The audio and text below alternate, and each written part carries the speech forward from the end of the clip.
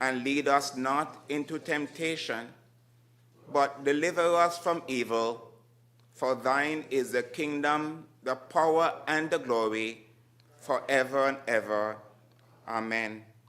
And now may the grace of our Lord and Savior Jesus Christ, the love of God, and the fellowship of the Holy Spirit be with you today and always. Amen. Amen. Amen. Thank you, Pastor Greenaway. You may be seated.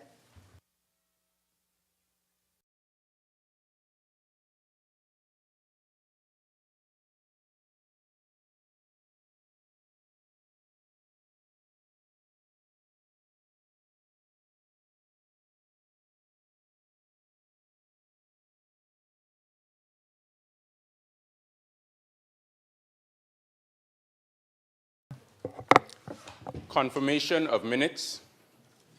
Minutes are deferred. Messages from the Governor General. There are no messages from the Governor General. Announcements by the Deputy Speaker. There are few announcements. Good morning again, everyone. We have received formal apologies from the Honorable Member of St. Christopher VI, who is out of jurisdiction on government duties. We have received apologies from the Honorable Member of St. Christopher V, who is also out of the jurisdiction, and the Honorable Member for Nevis 11, he is out of the jurisdiction. We also express apologies for the absence of the Speaker. Thank you. Those are the announcements.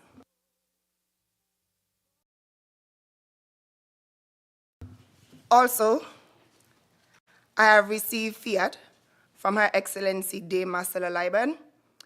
Honorable members, I wish to advise you that the National Assembly is in receipt of a fiat from Her Excellency Dame Marcella Liban, the Governor General of St. Christopher and Nevis, for the following bills: the Aspire Bill 2024, the Advanced Passenger Information and Passenger Name Record Bill 2024. A fiat is required by Section 43 of the Constitution of our Federation whenever a bill is to be introduced into the National Assembly that, in the opinion of the presiding officer, would impose charges against the Consolidated Fund. The fiat recommends that these bills be presented to the National Assembly and was first issued by Her Excellency, the Governor General, and has been signified by the Minister of Finance, the Honorable Dr. Terence True. Thank you. You may proceed. Presentation of papers and reports from committees. Petitions. Government notices. Unofficial notices. Questions. Requests for leave to move the adjournment of the National Assembly on matters of urgent public importance. Statements by ministers. I recognize the Honorable Attorney General. May it please you, Madam Deputy Speaker, I rise in my capacity as Minister of Justice and Legal Affairs for the Federation of St. Kitts and Nevis to update our people on something special that we have been working on at the ministry for the past few months. Today, Madam Deputy Speaker, is a special day for St. Kitts and Nevis. We are making history by becoming the first country in the Western Hemisphere to bring artificial intelligence into government in a way that truly serves the people. Madam Speaker, it's my pleasure to introduce our people to Voice It, our very own AI genius. What is Voice It? It's like having a legal expert right in your pocket. Voice It is an AI genius trained on the laws of St. Kitts and Nevis and the policies of the Ministry of Justice and Legal Affairs. Whether you want to learn about one of our laws, understand ministry policies, or get clear answers to your legal questions, Voice It is here to help. We prepared a short video, Madam Deputy Speaker, with your leave, to introduce to this Honorable Assembly and to the general public to Voice It.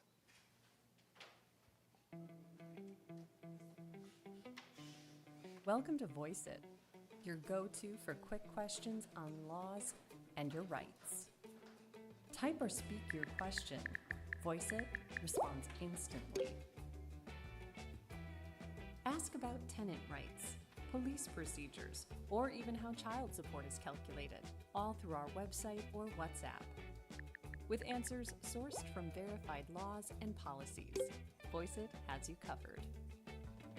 ¿Cuáles son mis derechos como empleado? Como empleado en San Cristóbal y Nieves tienes Voice It speaks your language, no matter where you're from. If me go school, me mother can go jail. In St. Christopher and Nevis, parents have a legal obligation to ensure that their children receive an education. Need help validating a document? Just upload a photo.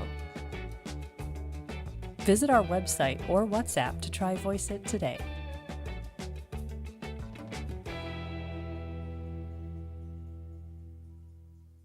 Madam Deputy Speaker, how can you use Voice It? You can chat with it directly on our lawcommission.gov.kn website. You can message it through WhatsApp, which most of us already use every day. You can ask questions using text or voice. It responds however you like. You can even upload documents or pictures, and it will help you to understand them. Persons with visual disabilities can even talk to Voice It, and it talks back. And our non-English speaking residents can also interact with Voice It in their own language.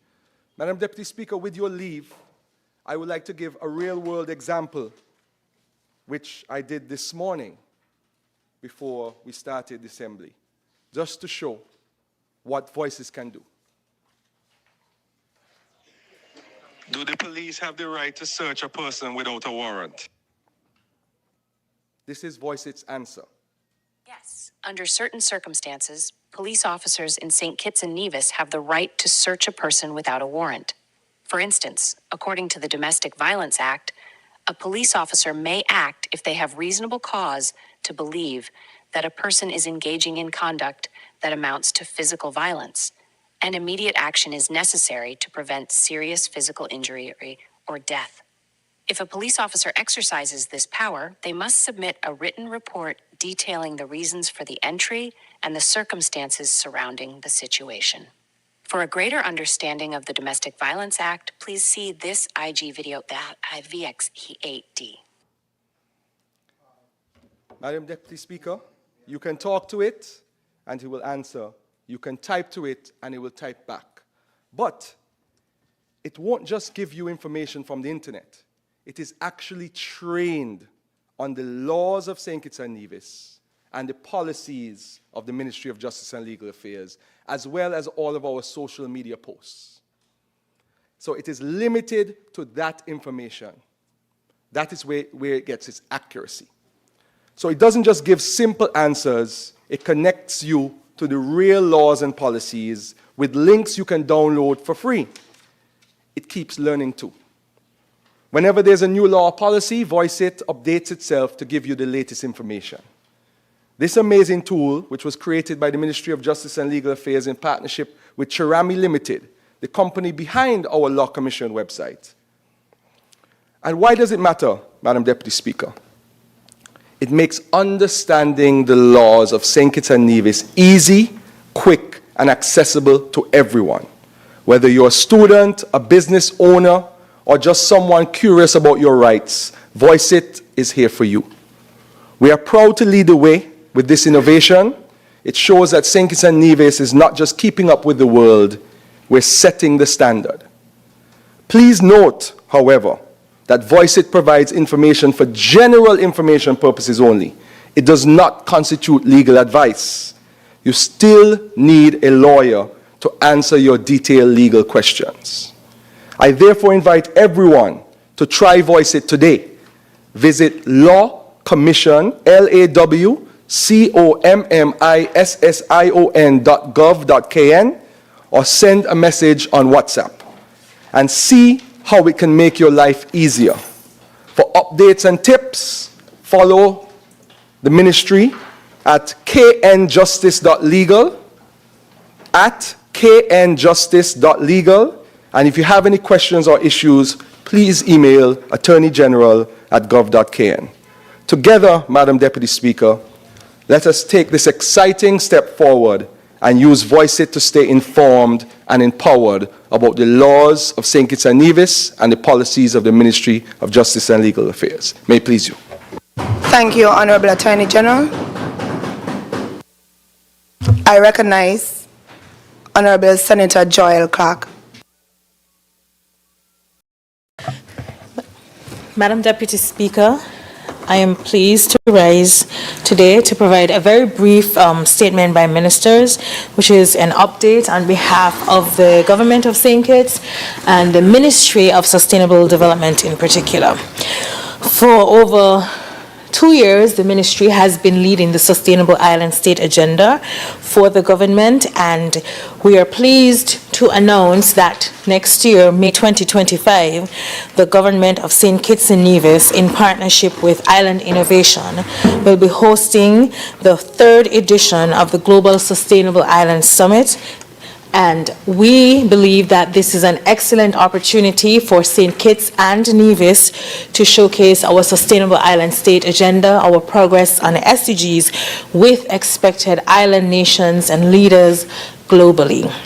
The event will bring together a projected audience of world leaders, dignitaries, visionaries, policymakers, local entrepreneurs, and stakeholders, youth representatives, the private sector, industry professionals who are passionate and collaboratively creating a more sustainable future for all. Thank you. Thank you, Honorable Senator Clark.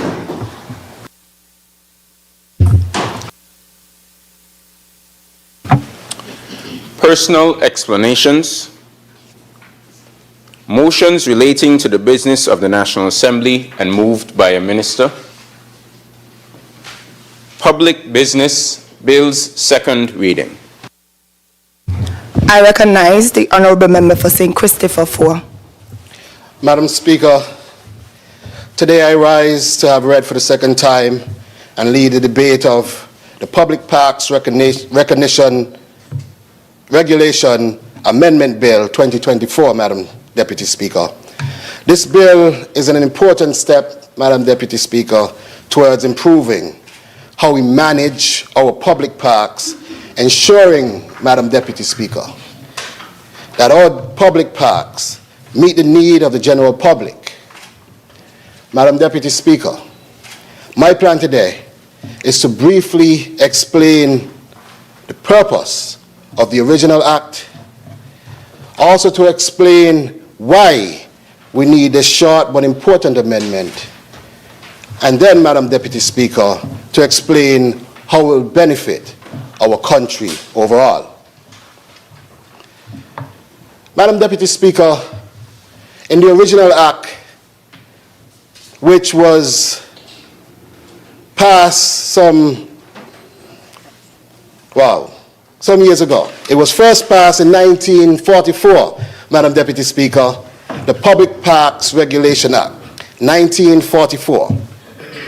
And the last time that act was amended, Madam Deputy Speaker, was 26 years ago, in 1998. Madam Deputy Speaker, back when this act was created, it was a landmark piece of legislation for that time. Madam Deputy Speaker, in that time, this act was designed to protect our public parks, essentially so that they could be enjoyed by everyone. It was designed, Madam Deputy Speaker, to regulate how parks are used, ensuring that these parks would remain orderly spaces for the use of the general public. And Madam Deputy Speaker, this act was designed to assign responsibility for managing parks. And this responsibility was assigned then to the Ministry of Tourism, Culture, and sports. Madam Speaker, this ministry could then declare these spaces and parks and declare public spaces as parks, Madam Deputy Speaker, and set the rules for their care and their use. Back then, those ministries were together. Madam Deputy Speaker, this law, as it was then, and even as it is now, has served us well for decades, creating wonderful recreational areas, such as Warner Park, such as in my own very constituency, Virtual's Playing Field, the Halfway Tree Recreation Grounds, and so many others, Madam Speaker. In fact, when we had a recent visit from FIFA, they declared that St. Kitts and Nevis has more football parks than the entire Leeward Islands combined. And Madam Deputy Speaker, I wish to say, however, that as our nation has grown and our needs have changed, we now face challenges that the original Act just cannot address. And so, Madam Deputy Speaker, one may ask, why do we need this amendment? And the answer to that, Madam Speaker, is just that the current law limits the ability for other ministries, such as the Ministry of Social Development or the Ministry of Environment, to establish and manage parks that serve broader community purposes. And we have seen that with the establishment of the New Road Recreational Park for children. It is not necessarily a park for sports. It is not necessarily a park for tourism, nor essentially directly culture, but it's a park for social development and the well-being of our young children. And we believe that that remit should fall in the appropriate ministry, but the Act does not lend itself to that, Madam Deputy Speaker. And so we wish to amend the Act to include some of these other ministries, like Environment, where we have our national park that was declared in protection of our aquifer, where the Ministry of Environment is seen as the most suitable ministry to manage a park such as that. But the Act just does not give the leeway for those ministries to be able to declare and manage these parks. And so we want to amend our Act to include this, Madam Deputy Speaker. Madam Deputy Speaker, I want to talk about next what this amendment is intended to do. Madam Speaker, this amendment and this bill makes several important changes. Firstly, the responsibility for declaring public parks will shift to the Prime Minister, who will have the authority to act independently and offer consulting with other ministries or even the Premier of Nevis to have the declarations and management of these parks.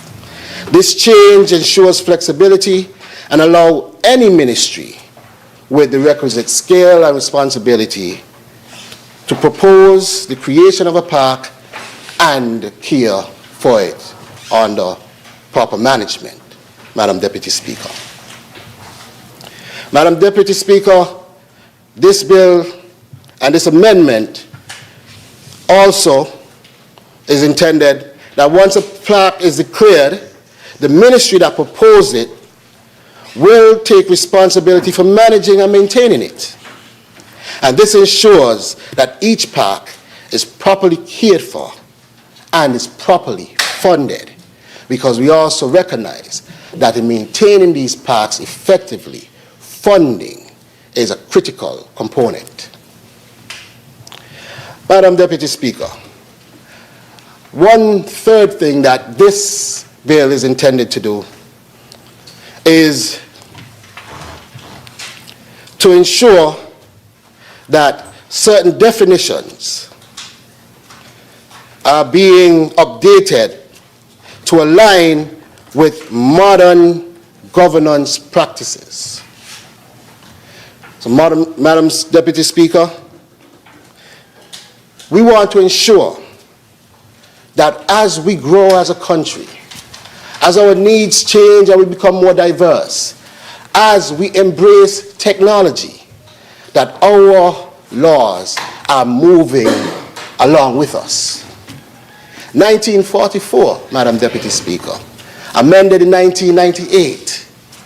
So much has changed since that time. The internet has developed substantially. Back then, it was very difficult to see yourself on any type of media platform, if you were even lucky to have a television set. Now we walk around with video cameras in our pockets daily. But are our laws moving with us? And this is part of what we intend to do here in this Parliament, and this government is keen on updating our old legislation to be up to the time, as they say. So, Madam Speaker, we understand the importance of this amendment to our people, our laws, and our public parks.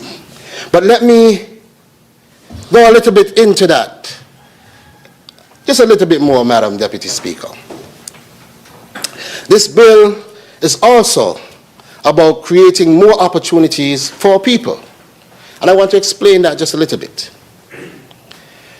Madam Deputy Speaker, when we expand the responsibility of creating more parks to additional ministries, ultimately it creates more parks.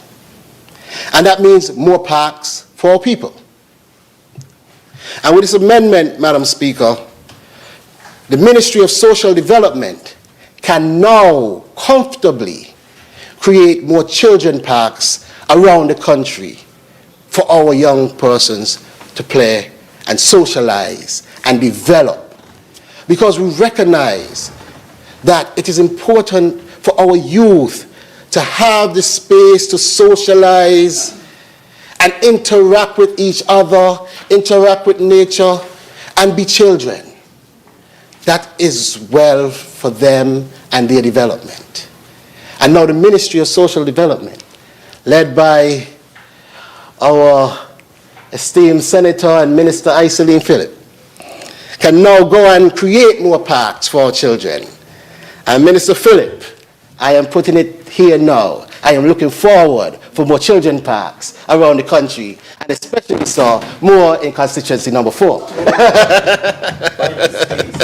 That's easily. We have a few spaces already prepared for that. Madam Speaker, it does not just mean more, it also means, again, for better maintenance and safety. Because once we assign clear responsibility for each park, Madam Deputy Speaker, we ensure that they are not just safe, but we ensure that they are clean, and we ensure that they are well maintained for everybody to enjoy. Because once we align the right ministry with the right park, then that expertise is set to develop that park in the right way. And Madam Speaker, with all of this, the ultimate aim is to create stronger communities.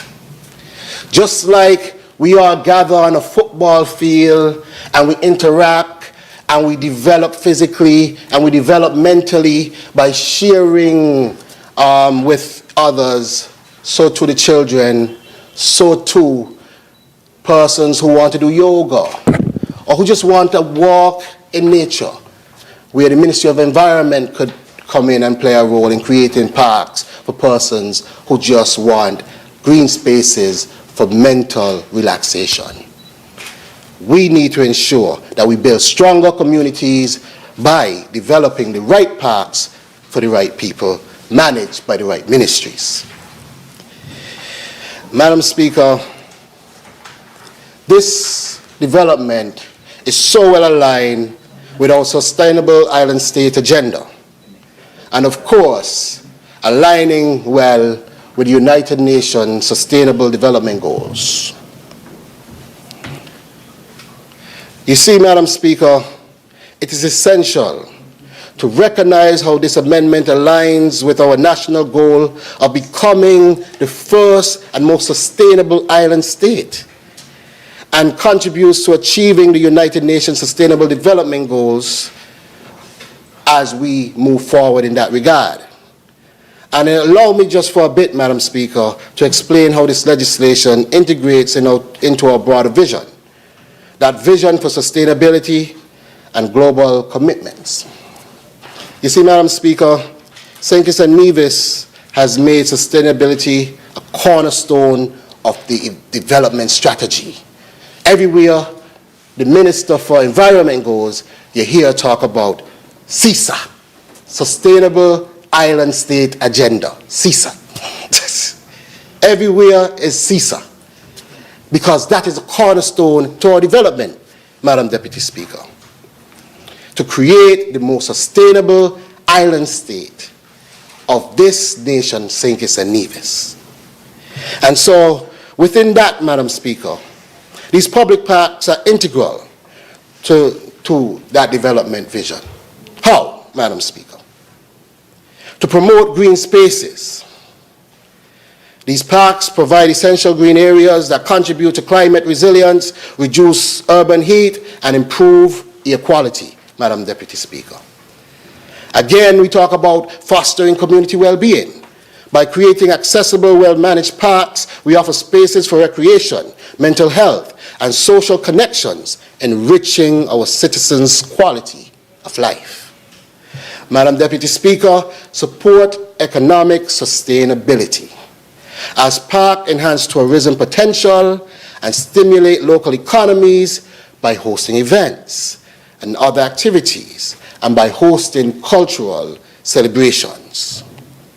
Madam Deputy Speaker, the amendments proposed in this bill would directly support these goals by streamlining governance and enabling more ministries to contribute to the creation and the maintenance of public parks that align with sustainable development principles.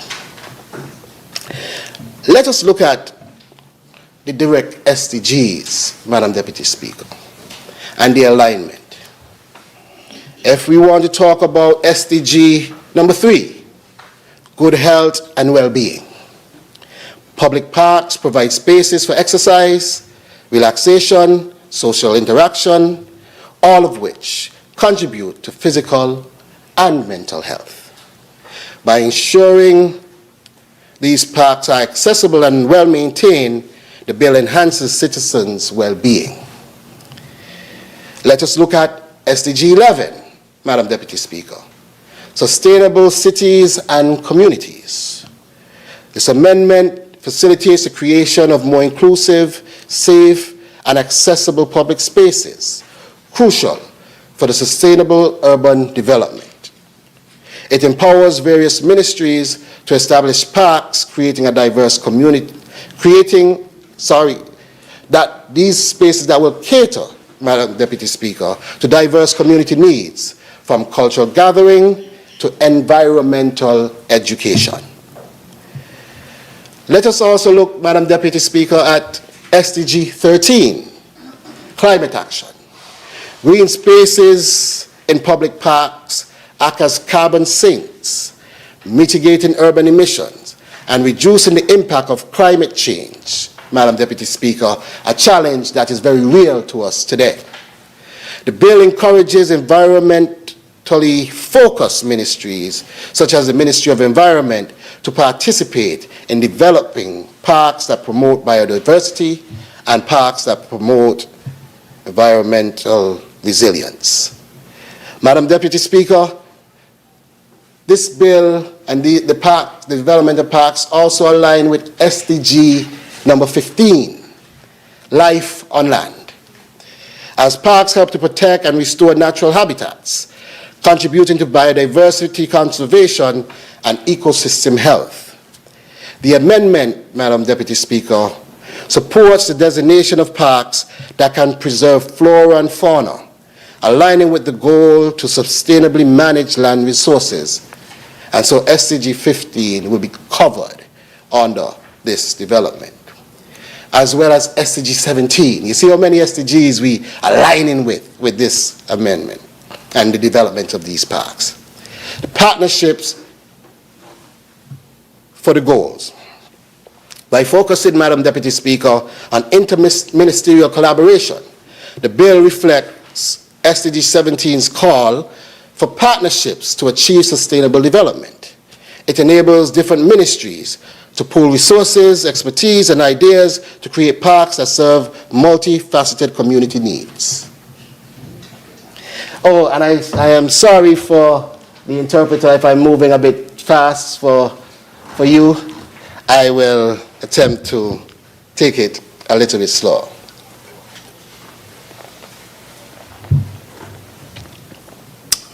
Madam Deputy Speaker, we've seen how we align with the United Nations Sustainable Development Goals.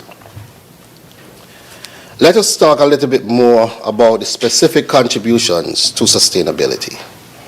And we've been talking about it, but let's just bring it all together here, Madam Deputy Speaker. You see, Madam Deputy Speaker, parks built and maintained under this framework can incorporate features such as rain gardens, features that develop our native vegetation, and features that create shaded areas, contributing to resilience against climate impacts. Parks declared through this mechanism can be tailored to community-driven objectives, such as promoting youth engagement, cultural activities, and sustainable livelihoods. Madam Deputy Speaker, by clearly assigning responsibilities again for park management to specific ministries, the bill ensures efficient use of public funds and long-term maintenance strategies, avoiding resource wastage. We're talking about proper management of the public purse by aligning the right ministry with the right responsibility, with the right parks for social and economic development. So, Madam Speaker, as we take our steps towards a sustainable future, this bill is a statement of our commitment to creating a future where every citizen benefits from shared public spaces, where every citizen benefits from areas that support health, culture, and the environment.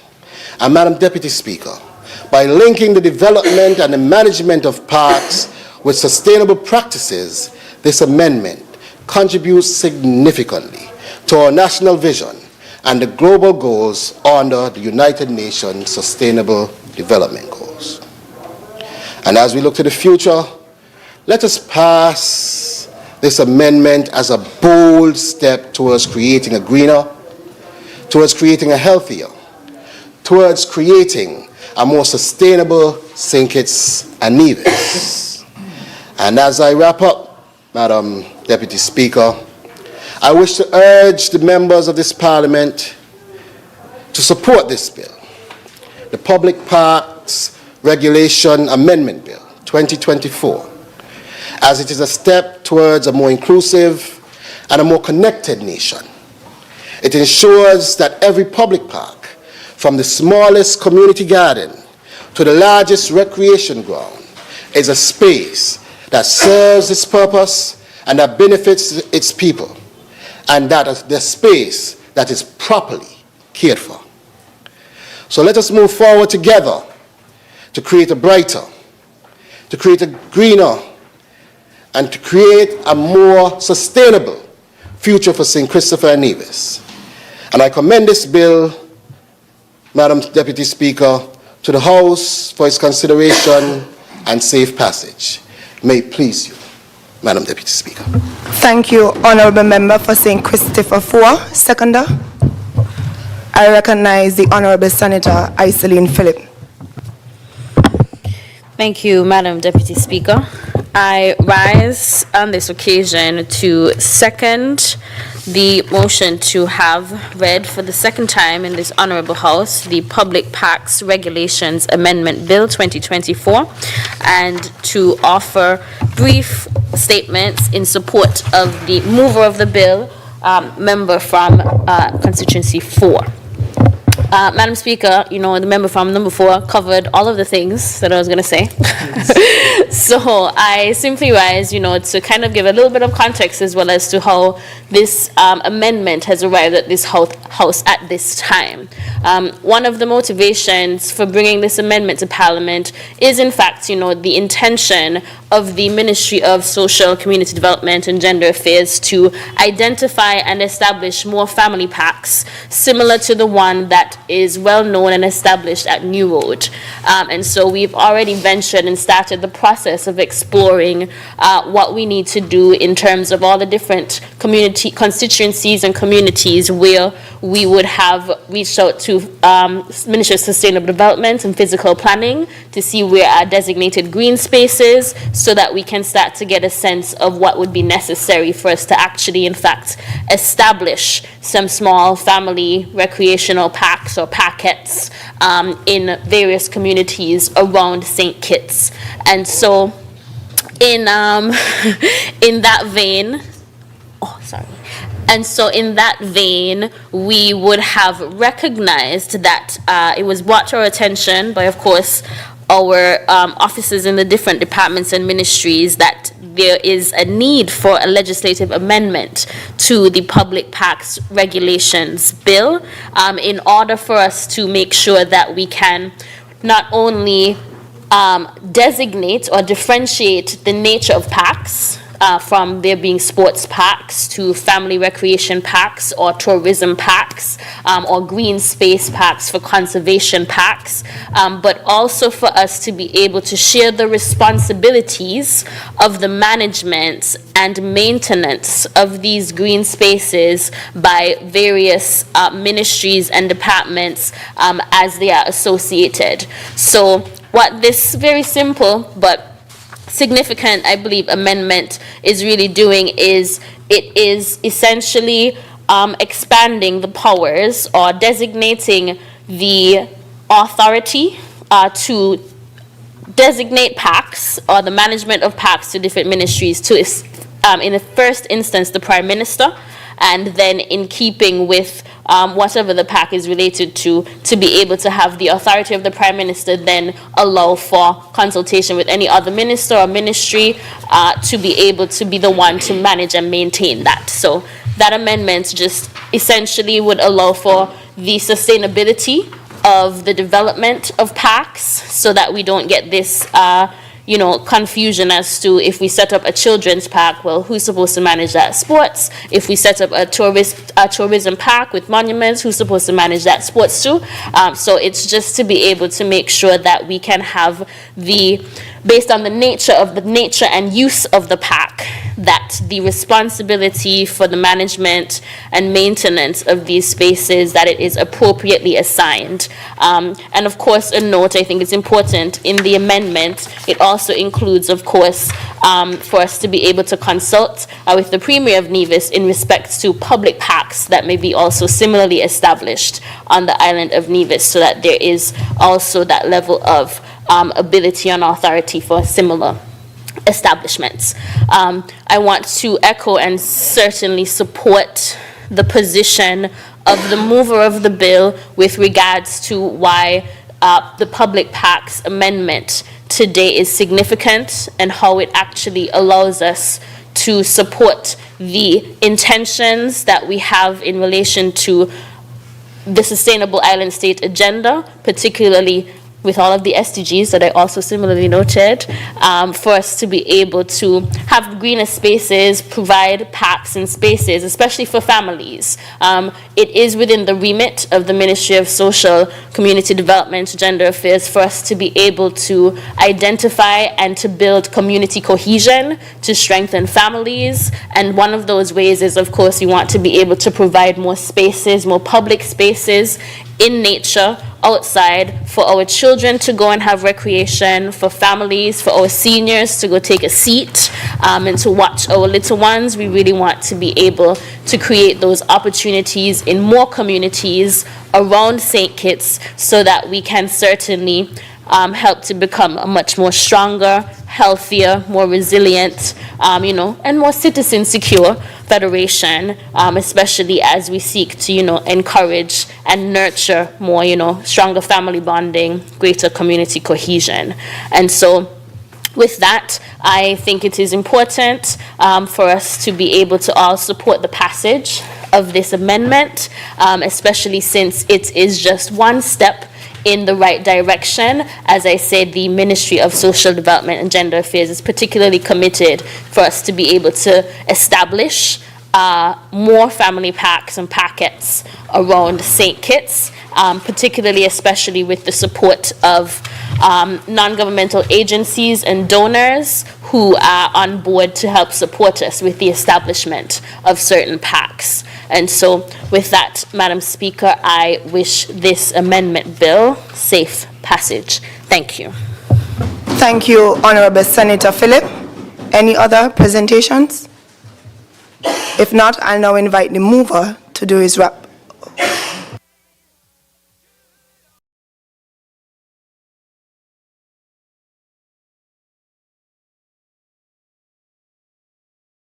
I will now invite the mover of the bill to do his wrap-up.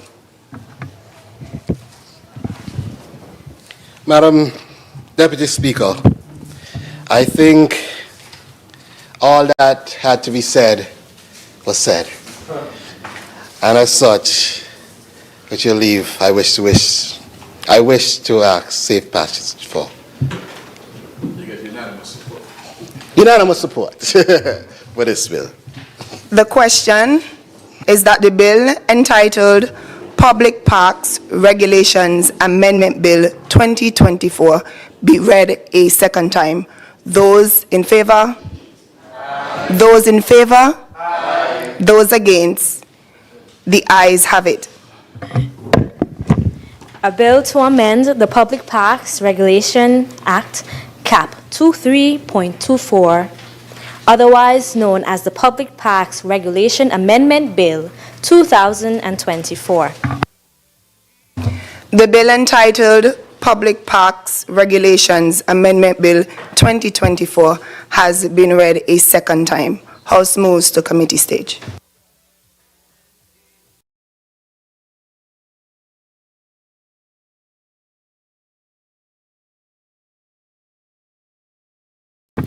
Clauses 1 through 7. The question is that clauses 1 through 7 stand part of the bill. Those in favor? Aye. Those against? The ayes have it. The enacting clause. The question is that the enacting clause stands part of the bill. Those in favor? Aye. Those against? The ayes have it. The title. The question is that the title stands part of the bill. Those in favor? Aye.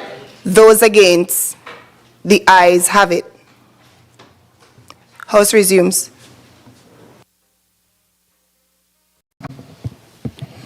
Madam Speaker, I recognize the Honourable Member for St. Christopher 4.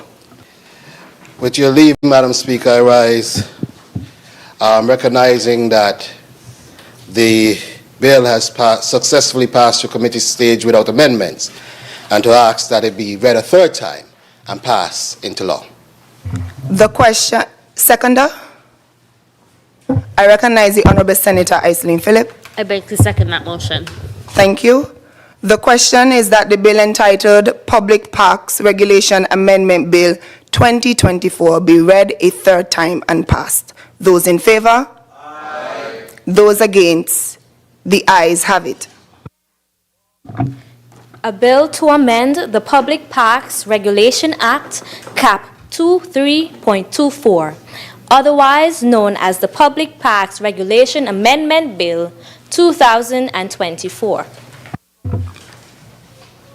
The bill entitled Public Parks Regulation Amendment Bill 2024 has been read a third time and passed into law. Next bill, please.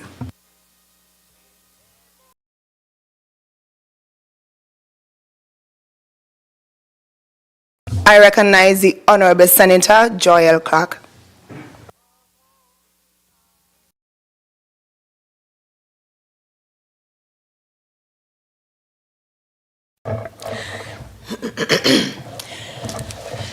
Madam Deputy Speaker,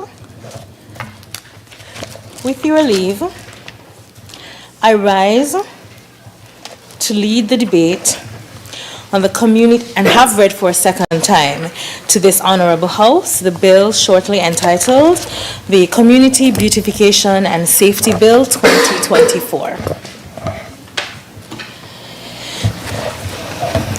Madam Speaker, to be transparent, it seems I'll be about an hour on this bill, based on the notes that I have. But the environment is worth it, no? That's true. Okay. Proceed, Honorable. I don't stay. About an hour.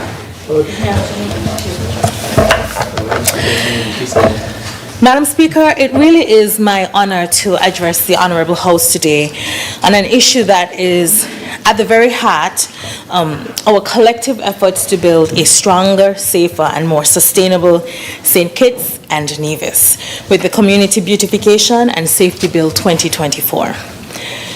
It's a forward-thinking legislation and represents a bold and comprehensive step toward improving our nation's environmental health, safety, and natural aesthetics. And at the same time, it supports the preservation of our environmental heritage, steering our nation to becoming a sustainable island state.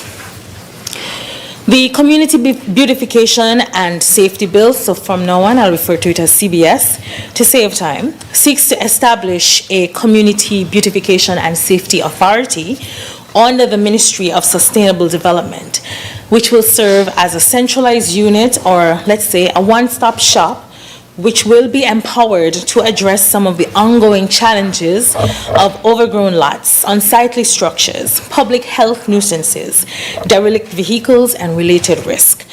The bill consolidates and strengthens existing legislation, which until now has been a bit limited in scope to address these ongoing challenges. It moves into a coherent framework and will reflect our broader vision of transforming St. Kitts and Nevis to a sustainable island state. Madam Speaker, for 2 years, as I mentioned, we have been speaking about a sustainable island state, our vision, aligning this with our SDGs and using our National Development Planning Framework to guide where St. Kitts and Nevis goes up to 2040. I must remind the nation that to become a sustainable island state requires not only speaking about it, not only visioning or wishing it to happen, but action, in particular legislative action. And that's why this bill today is so critical, because our actions to promote a safer environment, a cleaner environment, and a healthier environment must be scaffolded with our actions here in Parliament, which ensures that our legislation gives us the right to enact what we desire. It, therefore, the CBS reflects our broader vision of transforming St. Kitts and Nevis into a sustainable island state. A sustainable future, it's not merely about reducing carbon emissions. It's not just about climate resilience, digital transformation. It's also about fostering environments where people can thrive, feel safe, feel healthy, be creative, and be proud in a place they call home, otherwise known as St. Kitts and Nevis. By promoting community responsibility and environmental stewardship, we empower our citizens to play an active role in shaping our future. We're centralizing the authority under the Ministry of Sustainable Development, which too is playing a very critical and leading role in ensuring that St. Kitts and Nevis achieves the SDGs by 2030 and leading on our CISA, Sustainable Island State Agenda. The bill's objectives are sixfold. We're promoting public health, enhancing public safety, promoting environmental responsibility, boosting aesthetic appeal. 5, encouraging property stewardship, and 6, reducing crime opportunities. Promoting public health, combating the spread of diseases caused by vermin, stagnant water, and unkept surroundings in overgrown lots. Public safety, reducing spaces that harbor criminal activities or pose physical risk. Promoting environmental responsibility speaks to fostering a culture of sustainable land and property management. Of course, aesthetic appeal is beautifying our landscape, promoting national pride and enhancing our image as a premier tourist destination. Property stewardship, holding landowners and occupiers accountable for property maintenance. And of course, reducing crime opportunities speaks to mitigating the use of abandoned properties for illegal activities. It is important that I reflect on the ministry's work towards urban rejuvenation and revitalization. The CBS clearly defines the environmental challenges that have plagued us for generations. In addressing issues such as vegetation exceeding 30 inches in height, properties that attract criminal activity, and derelict vehicles. For far too long, government has been a bit too complacent in addressing the unsightly state of many of our abandoned properties.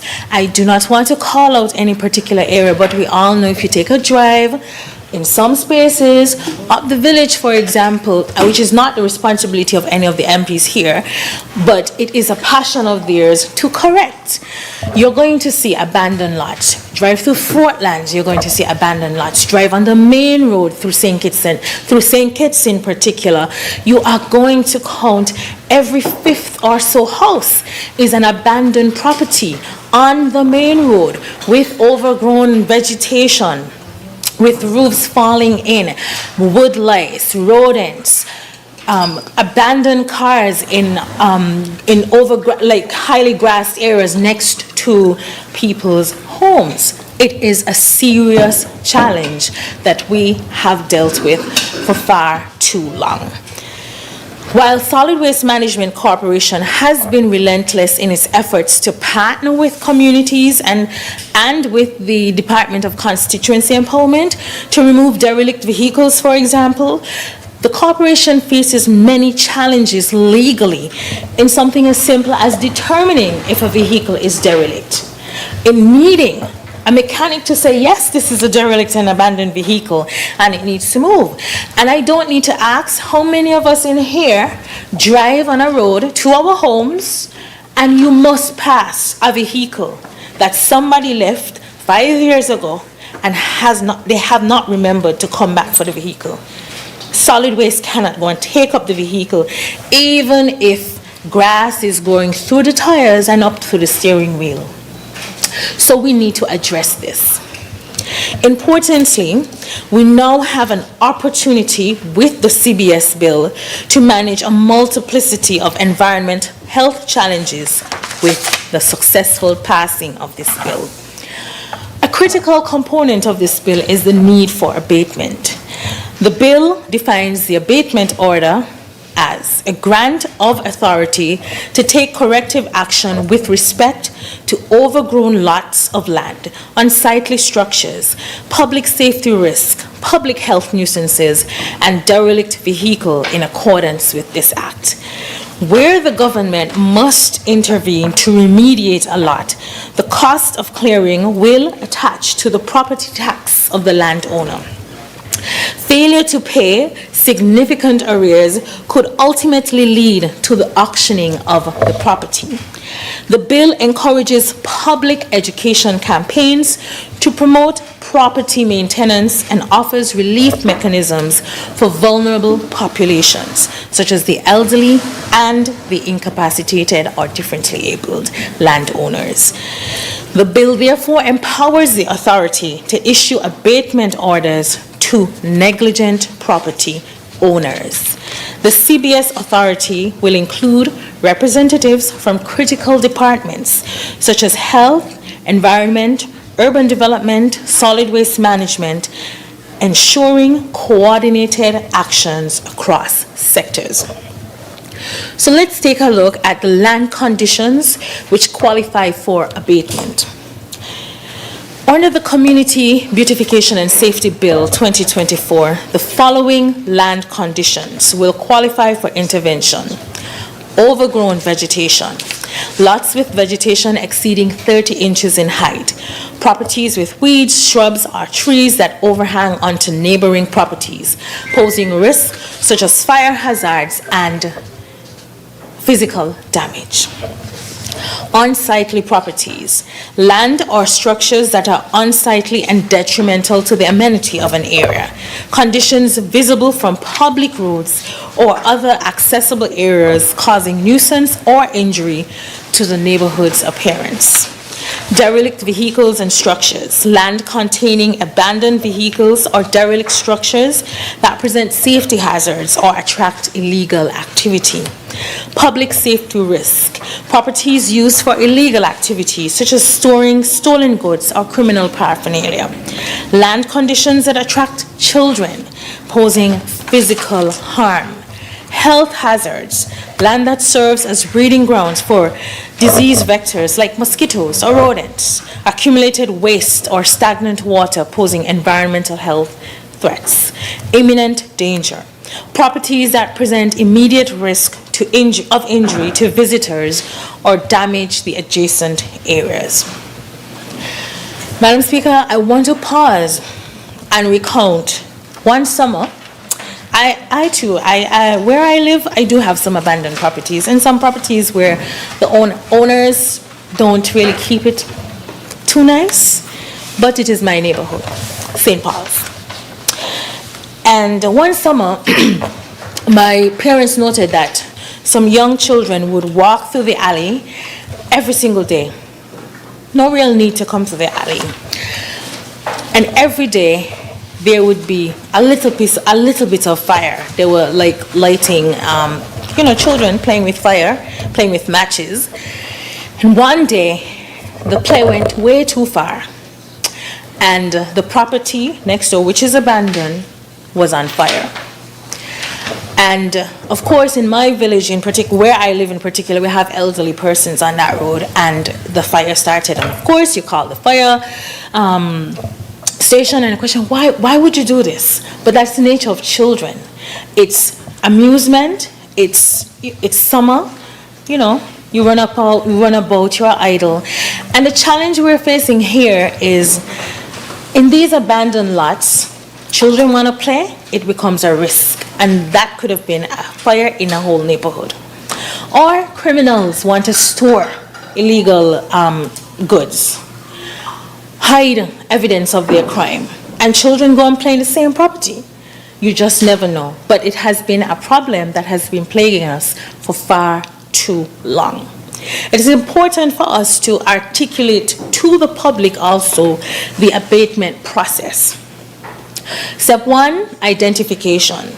The CBS authority identifies qualifying properties through complaints from the public or neighboring residents, inspections from health, environment, or urban development officers and constituency empowerment officers, reports from law enforcement or other government departments. The Department of Constituency Empowerment carried out some 6 to 8 month long data collection exercises, and every single week, the data revealed that the biggest challenge community residents face outside of roads, etc., were the abandoned lots and the derelict vehicles. Persons were calling environmental health. What do I do about this neighbor who has the grass going so high? We have so many mosquitoes because in the yard there are old buckets catching water, old fridge, white goods, and every year we engage in our community cleanse to remove these, not just because we want to do it, but because it helps with the environmental health issues. So the data collection process will come from a number of sources to the authority. Investigation and assessment. Officers assess the property to confirm it meets the criteria for abatement, and a detailed report is prepared including photographs, descriptions of violations, and potential risk. And I must say, our file has endless photos and evidence of properties which need serious addressing. Sometimes these properties are occupied, as we mentioned earlier, by the elderly and incapacitated persons. And the Parks and Beaches unit would do what it can to clean a property. But if you are incapacitated, you know the state of the property will return to what it was. So there must be some effort to seriously address this challenge. The CBSA, that's the Community Beautification and Safety Authority, issues a notice of abatement to the property owner or occupier detailing the specific violations, the actions required, be it clearing the vegetation, removing the waste, repairing structures, or a deadline for compliance, 21 days from the issuance of the notice. I also recall another story, so I'm going to give some stories, but it still will remain within the 1 hour time frame. There was an elderly lady who continuously called Constituency Empowerment and Parks and Beaches, Solid Waste, Environmental Health. And then she got to the minister's desk. And she said, you need to come to our home. You need to see what's happening. Her property, there's a mango tree in her neighbor's yard that was hanging right over onto her roof. The mango tree had wood lice, and her roof was rotting. And no matter what you said to the neighbor, they would not address the problem. So she wanted us to intervene. Now, our intervention from Constituency Empowerment goes beyond insisting that the neighbor cuts the tree through the forestry unit or the Department of Agriculture and Environmental Health. It's, you now have a roof for an elderly lady with no regular income outside of her pension or Social Security. She cannot repair the roof. We now need to assume the cost as a department which deals with empowerment of the community of repairing her roof. And there are many cases like this. Government has to do something. It has been far too long. Now, step 4, monitoring and compliance. The authority monitors the property to determine whether the owner complies with the abatement notice within a specified time frame.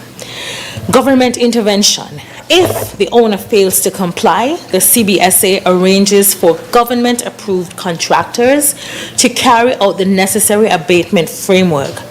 The intervention includes removing overgrown growth and waste, repairing or demolishing unsafe structures, installing barriers or fencing if needed. Cost recovery. The costs incurred by the government for the abatement are added to the property tax bill of the landowner, itemized with detailed invoices to ensure transparency. Enforcement of payment. Step 7. If the landowner fails to pay the additional charges, the property tax arrears may lead to legal action. Significant unpaid sums can result in the property being sold at auction to recover cost. Appeals and relief mechanisms. Vulnerable property owners, such as the elderly or incapacitated, can appeal to a relief board for financial assistance or exemption. Appeals must be lodged within a specified period, and the relief board will review the case based on the evidence of hardship. Finalization. The cleared property is monitored to ensure it does not relapse into neglect. The CBSA keeps records of all interventions for future reference and accountability. This structured process ensures efficiency, fairness, and accountability while holding property owners responsible for maintaining their land. Madam Deputy Speaker, it's important that I say, of these steps outlined here, the government, through the Department of Constituency Empowerment, the Department of Environmental Health in the Ministry of Environment, in the Ministry of Health, Solid Waste Management Corporation, NHC, Human Settlement, And the Department of Physical Planning, through the Development Control and Planning Board, already carries out these services, albeit in an ad hoc needs basis. This bill and this authority brings our work into alignment strategically, coherently, and with fairness to property owners and the neighbors who have to live with these challenges. Let's speak about a very important issue to our nation, citizen security. Fighting crime through environmental interventions. Madam Speaker, crime is often a symptom of environmental neglect. Overgrown lots and derelict properties provide hiding spaces for criminals, venues for illegal dumping, and even storage for illicit goods such as weapons and drugs. Think in your mind, every time you see a small group of teenagers doing something wrong, look at the environment they're in. They're not in front of a church. They're not in a community building. They're not in a green space well manicured. They are more often than not in front of or in some abandoned building, between some nook with some galvanized fence, some places that no one would venture to do what they want to do.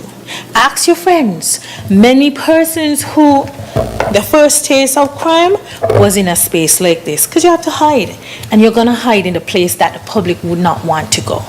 So we must eliminate as much as possible these options.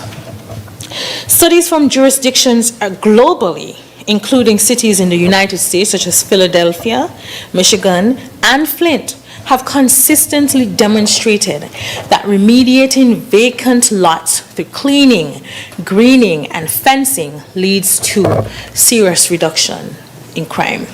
There are countless examples across our own region here in the Caribbean which demonstrate the strong linkages between the physical environment and criminal behavior.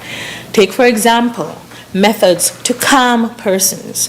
Madam Speaker, Deputy Speaker, when you step into a mall, for example, a mall that's intent on taking your money, it's clean, it's bright, it's sparkling, the music is calming, the perfumes move through the air and lure you. The physical environment is directly linked to how we behave. It's a science. So if we create green spaces, well-manicured lawns, clean communities, more public parks where people can feel safe, your behavior is likely to change. You are less argumentative. My mother said to me, she said, you know, when we were growing up, every Saturday, you could be certain that there was an argument in the village. People were arguing over all kind of odd things. And this is way back then. So I said, why do you think it has changed so, at least for our community? The domestic violence rates, the arguments between families. She said, you know, people live in cleaner, safer environments. People have more space in their homes, or they have their own homes, so you reduce the conflict. The poverty levels have completely reduced, which means less bad behavior, less frustration, less anger. You go home and you eat and you watch TV, you make love and you feel good.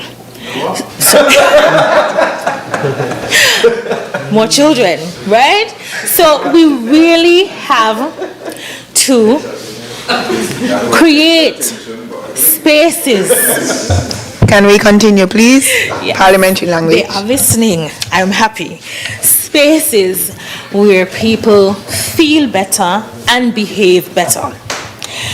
The measures that we intend to implement will enhance natural surveillance, foster community cohesion, and send a strong signal to the neighborhood as an activity that it is actively cared for and monitored.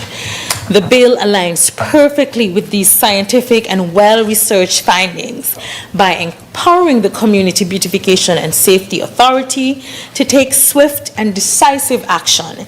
We can address these high-crime environments directly, making our communities safer and more resilient. On the issue of public health and community well-being, the state of neglected lots is not merely an aesthetic problem. It is a pressing public health issue. Standing water, unchecked vegetation, accumulating debris, becoming breeding grounds for mosquitoes and vermin, spreading diseases such as dengue, leptospirosis, and chikungunya. These health risks disproportionately affect low-income and vulnerable communities where neglected properties are often concentrated. The bill equips us to act before a public health crisis arises. By instituting preventative measures and remediation protocols, we protect our citizens, relieve the burden on our healthcare system, and promote a healthier, more active lifestyle for all. Let's talk about the environmental and economic benefits. The establishment of this authority under the Ministry of Sustainable Development ensures that our response to these challenges is both coordinated and sustainable. A centralized authority allows for seamless collaboration across sectors, optimizing resources and avoiding the duplication of efforts. And as I mentioned earlier, bringing us together under one umbrella ensures that we are coordinated and that we're coherent. In particular, I must mention that the Ministry of Sustainable Development is no stranger to acting in this process. We do know that anytime we are interested in constructing, renovating our homes, it is the Ministry of Sustainable Development through our development control officers who go out and inspect your property. We do know that if there are abandoned lots, the first person you call is the Department of Environmental Health. So bringing us under this umbrella makes perfect sense. And furthermore, because all these units have been working together as the community, the National Community Cleanse Unit, it makes even more sense that this activity is housed here in the Ministry of Sustainable Development, which coordinates our National Community Cleanse. Environmental benefits abound. Cleaning and greening efforts improve biodiversity conservation efforts, prevent soil and water contamination from unmanaged waste. Restored lots become opportunities for green spaces, community gardens, and eco-friendly urban projects, enhancing not only our environment, but the social fabric of our society. Madam Deputy Speaker, you do know, all of us know that you drive through some neighborhoods and the homes are well kept, beautiful, and then you reach one lot and it's just garbage, it's grass, it's a derelict vehicle, and it really reduces the value of your property. It reduces the feeling of safety in your community, and that's why it's really important that we push for this bill. Economically, the enhanced aesthetics and safety will make our island feel more attractive to investors and tourists alike. A clean, safe, and vibrant landscape communicates that we are a forward-looking, sustainable nation ready to compete on the world stage. I must pause here, again included in my 1 hour, to speak about tourism.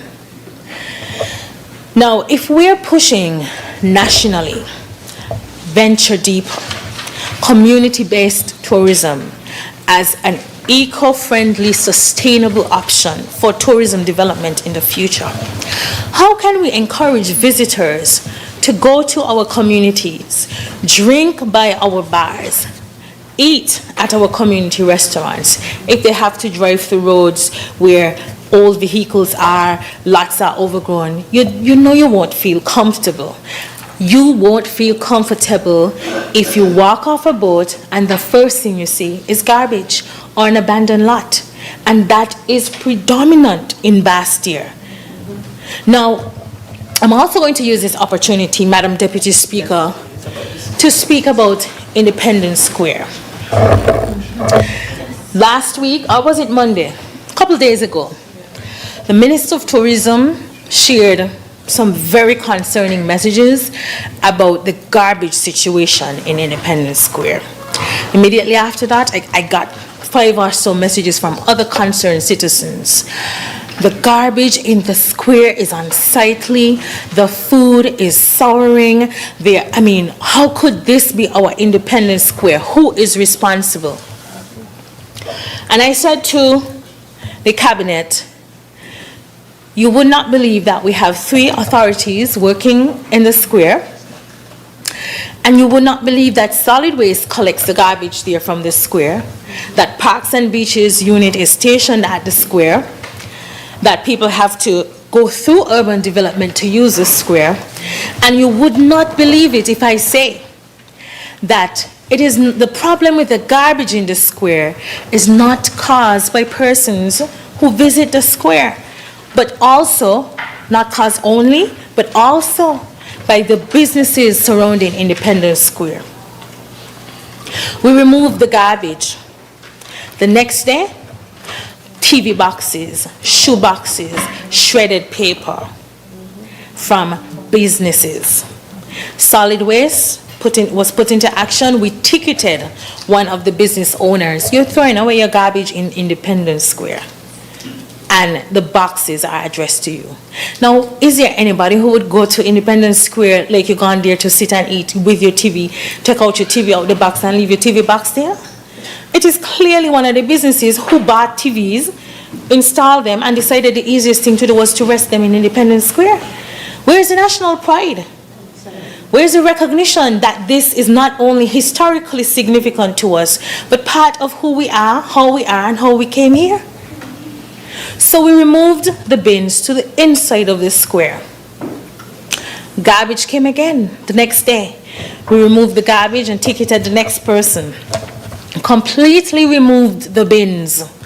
There are no bins in Independence Square, save for some metal recycling bins. And what did people do? They brought the bags of garbage and the boxes and rested them on the ground where the bins were. And there were some people who ate their KFC boxes and left them on the benches. Now I say this to say that this government, this parliament, could shut up about being a sustainable island state if the people of St. Kitts aren't going to be with the program. And the most basic way of being sustainable is being clean. And it's protecting your environment. And it's respecting other users of the square. And it's paying for services like environmental health. Every business is responsible for disposing its own garbage. You do not take your garbage to the square for us to dispose. You do not eat your KFC and your Chinese and whatever else you eat and leave it in the square. That's in poor taste. It's just not done. So, between the Ministry of Tourism, because we have an obligation to protect tourism livelihoods, and oftentimes we don't see the link. For the entire week I pass through the square, and when it's clean, the tourists are sitting everywhere. They're taking pictures, they're cooling out. You see young persons taking a breather, the persons who work in the area relaxing, children waiting for their parents. It's supposed to be a safe communal space. But if a tourist comes off of the boat, walks up the road and heads to the square, and the first thing they meet is garbage and rotting food, they're going to tell their friends. They're going to Instagram it and TikTok it and post it. And they're going to say, for such a beautiful place, it's very dirty. The first thing people say about an island when they intend to visit or have visited, it's so beautiful, it's so clean, the people are so nice. You never not hear about the environment. And that is why it's important, if we want to protect the incomes of the persons who work in the sector, you must protect the very environment on which the sector relies. So this is the first call to everyone around the square. Help us, partner with us, support our efforts to keep St. Kitts and Nevis clean. Now, there are gaps in existing legislation. It's worth emphasizing that the existing legal framework is insufficient at this point. There are various acts, the Development Control and Planning Act, the Public Health Act, and the Solid Waste Management Act, which address some elements of these issues. They do so in a fragmented and somewhat limited manner. These laws lack the comprehensive powers and interdepartmental coordination necessary to tackle multifaceted challenges posed by neglected properties. Importantly, I must state that Solid Waste Management Corporation, as well as the Development Planning and Control Board, will be undergoing legislative reform in 2025, along with the Department of Environment, to ensure that these acts align with our CBS. The CBS bill remedies the insufficiencies in these existing acts by creating an integrated approach with powers to issue abatement orders, manage compliance, and undertake remediation where necessary. The authority will have the tools to address these problems decisively and holistically. And Madam Deputy Speaker, I must also highlight how often the DCPB, the SWMC, and the Ministry of Sustainable Development have to go to court over things like garbage, over people who want to build in guts, over people who want to do a two-story building without proper engineering, over persons who are rude and aggressively violent with our sanitation officers, over persons who refuse to clean their lots. We need comprehensive, holistic legislation that empowers the ministry to act where persons fail to do so. Now, why do we have to attach this to property tax? Why does this matter? The mechanism of attaching cleanup cost to property taxes is particularly crucial. It ensures accountability as property owners bear the financial responsibility for their negligence. The government ain't absorbing this cost anymore. We've done this for years, and in particular, for the past 2 years, parks and beaches without any additional pay, step workers without any additional pay, Department of Constituency Empowerment and the solid waste landfill sanitation workers without any additional compensation will mobilize to clear our property. Fairness, as vulnerable individuals can appeal through the established relief boards, while persistent offenders face consequences. Madam Speaker, we want to be fair, and we want to give everyone an equal opportunity to fix their challenges. And for sustainability, as the funds are recovered through property tax arrears, the property tax arrears offset the cost of government interventions, making the system financially viable. I should use this opportunity to say, paying your property tax is critical. And so for those persons who aren't up to date with their taxes, they must, they ought to, and this is another incentive for them to act. This approach aligns with international best practices as seen both in Barbados and cities like Philadelphia, where similar measures have improved community safety and aesthetics. Let's take a moment to talk about how this bill aligns with our SDGs.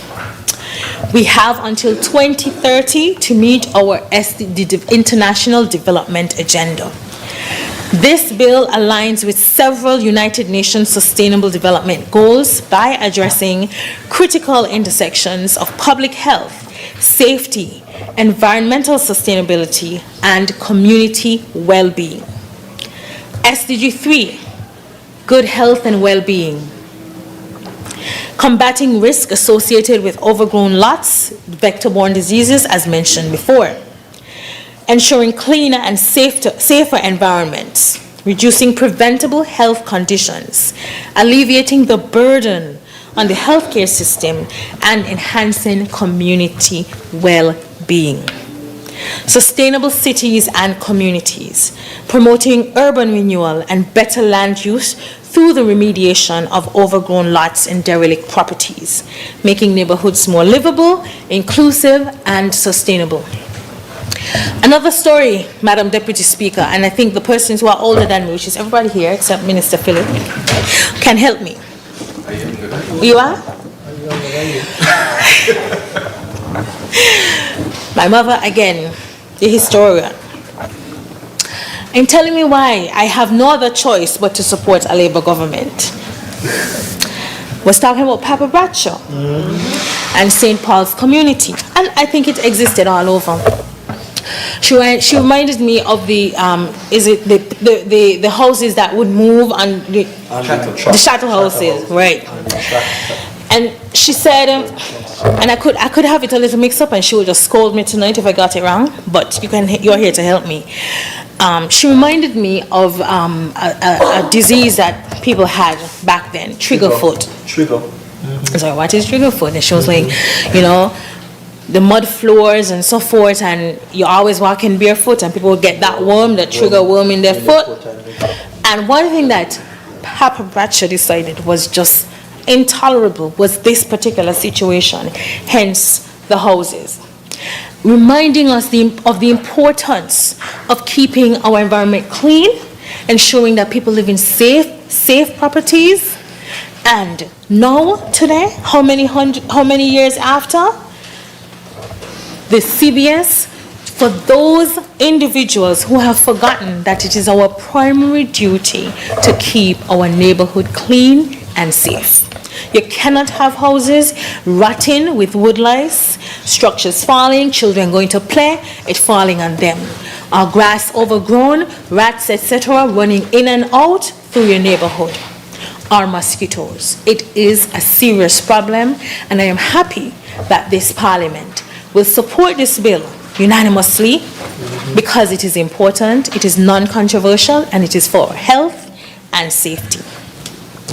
Climate action, of course, addressing the overgrown lots, improving local ecosystems, life on land, peace, justice, and strong institutions. In particular, SDG 16, Peace, Justice, and Strong Institutions, is addressing the overgrown lots as a hub for criminal activity. The bill helps to create safer communities and promotes justice and social stability.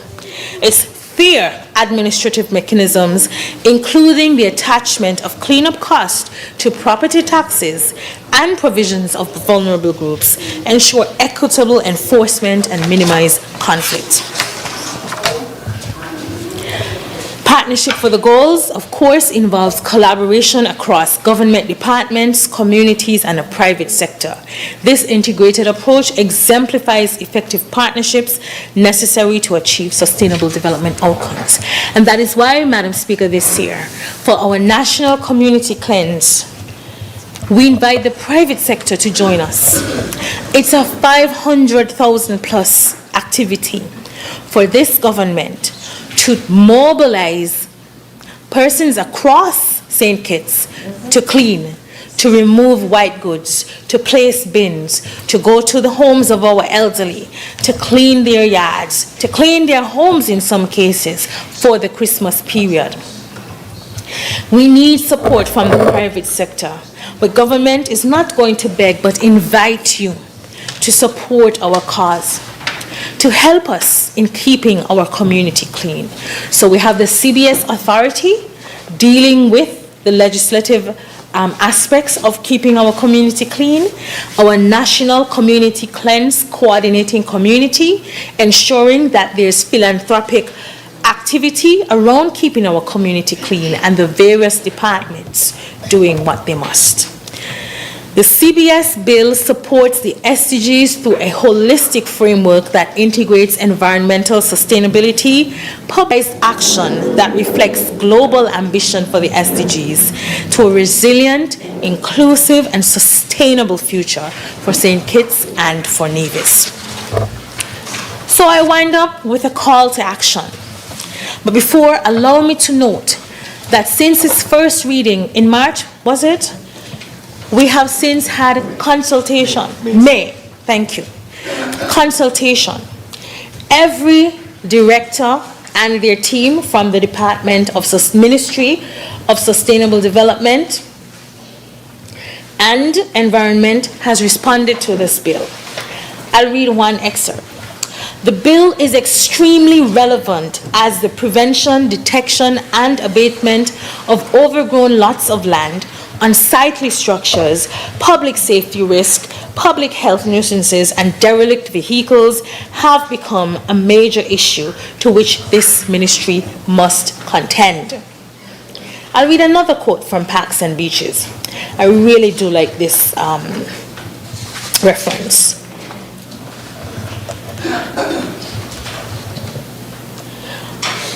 By accepting this legislation, we will continue to uphold our mandate, which is keeping our country and environment clean and aesthetically pleasing for a better and safer and more sustainable country. Climate action, environment, physical planning, the list continues. The consultation was done. This bill is more than legislation, Madam Deputy Speaker. It is a blueprint for a better St. Kitts and Nevis. It is a declaration that we will not tolerate any blight, neglect, or lawlessness in our communities. It is a commitment to safeguarding our environment, promoting public health, and upholding the dignity of our shared spaces. The bill is not just about addressing the immediate concerns. It is about building a foundation for the future, a future where every citizen feels secure, every neighborhood thrives, and every visitor is inspired by the beauty and the order of our countries. Madam Deputy Speaker, together, all of us here in this Parliament, all of us listening now to the words that I'm uttering, all of the community groups, the churches, the environmental groups, the private sector corporations, all of us, we can transform this vision of sustainability into a reality, ensuring that our nation not only aspires to be a sustainable island state, but we actually achieve it. So join us in calling out the landowners who aren't compliant. Join us in calling out the businesses who want to litter, illegally dump in the square. Join us in calling out the persons who aren't keeping their properties clean and safe. Join us in working towards a beautiful, a clean, and environmentally healthy St. Kitts and Nevis. I thank you. Thank you, Honourable Senator Clark. Seconder, I recognize the Honourable Member for St. Christopher. Madam Deputy Speaker, I rise to second the Community Beautification and Safety Bill 2024 and to make some very brief comments in support of this timely bill that was so beautifully articulated by our expert in environment, climate action, sustainable development, et al., the Honorable Dr. Joyelle Clark. But as she clearly stated, Madam Deputy Speaker, it is a timely bill, and when you look at the objectives of the Act, straightforward. Protect the public from health risk associated with unkept properties.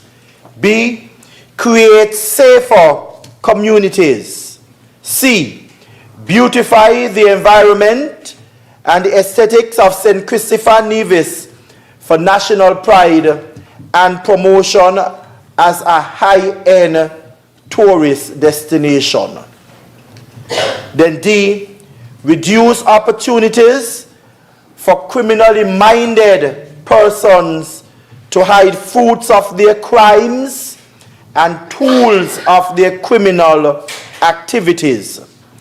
E, encourage owners and occupiers responsibility for the care and maintenance of properties. And lastly, discourage abandonment of derelict vehicles. No need for me, Madam Deputy Speaker, to say what the Honorable Minister would have said, but to lend my support in showing the seriousness of this bill and the importance of this bill, especially at this time. When you look at the entire composition of the bill, Madam Deputy Speaker, in number 6, it speaks to the appointment and the composition of the authority. So it is a comprehensive approach we are taking as we make sure that our communities are beautiful, remain beautiful, and safe. And the list is clear of who will sit on this authority: the Ministry of Sustainable Development, Ministry of Health, Ministry of Constituency Empowerment, Department of Labor and Survey, Department of Environment, Department of Physical Planning, Solid Waste Management Corporation, Parks and Beaches Commission, Urban Development Unit, and the Ministry of Justice and Legal Affairs. This alone, Madam Speaker, indicates to us the seriousness of this government as we approach putting things in place to ensure that we have the sustainable island state that we are moving towards.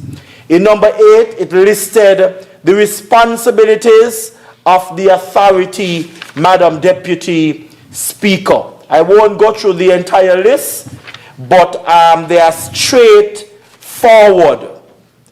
And what I like, Madam Speaker, as the Honorable Mover was making her presentation when she was talking about the abatement orders, what I like about that, Madam Speaker, is that it's not a case where we are going to be doing things just haphazardly or crazily.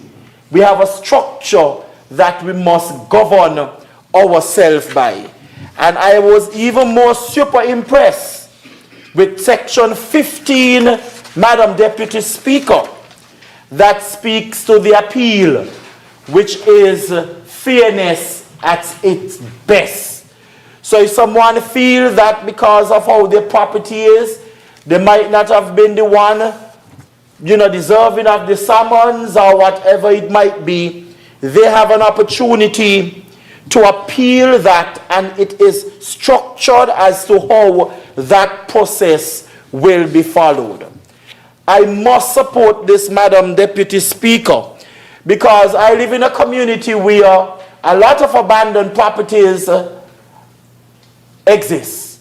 And I believe it's sometime in here I also indicated, as we move towards modernizing or revitalizing our communities, this is part of what will help us to get the soonest. And I'm pleased to be supporting this bill this morning in this honorable house, because in my constituency we have started dialoguing with some of the property owners, and some have given us permission, and we have turned some of these lands, and we are in fact doing another one on Saturday, where we are repurposing some of these lands in orchards. And I want to thank the Honorable Minister of Agriculture, because his team also would be working with us, because it's not just about planting the orchards, but is making sure that they are done correctly. And this bill would assist us in moving even further in ensuring that these lands are repurposed, and I believe some of them would be willing to sell government, and I will be willing to buy for NHC, so that we can build apartments and other properties so that persons can benefit from. With that said, Madam Speaker, I lend my support and I wish this bill safe passage to this honorable House. May it please you, Madam Deputy Speaker. Thank you, Honorable Member for St. Christopher 1. I recognize the Honorable Member for Nevis 10.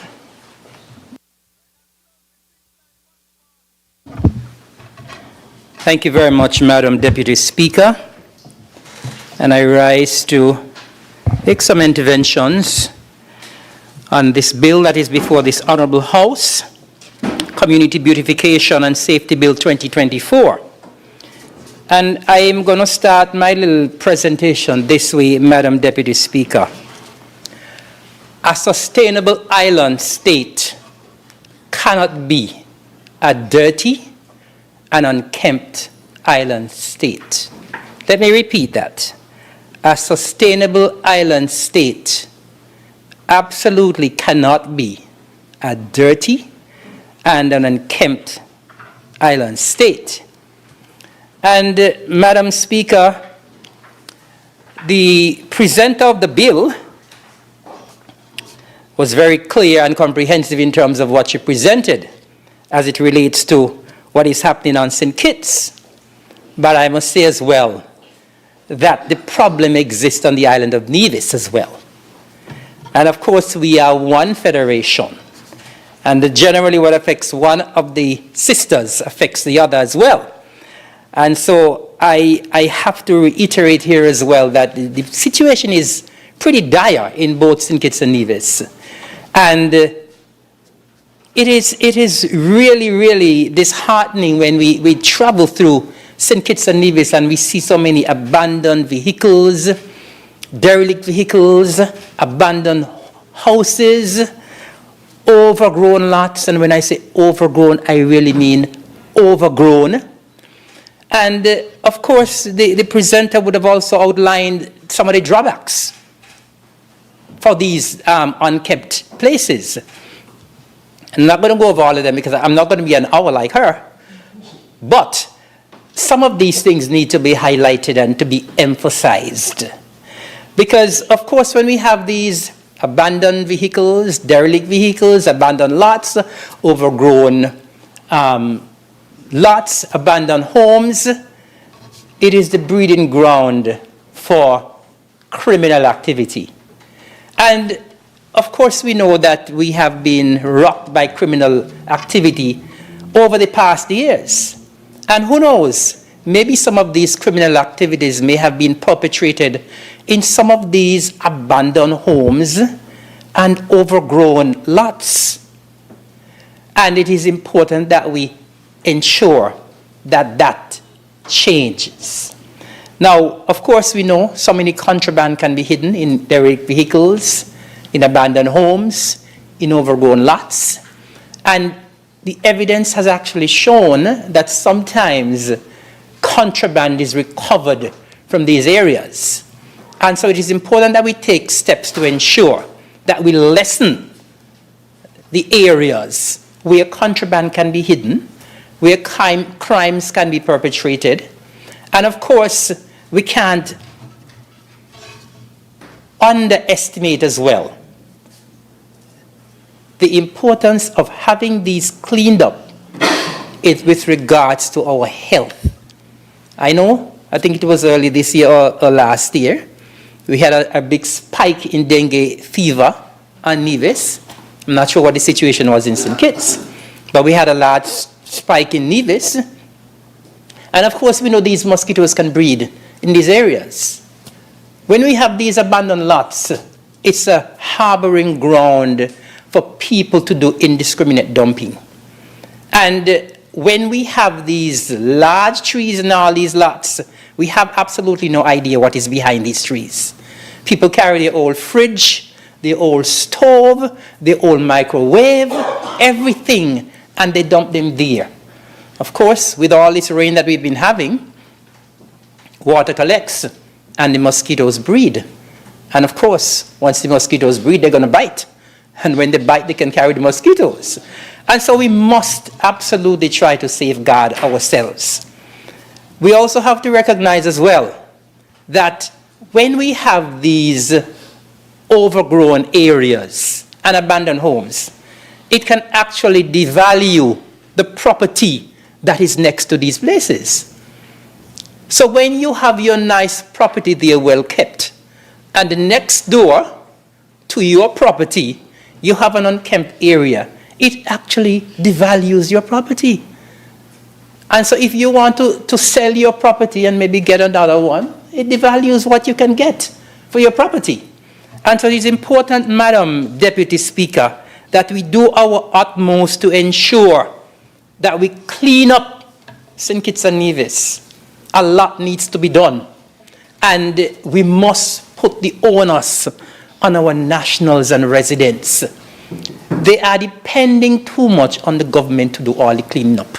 But we must have some national pride, Madam Deputy Speaker, and we ought to speak more about this.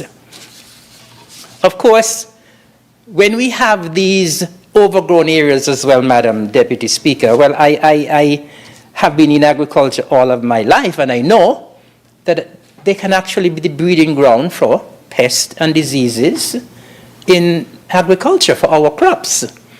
And so when we have all of these areas that are not kept properly, and then we may have a farm next door, we may have a greenhouse next door, we may have a shade house next door, the pests and diseases that are breeding in these unkept areas could actually spread to your area. And of course, that leads to the crop loss, crop damage, and of course, loss of profit for the farmers as well. Madam Deputy Speaker, as I said, the mover of the bill would have outlined all of the drawbacks. I don't need to go over all of them. But I wanted to highlight a few things as well. Madam Deputy Speaker, I want to commend the fact that there will be the establishment of the Community Beautification and Safety Authority. But Madam Deputy Speaker, I have to give a warning because I noticed that the authority is quite large, 10 members, right? From 10 different departments and organizations. And this authority, I see it says, it speaks to remuneration as well. And so it's an authority that will get some pay. Madam Deputy Speaker, my hope is that this authority will not be an authority with no authority. Because sometimes we tend to establish authorities and boards, and it sounds good when we come here to Parliament and say we are establishing a board, we're establishing authority, but sometimes the authority or the board, it's there sometimes just for a show, and to say that we have established a board or we have established an authority. My hope is that this 10-member authority will do what it has to do. That it will be firm based on the fact that we have heard outlined very succinctly the situation that is happening here in St. Kitts and Nevis, and this board or this authority will do what it has to do. We live in a so small society, Madam Deputy Speaker. And of course, sometimes the members of the authority will have their friends, they will have their family. And of course, sometimes if an abatement order needs to be made to somebody or served on somebody, one of the members of the authority could say, well, that's my family or that's my friend.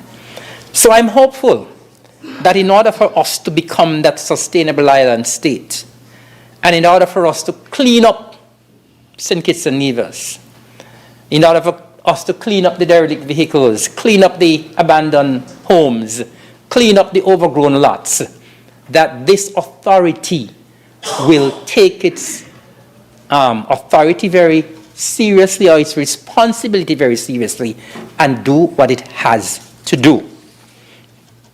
Madam Deputy Speaker, I want to encourage, as I'm encouraging the authority to do what it has to do when it is established.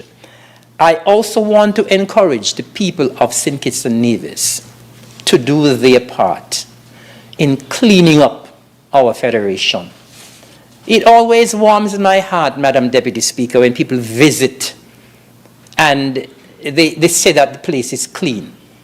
I remember a couple of days ago, I have some friends in the US who were visiting, and they were on a cruise, two couples from the US. And when they came to Nevis, some of them were coming to Nevis for the very first time. And one of the ladies said to me, I've been to the other Caribbean islands on this cruise, and Nevis is the cleanest. I felt really good. But that doesn't mean that we don't have work to do. There is a lot of work to do. We may feel, visitors may feel that it's clean compared to other jurisdictions. But we in the jurisdiction, we know that there is a lot of work that needs to be done, and our nationals and residents need to be on board to get the work done. This is Christmas coming up, and I'm sure those of us who grew up in my era would know that when Christmas was coming, everyone took pride in cleaning up in front of their respective homes. You know what is happening nowadays, Madam Deputy Speaker? Everybody wants the government to clean up even in front of their homes. They are waiting for the government crew to come with the weed eater and clean up in front of their own homes. That is sad, and we should not have gotten to this point. When I was growing up, every village was spick and span at Christmas because people went out and they cleaned. They were very conspicuous in doing it because they wanted the place to look nice and clean. But nowadays people don't care. So they have a nice house, but in front, they don't care whether or not in front is looking clean or not because they're waiting for the government to come and do that. We have to get beyond that, Madam Deputy Speaker. And as we are trying to become a sustainable island state, we must try as much as possible to be clean and tidy and beautiful.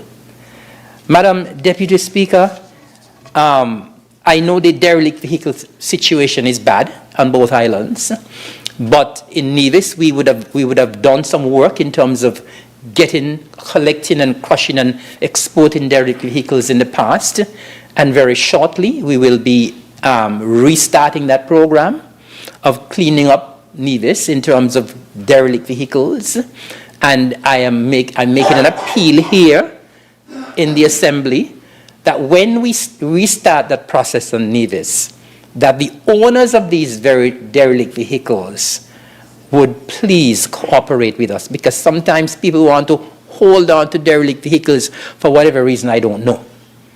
But bearing in mind these derelict vehicles are breeding grounds for rodents.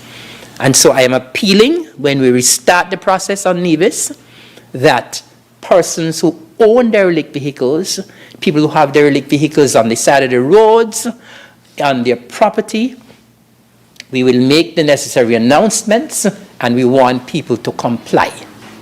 And I'm hopeful that in the future that can be duplicated here on St. Kitts as well. Madam Speaker, I just wanted to point out a few other things before I take my seat. With regards to the bill itself, I have a few suggestions, because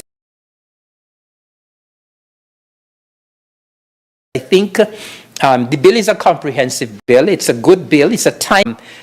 I know that people are very guilty with regards to all of these offenses, the derelict vehicles, the abandoned homes, the overgrown lots. I am not seeing any provision in the bill with regards to when you go around and you find these things and you identify them, to giving people any fines. I know there is the thing about the abatement order, but sometimes as well, I think there could have been a little provision where you actually fine people. And when you do that, it would discourage people in the future from having these abandoned homes and derelict vehicles. In addition to that, Madam Deputy Speaker, in section 11.4a, when it speaks to the serving of the abatement order, it speaks to serving the abatement order on persons who reside here. It doesn't make any provision for when the bailiff goes and the owner decides he's not going to take the order. Because you may have that situation arise. And so what is going to happen when the owner decides, I am not going to take this abatement order? Some provision should have been made for that. There are no provisions made as well for when the, I know you spoke, the presenter spoke about selling properties by auction. But I know sometimes there are no owners for certain lots of land. Sometimes you go to the register, the land registry, and you can't find any owner as well. With regards to the appeal process in section 15.2, it speaks to the appeal process and it says the appeal should be made to the magistrate. I personally believe, that's just my personal opinion, that with such a board, an authority, a 10-member authority, I think the authority should have the authority and the responsibility to deal with the appeal. I think the magistrate court is already filled with a lot of work to do, and I believe that probably this, in terms of the first part of the appeal process, should be undertaken by the authority that is established. Generally, though, Madam Deputy Speaker, I think, as I said, the bill is timely. I think that it is important that we get our citizens of St. Kitts and Nevis to start thinking differently with regards to indiscriminate dumping, with regards to overgrown lots, with regards to having derelict vehicles and abandoned homes. And we are hopeful that this bill could trigger some action, some positive action in our nationals of St. Kitts and Nevis where this is concerned. So with these few remarks, Madam Deputy Speaker, I wish the bill safe passage. May it please you. Thank you, Honourable Member for Nevis 10. I recognize the Honourable Member for Nevis 9. Madam Deputy Speaker, thank you for the opportunity to say a few words. And I too think that this bill is timely and it's necessary. And just like my colleague from Nevis, I believe that it is a problem that we have across the Federation. Madam Deputy Speaker, allow me to share just a few thoughts on what is proposed. I commend the mover because I think that in the hour that she gave herself, she would have laid out a comprehensive analysis of the problem and suggested that this bill could, in fact, provide some solutions. As we have heard, this difficulty of derelict cars, abandoned properties, overgrown properties is a national problem. In fact, I would go so far to say it is fast becoming a national crisis. Part of the problem, certainly from the Nevis perspective, and I'm fairly certain that it's similar over here in St. Kitts, is that a lot of these properties are the properties of those who would have migrated. Our biggest export for a long time was people. And when our people went abroad, they left their homes, they left their properties, and as the older generations passed on, many of these properties were simply abandoned. That is part of the problem, and I feel that part of our appeal has to be to Nevisians and Kittitians in the diaspora, that they come home to take care of their family property. A lot of these properties, in my experience, are tied up in confusion because the parents had 10 children, they're scattered north, east, south and west, all over the world. They don't get along, they're not speaking to each other, and the consequence, Madam Deputy Speaker, is that there can be no consensus in relation to that property. The good member for St. George, Gingerland, on this side of the aisle, made good reference, I think, to the difficulty, and I think he put it very nicely when he says that there could really be no talk of a sustainable island state if we don't have a clean island state. I have had the privilege of going to some places in the world.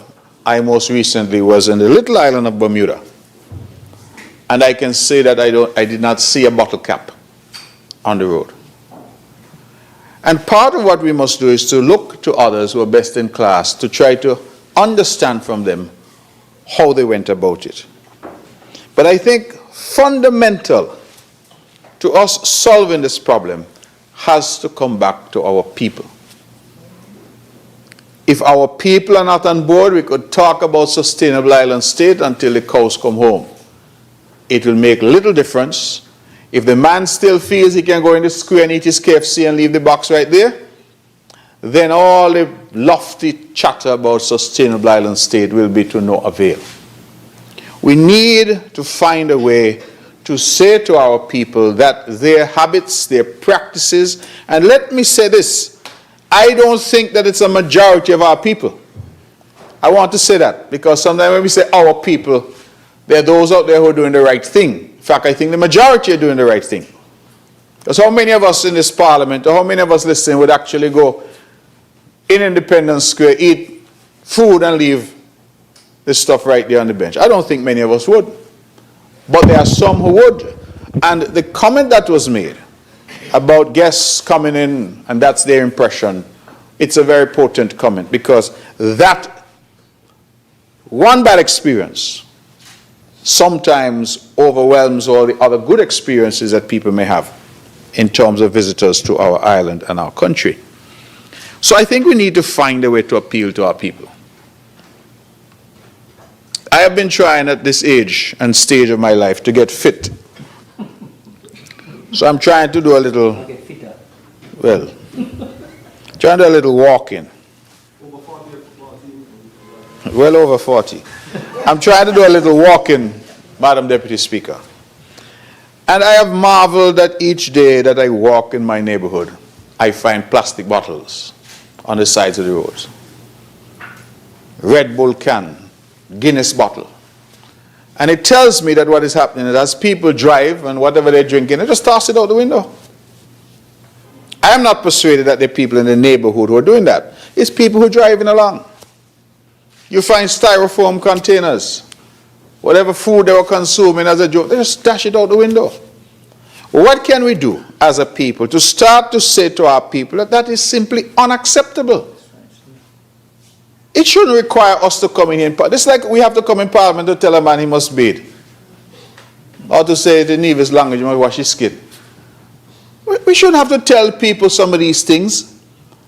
But the reality is that our people, some of them, behave in a fashion that undermines the efforts that are being made, legitimately being made, to get us to a stage where we are best in class. We cannot be best in class if we continue practices that are worst in class. The member on this side of the aisle spoke to our new reality in St. Kitts and Nevis, that everybody feels that it's the government's responsibility to do everything. A man saw me the other day in a little bar, and he said to me that along the roadside where he lives, just outside his gate, that the grass was growing up there, and I should hire him to keep the area clean. And I said to him, we didn't have any money to do that. He said, well, just pay for the gas for the weed whacker. And I said to him, but it's outside your gate. It's your neighborhood. If you think that is bad, Madam Deputy Speaker, after some heavy winds and rains, a fellow from my constituency rang me to say that a kusha tree, as we call it, what the correct name is? Acacia? Acacia. Acacia tree had fallen somewhere close to his door at his house. And I must send a man from Public Works to remove it. So I know him to be an able-bodied individual. I said, well, you don't have a cutlass that you can use to think? He said, yeah, but who can pay him? So I tell him, well, if you don't want to come out your house, stay in your house. I saw him a week later, he was out the house. I said, how you get the cushion removed? He said he had to do it himself. I said, but that is what you ought to have done. What you called me for? I'm saying these things because our people have become a people that every problem is somebody else's problem. Send somebody from the government to clean it and they take to social. They will take a photo of it and all. Take a picture. Look how down the village look. Look how this place look. Put it on social media and cost somebody. Cost the area representative. Cost solid waste. Cost somebody. How do we transition to our people understanding that it is their problem too? It is not a government problem, it is our problem. Because when the mosquito breeds and then decides to feed, it is those people who are going to get dengue too. And chikungunya. Yeah, chikungunya. Chikungunya. And whatever the things are called. When the rats and the rodents come, what are they going to do? Take picture of the rat as well and put that on Facebook? Look how many rats are in the neighborhood. We need to find a way. And I am not too sure when we lost our way in St. Kitts Nevis. Because the honorable member on this side of the aisle is 100% correct that we never used to be like this. Community spirit, pride, patriotism, those used to be watchwords here. And you know what? Our society was a lot poorer. People did not have the luxuries that we have nowadays. But they had something in it that caused them to care about their neighbor, about their neighborhood. Nowadays, it seems that our people have lost that, and we need to find a way. Perhaps we need to start, Madam Deputy Speaker, in our schools, particularly our primary schools. We need, when the child is driving and mommy or daddy throw the bottle out the window, for them to rebuke mommy and daddy and say, you should know better, shame them. Because we need to find a way to bring back our people on board with what is best in class and what is best in us. And so as I look at this bill, and I look at this authority that is being established, I'll say some more on that shortly. But I think that we need to emphasize far more the education. Education, education, education. We need to have programs in our schools.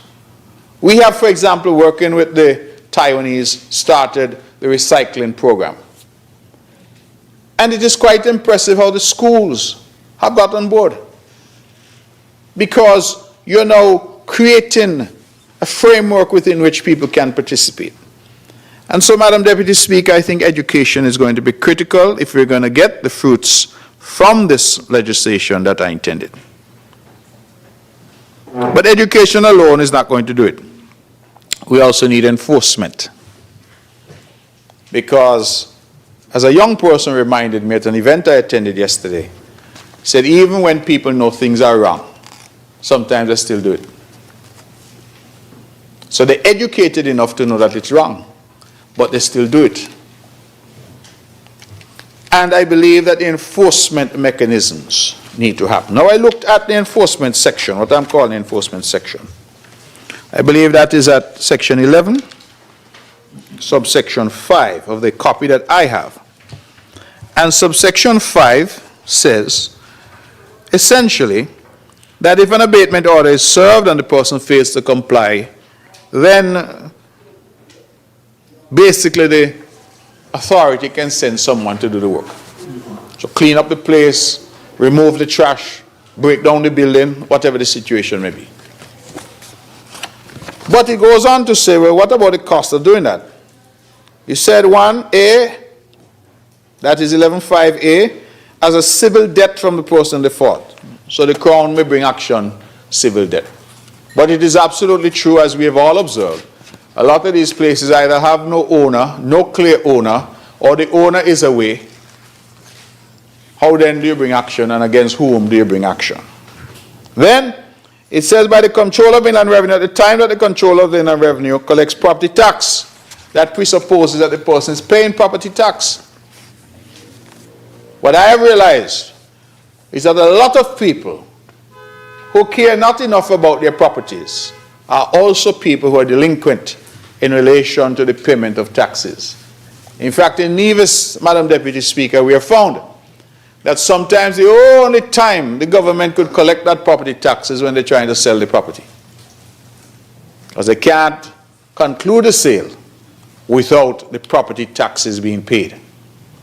For years, sometimes, people don't pay property tax. In fact, I believe the property tax system in the country is what I would call a voluntary tax. If you don't want to pay it, you don't pay it. So if we want to confront this problem in a real, direct, and meaningful way, we want to have impact so that the country feels the impact of what the Parliament is trying to do today. Telling me that you're tacking on the amount of property tax is not going to cut it. Because if I'm in England, and my brother is in Germany, and my sister is in New York, and the whole family property is in Cairn, and none of us studying it, I can assure you, nobody caring about property tax. Inland Revenue could add on until the cows come home. What you want is the property cleaned up, and you want some kind of penalty. The honorable member on this side spoke about fines. I know that fines can be levied under other legislation. But since we're trying to consolidate, why not provide for some fines in this? I think it's a good suggestion that ought to be considered. Fine them. I was about to say and confine them, but let me leave that alone. But fine them. The biggest penalty for me, however, and one I think we ought not to shy away from, is the possibility of forfeiture of that property. People don't like to hear the word, and I recognize it would have to be a last resort.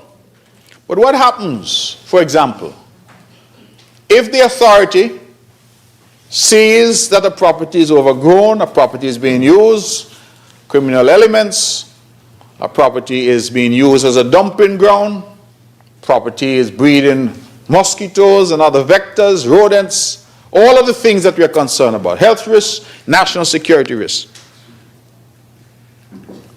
And the authority goes in June of 2024 and has that property cleaned. With rain falling every day, you know. And unless there is some measure by October of 2024, guess what? Property overgrown again. The authority goes and it cleans it again. Then January of 2025 comes, guess what? The property overgrown again. You see where I'm trying to get, Madam Deputy Speaker? We must be careful that we're not creating here a mechanism where the cleaning of the property really becomes now the responsibility of the state. And that we keep going in every 3-4 months and abating the nuisance, and then we go and we abate the nuisance again, and it just becomes a cycle. Because if I don't care enough about the property, I am not paying taxes, I am not paying any attention to the property, I say, well, let the government clear it. And I will tell you, Madam Deputy Speaker, the reason I'm raising this particular argument is because in Nevis, my phone is constantly ringing from property owners who are telling us, send the government backhoe and thing to clean up around me. I am sure the experience over here in St. Kitts must be similar. I have a radio show, a lady called in the other night, she said, send the government back who I need around me clean up, because I don't know if people in the bushes hiding to harm me. So is the government now going to take on the responsibility of cleaning private property? Because unless we have teeth, unless we have some mechanism where we can say to property owners, listen, we're not making any joke, you know.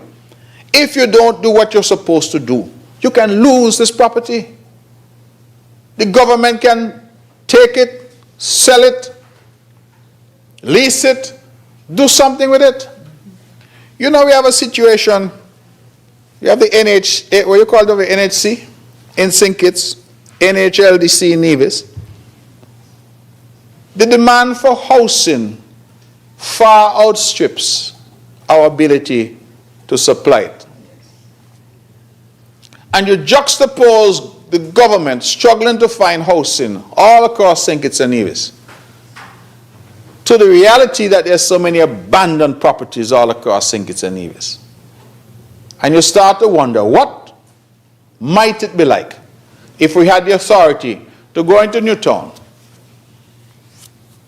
go into McKnight, go up in Gingerland, and actually go in and fix up some of these places and make them available, particularly to low-income families who are looking for some place to rest their head.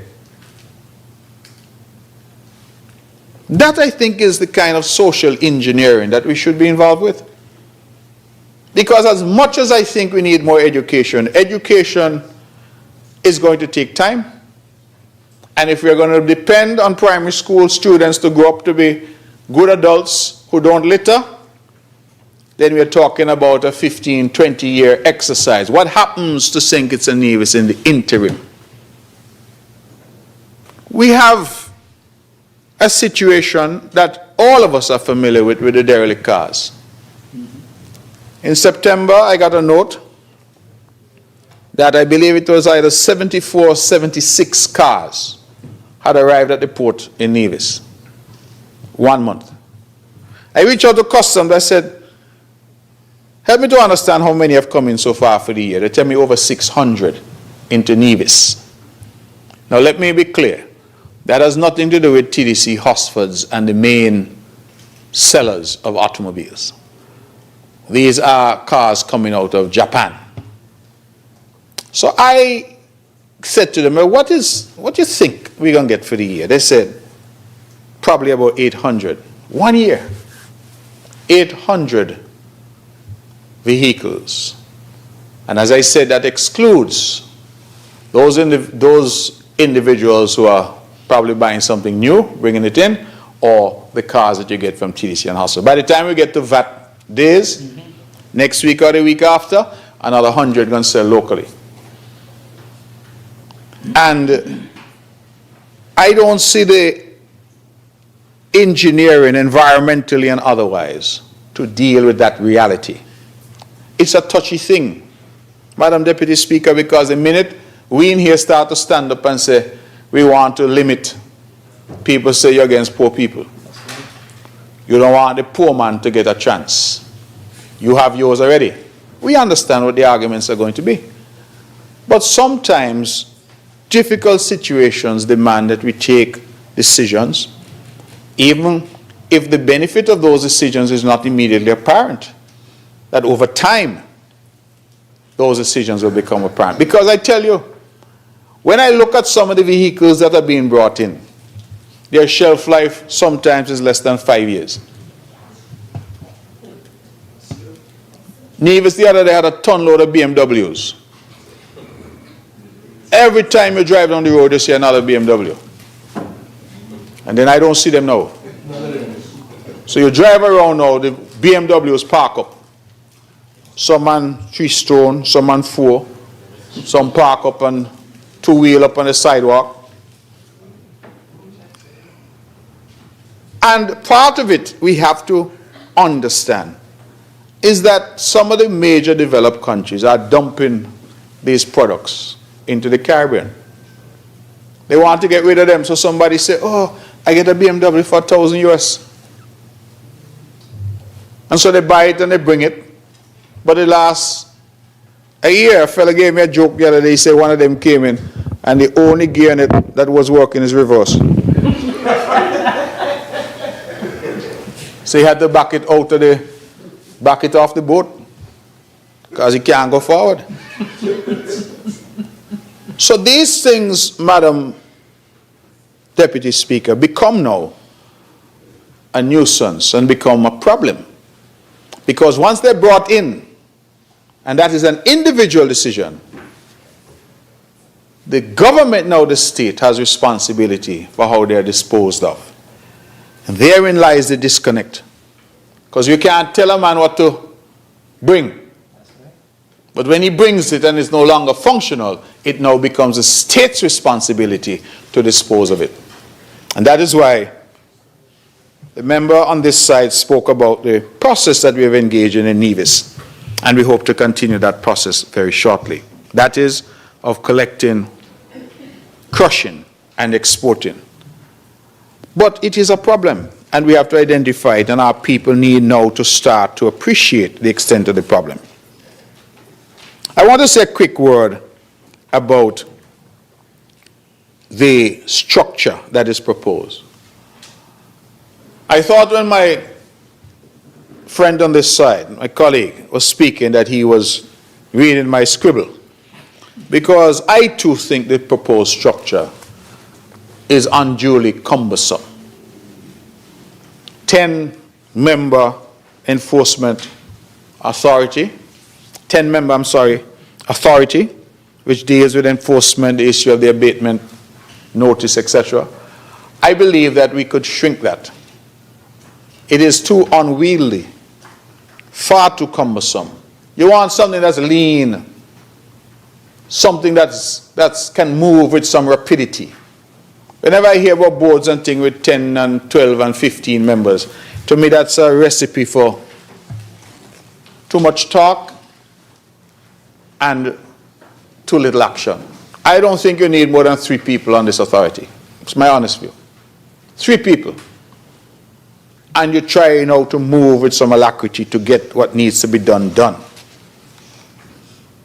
That's a matter for the government. I recognize that, for example, these people are to be paid a stipend, a remuneration, etc. So it's going to come at a cost. So to me, if we can limit that. Now, the good member for St. Kitts 1, Deputy Prime Minister, he referred us to section 15, I believe it was. Am I correct in that? The appeals process. Hoping I have it. Yes. And he said that made him feel good. Well, that doesn't make me feel good. Because while I appreciate that there has to be a process in terms of somebody who's aggrieved having recourse, I just want the House and the public to recognize that what this bill proposes is that there's an authority. The authority takes a decision that some property is in need of some form of abatement, and then the owner of that property has a right to appeal to the magistrate's court. If it had stopped there, I could have said perhaps, well, okay. But one of the things that it says at section 15, subsection 3, where such an appeal is brought, the notice to which it relates shall be of no effect pending the determination or withdrawal of the appeal. What that means, Madam Deputy Speaker, is that once somebody appeals, everything stops until such time as that appeal is resolved. So if you have a rat infestation in a particular property, an abandoned property harboring criminals, where contraband and guns and criminal implements are being stored, the police come and say, listen, we need to deal with this. And the abatement notice is issued, and the owner says, I'm going to go to the magistrate's court. Nothing can happen until the magistrate deals with that matter. If the magistrate takes 6 months, takes a year. I have one matter I'm aware of in the magistrate's court right now in Nevis, and the individual involved has gone now 7 times. It has been adjourned 7 times and not yet resolved. So you realize now that the Parliament is saying, regardless of the urgency of the situation, once somebody appeals, everything comes to a halt. And so if that appeal takes 6 months, 8 months, that's it. But had it even stopped there, but it doesn't, because it goes on. At subsection 7 of section 15, where an appeal has been brought to the magistrate's court under this section, an appeal against the decision of the magistrate's court may be brought now to the High Court. So you see where I'm going with this, Madam Deputy Speaker? The authorities say there is a criminal enterprise happening in this abandoned building on the corner of this and that, this street and that street. It needs to be immediately abated. The owner said, no, I'm going to take it to the magistrate's court. The magistrate's court takes 6 months to resolve the matter. The owner loses in the magistrate's court. The owner says, well, I'm not stopping, I'm going to the High Court. When we go to the High Court now, you understand. You're gone into a different type of court now, and that now gone from 6 months to 2 years. So unless we are somehow going to be able to guarantee that these matters will be dealt with within a particular space of time, which certainly we can't because we have no control over how quickly the court, as a separate branch of government, will hear a matter. I believe we are setting up seeds for failure, when in fact we should be pivoting in the other direction, trying to ensure that we can feel the impact of this legislation immediately. So this appeal process, it is well intentioned. I understand it. But it is cumbersome in the extreme, and I predict that if it proceeds in the way that is being suggested, it will lead to gridlock. And anybody out there using the app that the Attorney General has just disclosed will ask how I could stop this. And off we go. So we need solutions that are workable, solutions that can fit. You know what I would do? I would take out the whole of section 15 out of the bill. You know why? Because the current law as it stands has provisions for judicial review of any action taken by any public figure. And since this, what's it referred to, counsel? Forgive me, the authority. Since the authority will be a public figure, then if they make a decision in relation to an abatement notice that somebody is afflicted by, then let them take judicial review. Let them go to the lawyer and go to the High Court. Don't tell them go to the magistrate and everything stop. And then from the magistrate they go to the High Court. And in the meantime, rain falling every day, the trees getting higher, and more garbage piling up. So I don't think you need to put into the bill, because there are mechanisms already available at law to deal with any action or decision taken by a public authority that you're displeased with. Judicial review. So I would actually remove section 15 in its entirety. And I commend that course, because I think otherwise we will be creating some problems. I want to highlight just 2 or 3 other small points. In Nevis, we have seen examples where derelict properties, and sometimes they are occupied, but people who occupy them have mental health challenges. And so that provides a sort of wrinkle. How do you deal with that? Currently, it is silent as to how you deal with it. But if, for example, in an abandoned house or a house that is derelict, that somebody who's occupying that has some challenges, mental health issues is a common challenge. How do you address that in terms of enforcement, abatement, and all the things that we're trying to do? The second point I would raise, and on that one I don't have an answer, so I'm just raising it. Second point I would raise is in relation to situations where I may own a bit of property, what I would call undeveloped property. That is, I own a piece of land. I might be abroad, but I'm conscientious. I pay my taxes and all of that.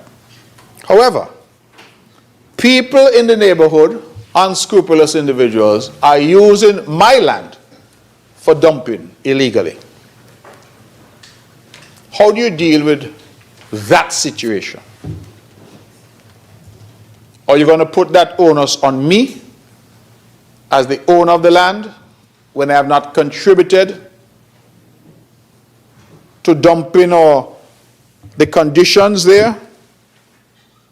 Because it is not every situation where it's the owner. Sometimes it's third parties who are throwing garbage, rubbish, dumping fridge and stove, etc. on somebody else's land. But the current structure that is proposed only goes after the owner or occupier. And so suddenly, I find myself being held responsible legally for a situation that I did not create, I did not contribute to in any way. And so again, I think that that will need to be looked at. The last point I make is that I am fearful, Madam Deputy Speaker, that what we are trying to do, noble as it is, and lest I be misconstrued, I support what we are trying to do. I'm just making some observations to see if we can make it better. But we ought, as part of our education, let our people know that there is also what is referred to as a private tort of nuisance. There are some lawyers in the House, and they would know that there is such a thing called private nuisance, there is such a thing called public nuisance. Basically, while all of us have the right to property, you cannot, Madam Deputy Speaker, use your property in such a way that adversely affects my enjoyment of my property. So if you decide that you're going to channel your water so that it runs from your property and erodes mine, you are going to have a pig pen erected so that the scent coming from your property impacts me negatively. The example that we heard of the mango tree with the woodlice, that your mango tree is hanging over and creating woodlice and causing my roof to collapse. All of those can also be addressed through the legal system by hiring a lawyer and having it dealt with. I say that because, again, my phone rings often from citizens, from residents in Nevis, who say, oh, my neighbor doing this, that, and the other. The government must come and deal with it. Send health. Send solid waste. Send somebody to address it. And when I suggest to them sometimes, you could get your lawyer to deal with it for you. I would really be curious to know how many cases of nuisance are brought to our courts, because it is available. And anybody out there listening to me, if your neighbor is keeping his or her premises in a way that affects your enjoyment of yours, you can take them to court. You don't need the government to do it for you. You can take them to court yourself. And for a lot of you out there who are parking your derelict vehicles or decide you're going to have a mechanic garage, but all the cars for your garage is parked up on the government road, then that, I think, creates a public nuisance. And again, action can be taken. I say that only because I don't want it to be perceived that the effort here today is to replace private efforts through the courts that individuals can also make to protect their property. What we must be trying to do is to augment and create, if you will, the areas for government intervention that are not covered or perhaps in situations where cannot be dealt with through the private law of nuisance. So I want to raise that because I think that we ought to, as part of the education, let our people know that there are options available to them to deal with neighbors, to deal with property owners whose unkempt properties affects their own enjoyment of their property. I say one last thing on enforcement. And that has to do with going back to the point made by my colleague here, good gentleman from Gingerland. And he talked about fines. Fella the other day shared with me that he never used to wear his seatbelt, even though the law requires it. One day the police stopped him and he said he got a ticket for $300. And he has never not worn his seatbelt since then, because he realizes now that it can cost him. And so that one ticket that he got made him now start to follow the law and wear his seatbelt. Sometimes, colleagues, Madam Deputy Speaker, members of the public, we need to ensure that what we're doing in here translates into action out there. And whilst we need more education, we also need our people to understand that there are consequences for their continued breach of the law, and frankly, in this scenario, breach of our norms of common decency and common human behavior. And so I would support this. I have raised some matters. I know that they're matters that may, Madam Deputy Speaker, require further thought on the part of the Attorney General if they are to be incorporated. But I think that the substance and the purpose of this bit of legislation should have unanimous support in this Honourable House. Thank you. Thank you, Honourable Member for Nevis 9. Any other presentation? I recognize the Honourable Attorney General. Grateful, Madam Deputy Speaker. I just wanted to address a couple matters raised by the honourable members opposite. In relation to fines, the bill was contemplated to promote responsible land ownership. There are two options that go into that policy determination. One is punishment, which is fining, criminal sanction, and the other is what was chosen, which is rectification by the state at your expense. And that was the policy determination, and that is why this act excludes the fining mechanism. However, that does not mean when it is put into force, if the CBS authority deems it necessary and see that it's not effective in the promotion of land owning responsibility, then we can always come back and potentially introduce a fining mechanism or a ticketing mechanism within the bill, within an amendment of the Act. But I want to point out that there is fining possibility by way of the public health nuisance regulations. So if there is a public health issue associated with a particular parcel of land, and the health officers determine that there is an issue of rats or issue of mosquitoes, they can actually bring criminal action against the landowner. This does not remove that power from the Ministry of Health. Also, the Environment Ministry, I think through the solid waste and as well through the litter wardens, can also issue tickets and fines for properties that are unkept in a certain way. So there are other mechanisms by which fines can be enforced against landowners. But the point was noted, and I believe that it is best, given the policy decision that has been taken by the government, to see how it works first, and then if adjustments are needed, it can be adjusted in relation to the fines.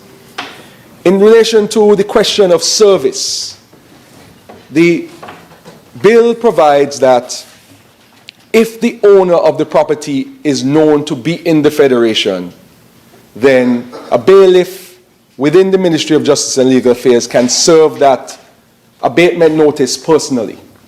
But if that person is not found or cannot be found or is known to reside outside of the jurisdiction, then there's a specific mechanism under 11.4b by which the abatement order and a sign with white background and red letters being no less than 4 square feet in size can be erected on the property.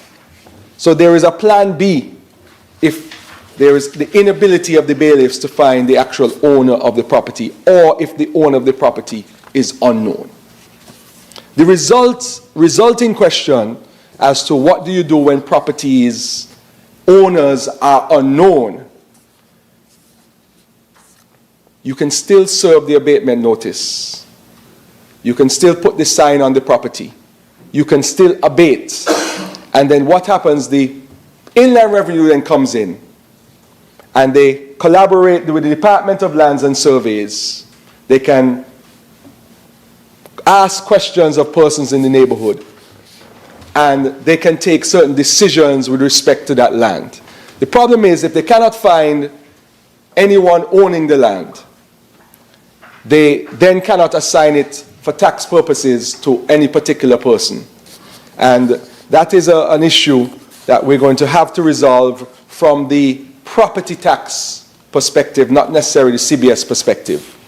But eventually, what they can do is track the expenses or track the property tax for that particular property. And then in the event they find the owner, then they can attach that property tax to the owner's liability. And into the next question is, what do you do to enforce? Which was a question raised by an honorable member for Nevis 9. Under the Tax Administration and Procedures Act, the property tax that attaches to a property can be realized either by a civil suit. You can sue the person, get a judgment, and try to enforce it in any means you wish. Or by way of sale of the property by the controller of Inland Revenue. So if you are a person who gets an abatement notice and then gets one another 6 months after that, and another 6 months after that, the amount that builds up on the property tax could be realized by the state, either by suing you and recovering that money from you, or by putting that land up for auction or sale, which is effective, which could be the same effect as forfeiture, because the state can then potentially be a person who bids on the property. And then the property can be repurposed for a public park or for community housing or some other positive activity. And also, it can be purchased by a neighbor. So if it is an unsightly and unkept, a public health issue, then potentially a neighbor of the property could attend the auction and purchase the property. The state gets its property tax first from the proceeds of sale. And then if there's any proceeds of sale, it goes to the owner. And then the property can be utilized by the neighbor or repurposed by the state. In relation to illegal dumping, it is already illegal under our laws to dump, other than designated dumping areas, which is one, which is our, what is the proper name for it? Our landfill. So anybody who is found dumping on another person's property, and you see that happening, you can report that to the police, and criminal sanctions can be taken, and criminal action can be taken. In relation to the appeal process, I believe I'm convinced by the argument of the member for number 9. Because we did have that discussion a little earlier about this automatic stay that is proposed in the bill, which is you get your abatement notice, say you get it served in your hand, and you have 21 days to rectify. If you want to buy time, potentially, you can then file your magistrate's court summons, and there's an automatic stay. The state can no longer abate the issue. And potentially, the matter could be kicked down the road. The idea when we were drafting this bill was that the magistrate's court is an accessible judicial arena for most persons. And typically, matters are resolved in the magistrate's court quicker than they are in the high court. Because you can show up at the magistrate's court without a lawyer, and you could prepare your own summons, and you can file it and proceed to your matter.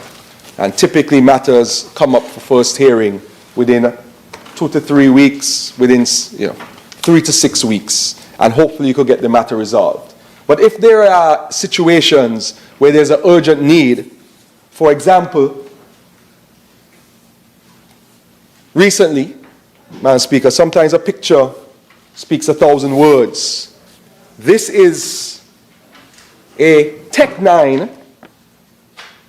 Draco with 17.762 rounds of ammunition and 6 9mm rounds of ammunition recently found in an abandoned lot at Pricklepear Alley, Lower Pricklepear Alley. This, Madam Deputy Speaker, is an AK-47, I'm told, with 2 magazines and 33 rounds of .762 ammunition found in an abandoned lot at Newtown. So, Madam Speaker, in circumstances where abandoned lots, overgrown lots, derelict vehicles are used, or the police know them to be used for purposes such as this, then the potential owners of the land could delay the process. And that would be unfortunate. And that would defeat the purpose of one of the purposes why we're bringing this bill, because it is community, beautification, and safety. And the fact and the reality in our society right now is that there are people hiding weapons like this in derelict vehicles, abandoned lots, high grass, and other areas which are used to hide or to conceal these weapons of war.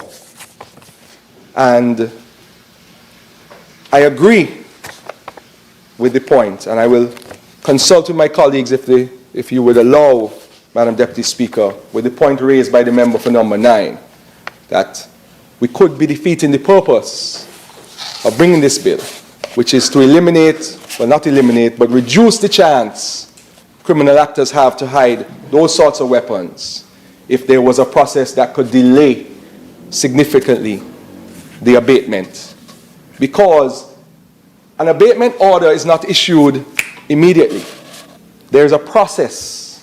For instance, if a constituency empowerment officer goes into St. Johnson's Village and says, listen, I'm receiving lots of complaints from neighbors of this abandoned property. Half of the walls are falling down, it's overgrown, a tree is growing up in the middle of it. And I'm receiving complaints that persons are going in and out of that area, persons known to potentially be involved in criminal activity. And the constituency empowerment officer brings that to the ministry or to the authority. There still is a process before the abatement order is issued. And you don't want that time to be then added to the 21 days, to then be added to the time for an appeal to be determined, and you do not solve the problem within a reasonable time. So as I said, I am convinced, and I would ask for a very short adjournment, Madam Deputy Speaker, after the bill is wrapped up, to discuss very, very short with my colleagues that proposal.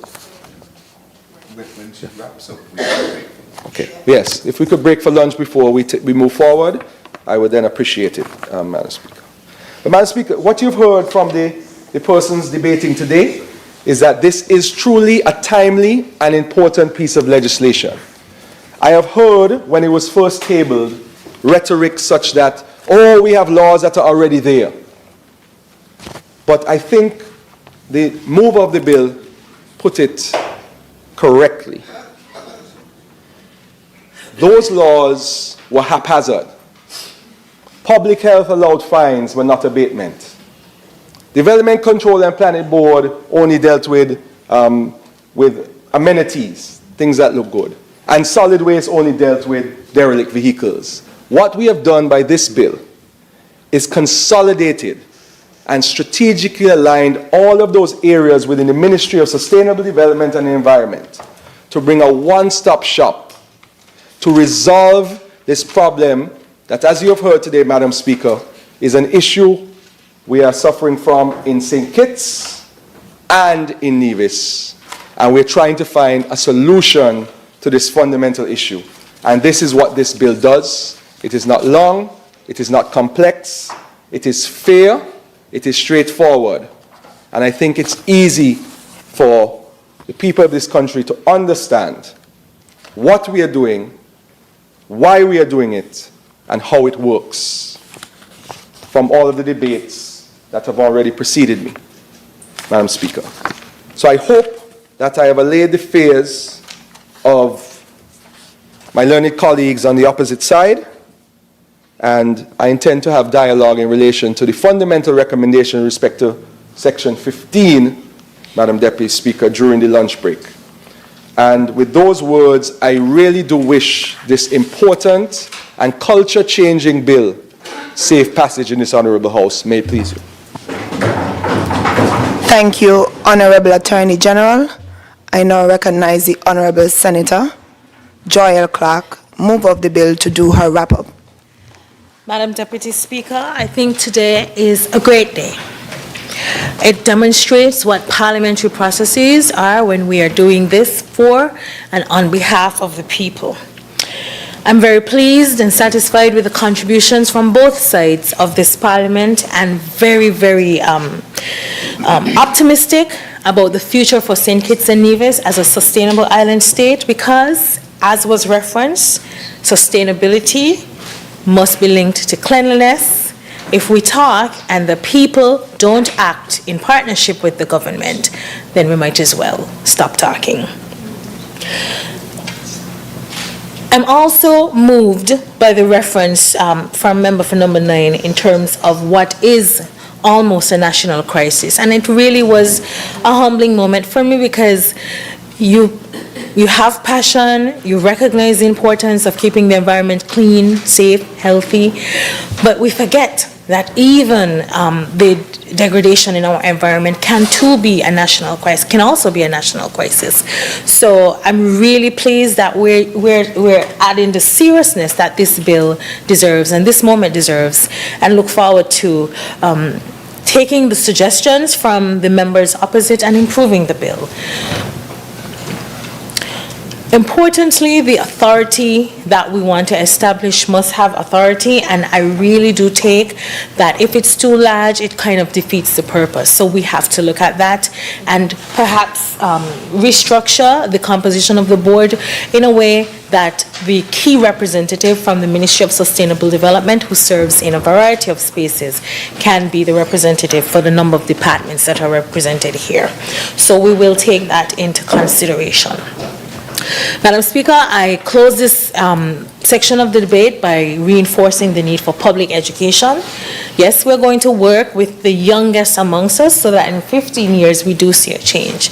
But for the adults here, it's time for us to take responsibility and full ownership for our environment, for our properties. I am so glad and so heartened when I realized that every single person in here gets 1, 2, 3, 4, 5 phone calls about cleaning up property, about garbage, about a fallen tree, and all the messages we got Minister Henderson last week about the square is also happening because civic duty and civic responsibility is not dead in St. Kitts and Nevis. That's what it reminds me. So I send all the photos to all the persons who complain.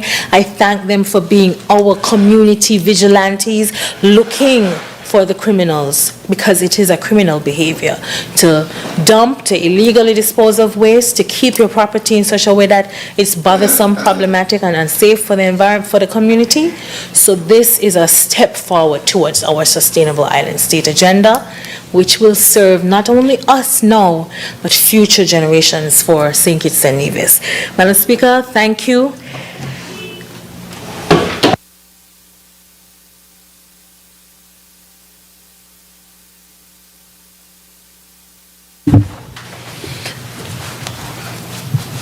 You just want to recognize. I recognize the Honourable Member for St. Christopher 3. Thank you, Madam Deputy Speaker. With your leave, I would request that we break for lunch, perhaps 45 minutes to, or 50 minutes to 3:30 p.m. Okay, Honourable Members, we would rise for lunch. Return at 3:30 p.m.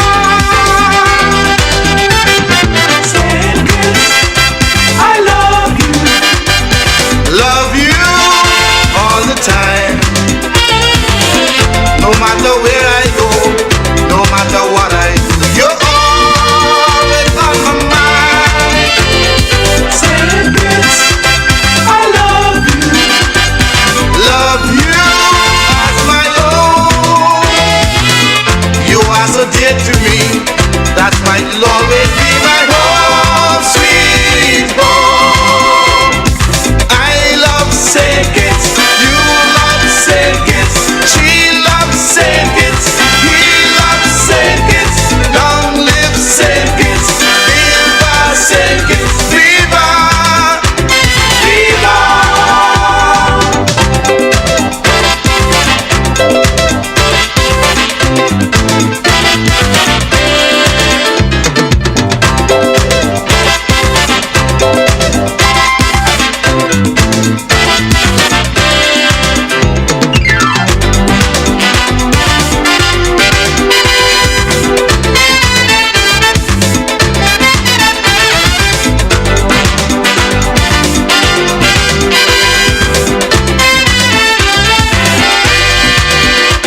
Born in this land, let us join hand in hand to save all the nation from the plague of bloodlust politicians.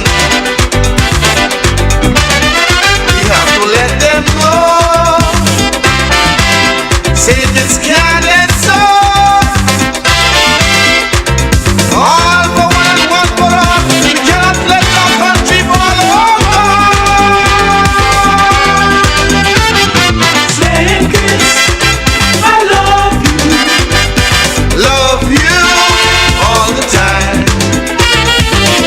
No matter where I go, no matter what I do, you're always on my mind.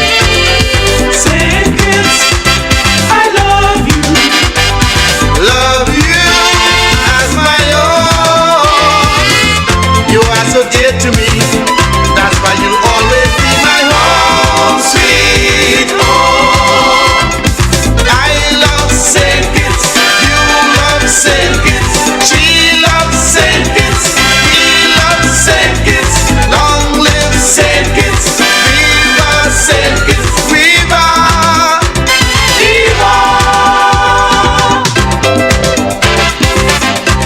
Country above self, let this be your motto.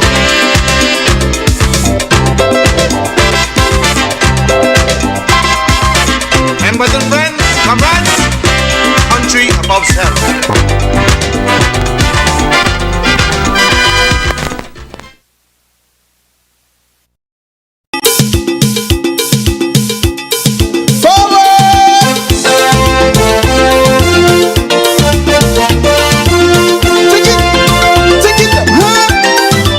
This one is dedicated to my lovely little island, to the beautiful people.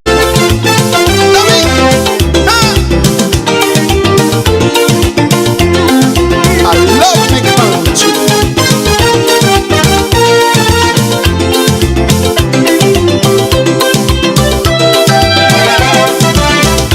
Everybody talking about the country and how the native land is the best. But never ever let no foreigner fool thee. Some of them island is in a mess. And when they talk about democracy, peace and tranquility, not one of them islands could compete with we. But I'm proud of me native land, I'm proud to be division, and of now I can boast of no confusion. And every time I walk the streets of Queen City, I see more Trini and Guyanese. I never thought I would live to see foreigners migrate to my country. God bless our country, bless our native land. Grant us that courage to change the things we can.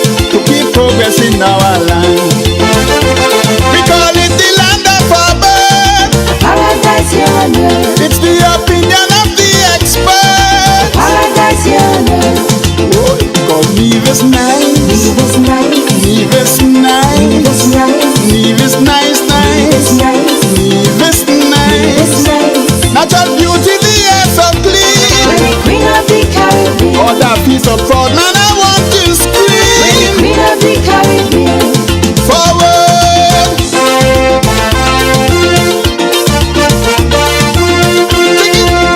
Take it. Let me go.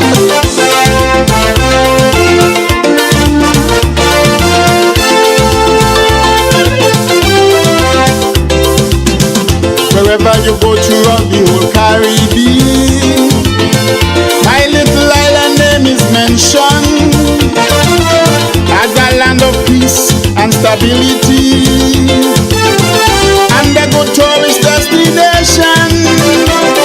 So when them other islands revel in confusion, we don't bear no grudge, we don't bear envy. Even when we have election, we abstain from confusion. Peace does prevail in Queen City. And when them tourists come for vacation, man, they always compliment we. Other people so free and so friendly, so friendly, in a land of natural beauty.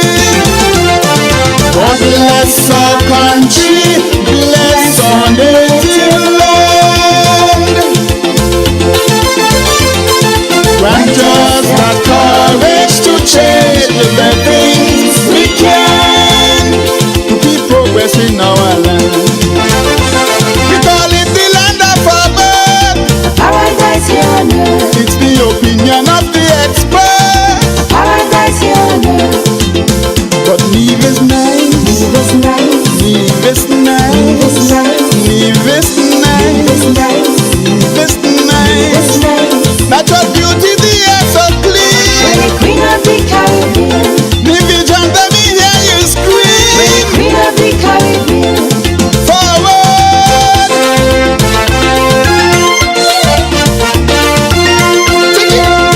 Take it. I love me country. I feel so free. Yeah. Yeah, man.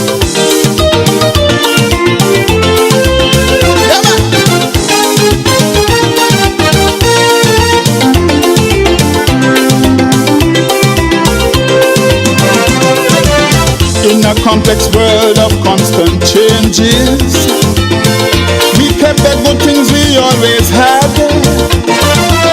like loving the people that represent us, here in our home and even abroad. Many nations sit idly by, watch the heroes suffer and die, but we give our heroes respect and recognition. The small wonder we're at the top, and we proudly carry the torch as the guiding light for those conquered by division. I say to my sister island St. Kitts, now that you have accomplished that change, take example and follow me. Be like me, and we can share the same destiny. God bless our country, bless our native land. Grant us that courage to change the things we can, to keep progress in our land. We call it the land of our birth. Paradise here on earth. I know to some the truth can hurt. Paradise here on earth. Cause Nevis nice, Nevis nice, Nevis nice, Nevis nice, Nevis nice, Nevis nice, Nevis nice. Nevis nice. Natural beauty, the air so We're the clean. Queen of the Caribbean. I feel so proud, man, I want to We're the scream. Queen of the Caribbean. Forward.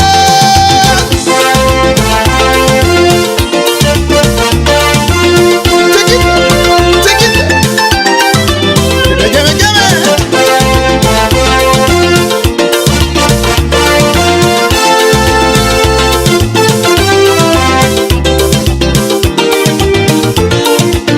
Give me.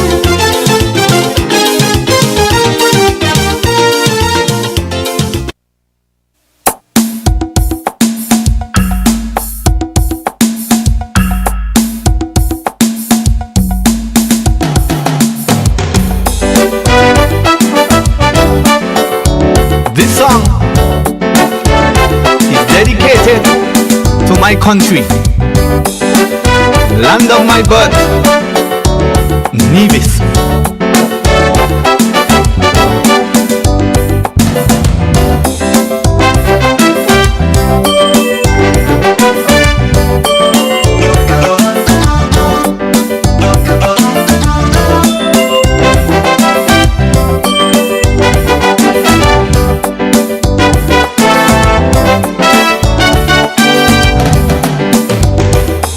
Square miles of sheer beauty, 8,000 people and friendly. They call it the Queen of the Caribbean, a country proud to call me home, a land that I love right to me bone. Just in case you miss, I'm talking about Nevis. We don't have no jet strip, I know, and we hospital have a long way to go. We don't have much industry here, yet there is still a lot for which we could share. We don't have war like the Middle East. In little Nevis we live in peace, and we crime rate brother is way below zero. That is why I love me country so. I'll always hold you close to my heart, Little Nevis. I always think of you from the start, Little Nevis. You gave me 34 years of fun, Little Nevis. You fed and clothed me since I was born. I will never leave, for my heart would grieve, 'cause I love me country, brother, I love this country. And I intend to fight for everything that it's worth, for this land of my birth.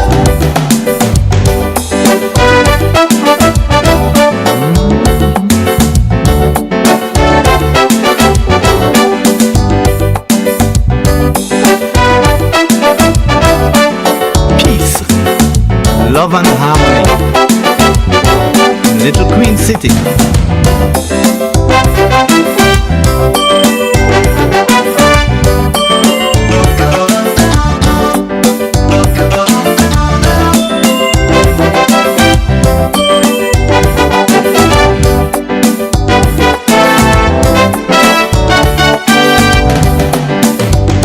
With a mountain smack in the center, a perfect view from all over.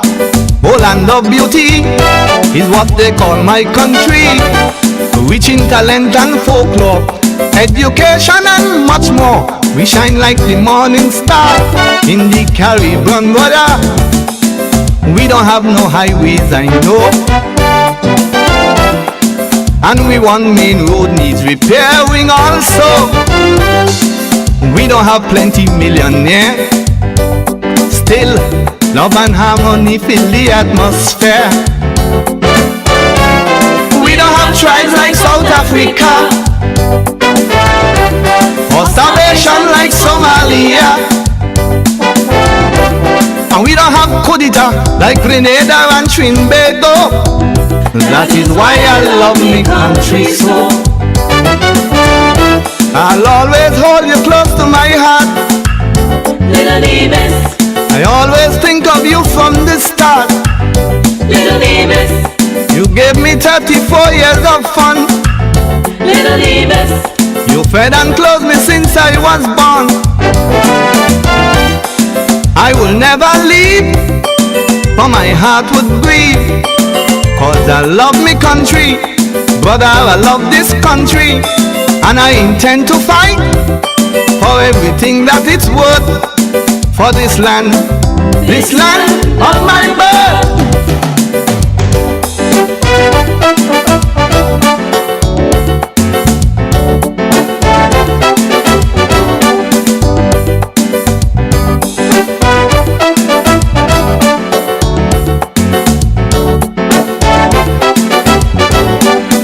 If you feel like I do, sing along with me.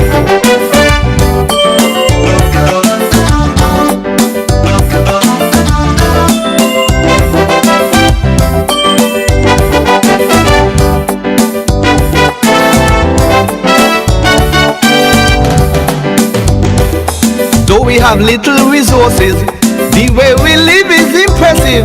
All around the country, people live in luxury. Though we argue all around town, we have no shooting, no burning down. You could walk late at night or in the broad daylight. We don't have to live in fear of no kind of guerrilla warfare. No communism, no terrorists, no pure democracy with little Nevis. We're the only place in the Caribbean where true freedom is ever seen. In the outside world, they're scared of tomorrow. That is why I love me country so. I'll always hold you close to my heart, little Nevis. I'll always think of you from the start, little Nevis. You gave me 34 years of fun, little Nevis. You fed and clothed me since I was born. I will never leave, for my heart would grieve. Cause I love me country, brother, I love this country. And I intend to fight for everything that it's worth, for this land of my birth.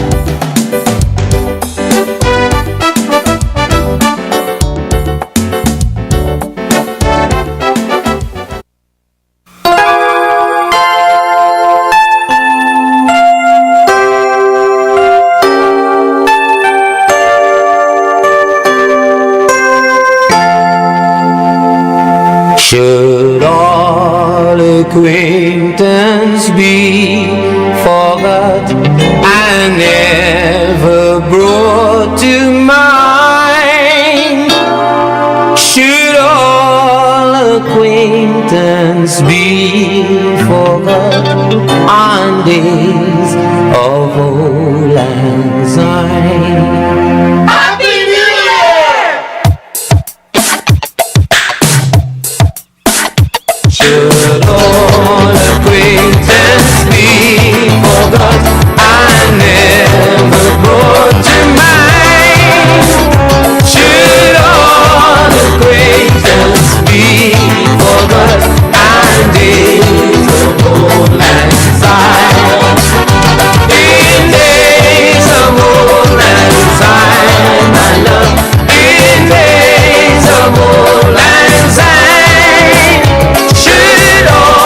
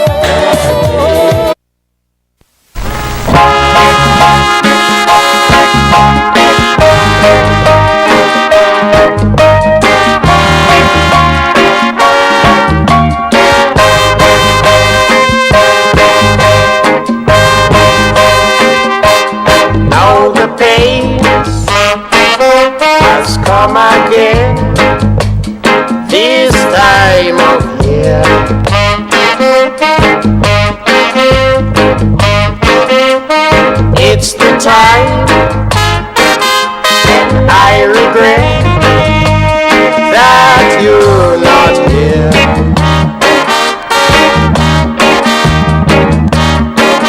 I cried each night since you've been gone. I missed what once was mine, and most of all, I miss you, dear, at Christmas time.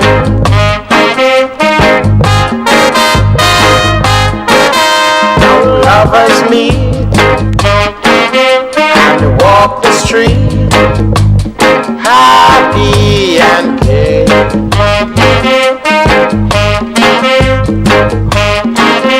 It's fun and joy,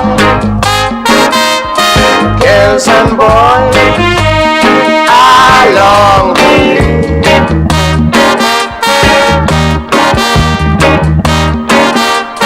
I'll be blue thinking of you, with memories that won't resign. Please depart for home, sweetheart. It's Christmas time.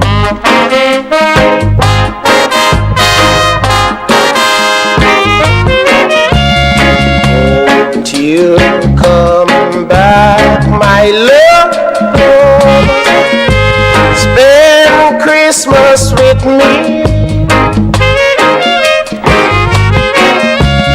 You will be a special kid.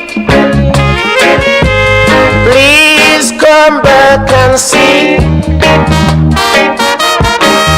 I need you. I need you.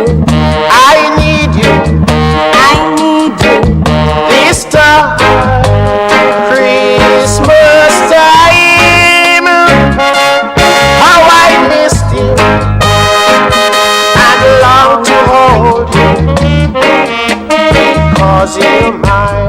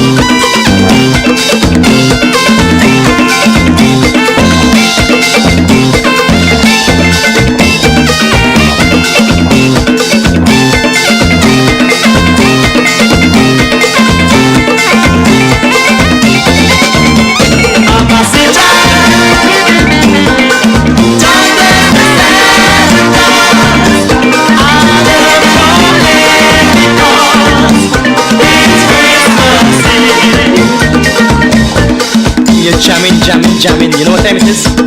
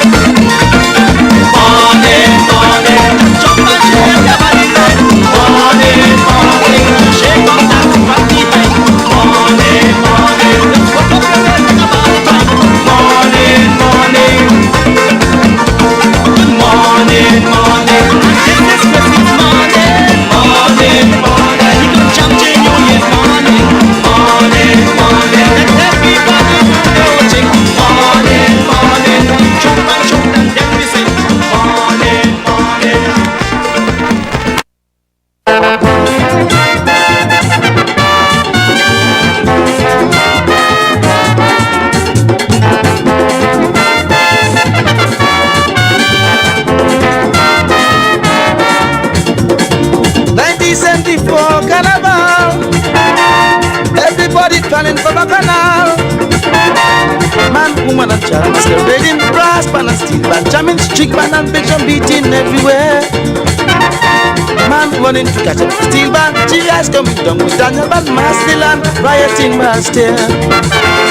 Going down 4th Street like we crazy. The music so sweet we gone mad. And anybody who try to stop, no be bacchanal, we going on bad. Bounce them, oh Lord, jam them, oh Lord, beat them, oh Lord, oh Lord. Smash them, oh Lord, mash them, oh Lord, trash them, oh Lord, oh Lord.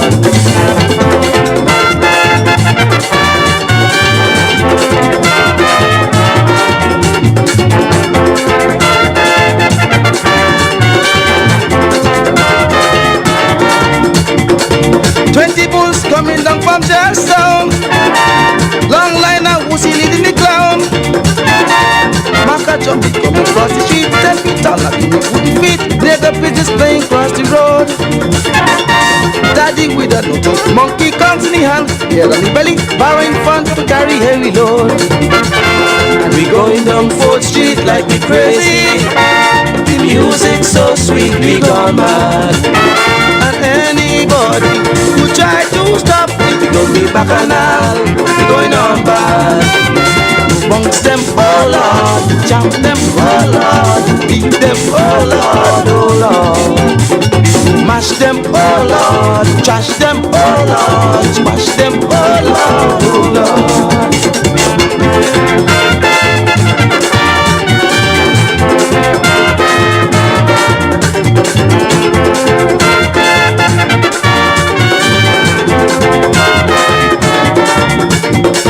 See Bob playing mass with a baseball bat, Bobby in the yard with a floppy hat. Maple leaf and Coca-Cola, beating music sweet like sugar. Said I said on the air with iron hand. Murder in the pan, we smoke it, fight like hell. Sister Josie, the TV child and the wrong and way the band. And we going down 4th Street like we crazy. The music so sweet, we gone mad. And anybody who try to stop it will be bacchanal. We going on bad, they're bad. Bounce them, oh Lord, jump them, oh Lord, beat them, oh Lord, oh Lord. Squash them, oh Lord, mash them, oh Lord, jump them, oh Lord, oh Lord.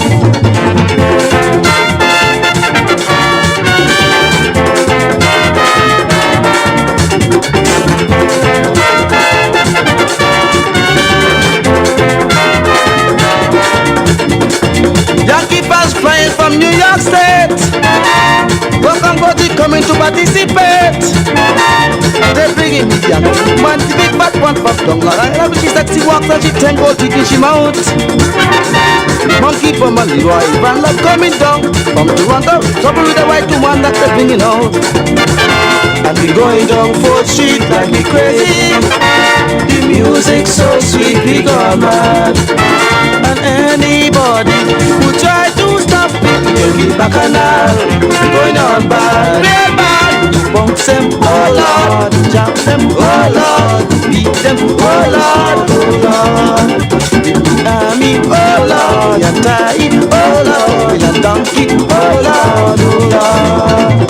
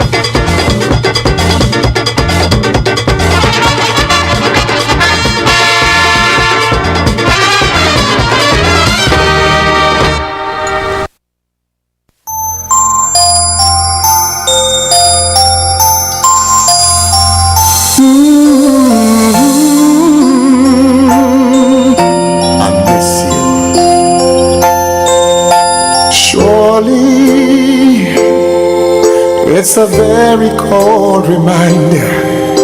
It's Christmas time again, and I'm thinking of you. Oh, I miss you, and the things we always share.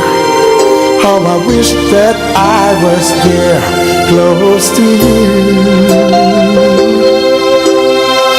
I'm sure that Christmas here is beautiful, but oh, with you it's much better, so much better. Baby, as I reach out for your picture, taking beauty in a frame to hold it close to me. It gets better, but could never be the same if I could hear you call my name when you're coming to me. The fireplace and coats can keep me warm, but in your arms I feel better, so much better. I wish I could be home for Christmas time with you. I wish I could be home for Christmas time with you. I wanna hold you in my arms for Christmas, share my love with you for Christmas. If there's somehow for the season wishes can come true, I'm wishing I was home with you.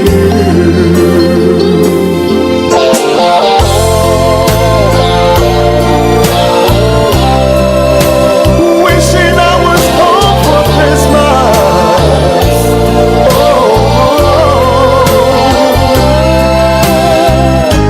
Chestnuts and Christmas trees, children in the snow, bright stars and Christmas bells, but still I miss you so.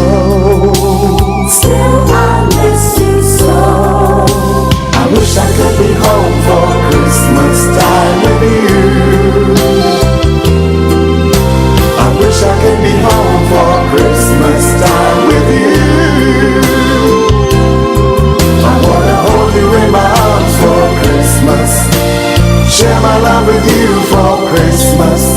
If there's somehow for the season wishes can come true, I'm wishing I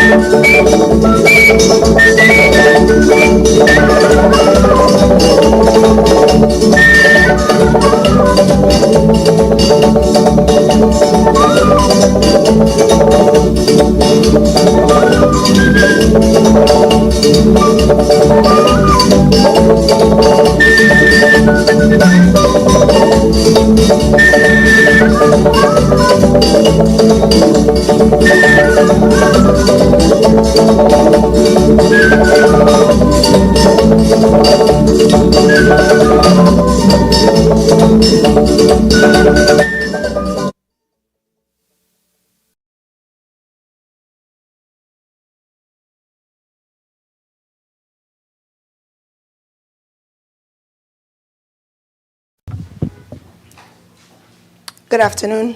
House resumes.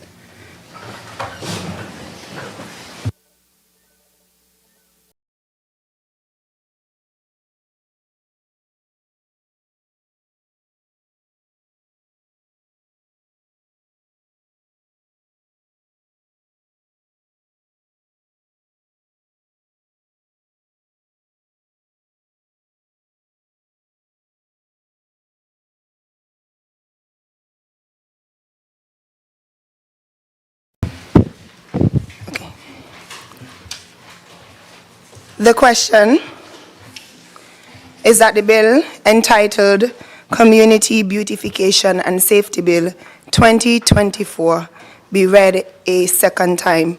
Those in favor? Aye. Those against? The ayes have it.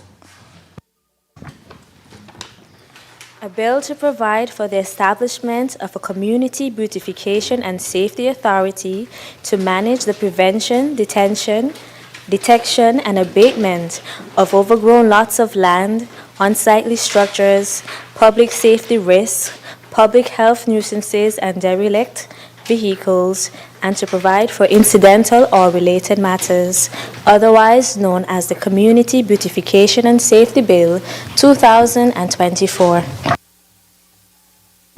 The bill entitled Community Beautification and Safety Bill 2024 has been read a second time. House moves to committee stage.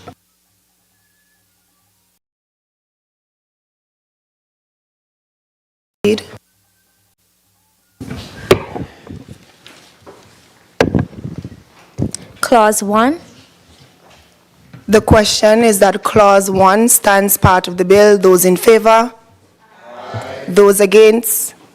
The ayes have it. Clause 2. I recognize the Honorable Attorney General. Madam Speaker, there's a recommendation that in Clause 2, we insert the definition of the expression derelict vehicle. To read, derelict vehicle means a motor vehicle that is abandoned or discarded, is stored or kept in a public place in such a dilapidated condition that it cannot safely be used for the purposes of transportation, or in its location detracts from the quality of the amenities enjoyed by a person who owns property in or near where the vehicle is located, constitutes a nuisance in law, or is otherwise a hazard to human health or the environment.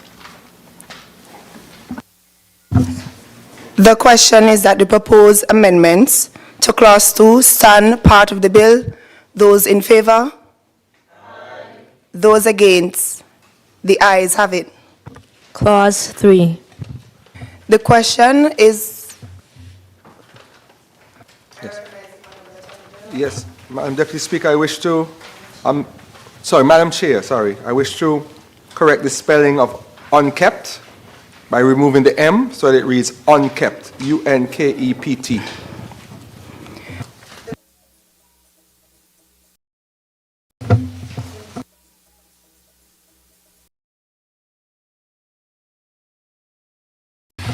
The question is that the proposed amendment to Clause 3 stand part of the bill. Those in favor? Aye. Those against? The ayes have it. Clauses 4 and 5. The question is that Clauses 4 and 5 stand part of the bill. Those in favor? Aye. Those against? The ayes have it. Clause 6. Madam Chair, it's proposed that Clause 6 be amended by deleting paragraphs C, D, E, F, and H, and renumbering accordingly. The question... C, D, E, F, and H. Yeah, it was please. The question is that the proposed amendment to Clause 6 stand part of the bill. Those in favor? Aye. Those against? The ayes have it. Clause 7. Madam Chair, it's proposed that in Clause 7, subsection 4, be replaced to read, either the chairperson or the deputy chairperson may chair constituted meeting, and the secretary shall record and maintain a log of all minutes and decisions of a meeting. The question is that the proposed amendments to Clause 7 stand part of the bill. Those in favor? Aye. Those against? The ayes have it. Clause 8. Madam Chair, it's proposed that in Clause 8.1, replace the expression managing with the expression coordinating the efforts of ministries and government agencies for managing. The question is that the proposed amendments to Clause 8 stand part of the bill. Those in favor? Aye. Those against? The ayes have it. Clauses 9 and 10. The question is that Clauses 9 and 10 stand part of the bill. Those in favor? Aye. Those against? The ayes have it. Clause 11. The question... Sorry, Madam Chair. It's proposed that Clause 11, subsection 2, subsection E, be replaced with the action that is required to be taken by the occupier and the action to be taken by the owner, where the authority is aware that the occupier of the land to which an abatement order relates is not the owner, and authority should have a capital A. The question is that the proposed amendment to Clause 11, subsection 2, stand part of the bill. Those in favor? Aye. Those against? The ayes have it. Clauses 12 through 16. The question... Sorry, Madam Chair, it's proposed that Clause 15 be deleted in its entirety and that the remaining Clause 16 be renumbered to be 15.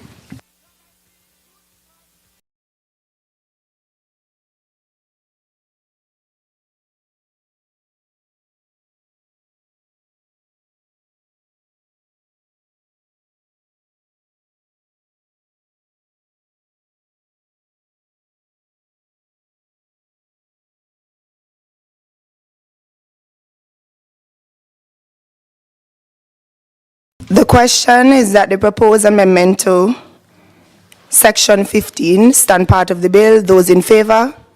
Aye. Those against? The ayes have it.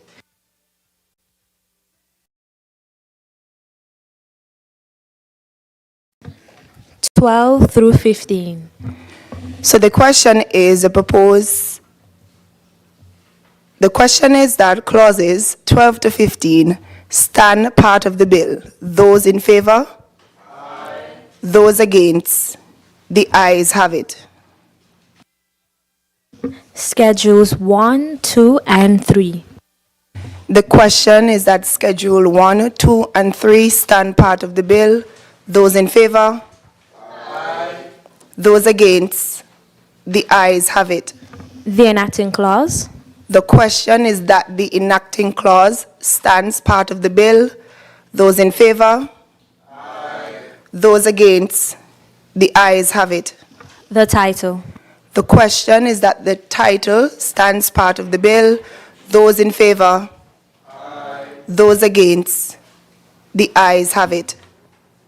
House resumes. I recognize the Honorable Senator Joel Clark. Madam Speaker, I rise to report that the bill shortly entitled the Community Beautification and Safety Bill 2024 has passed through committee stage with amendments. Madam Speaker, I now move that the bill shortly entitled Community Beautification and Safety Bill 2024 be read a third time and passed. The question is that the bill, I recognize the Honourable Member for St. Christopher 1. Madam Deputy Speaker, I rise to second the motion. Thank you.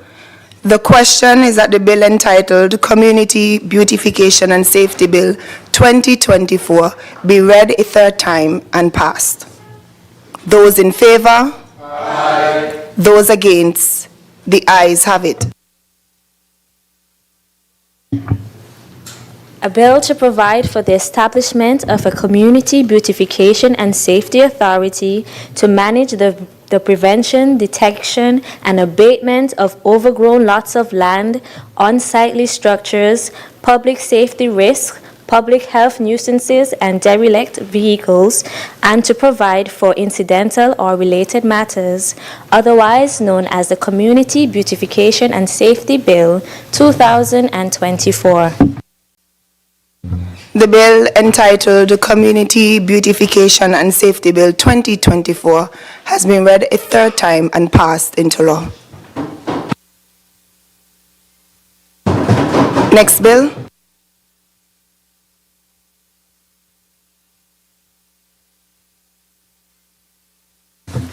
I recognize the Honorable Member for St. Christopher 8.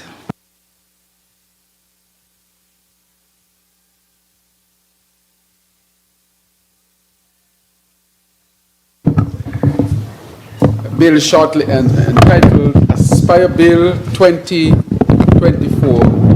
Madam Deputy Speaker, this bill was read for the first time on 8 November 2024. Madam Speaker, the Aspire program, it's a revolutionary program that the goal is it was transform the lives of the young people of St. Kitts and Nevis, and by extension, of course, the families who would be so positively impacted. Let me say that I just came from the cable where there is a process of registering persons for the Aspire program is fully underway, and I want to really thank the cable for stepping up to the plate and fulfilling its national duty in enhancing this program through its lending hand of getting persons registered. To date, Madam Speaker, Deputy Speaker, since we put this into full action, I can say that of today, November 28, 9:45 a.m., from the dashboard, we had 2,518 total applicants. The numbers have been growing exponentially, Madam Deputy Speaker. And so I want to take this opportunity to ask parents, guardians, to get their children, or those under their care, to be registered for this program.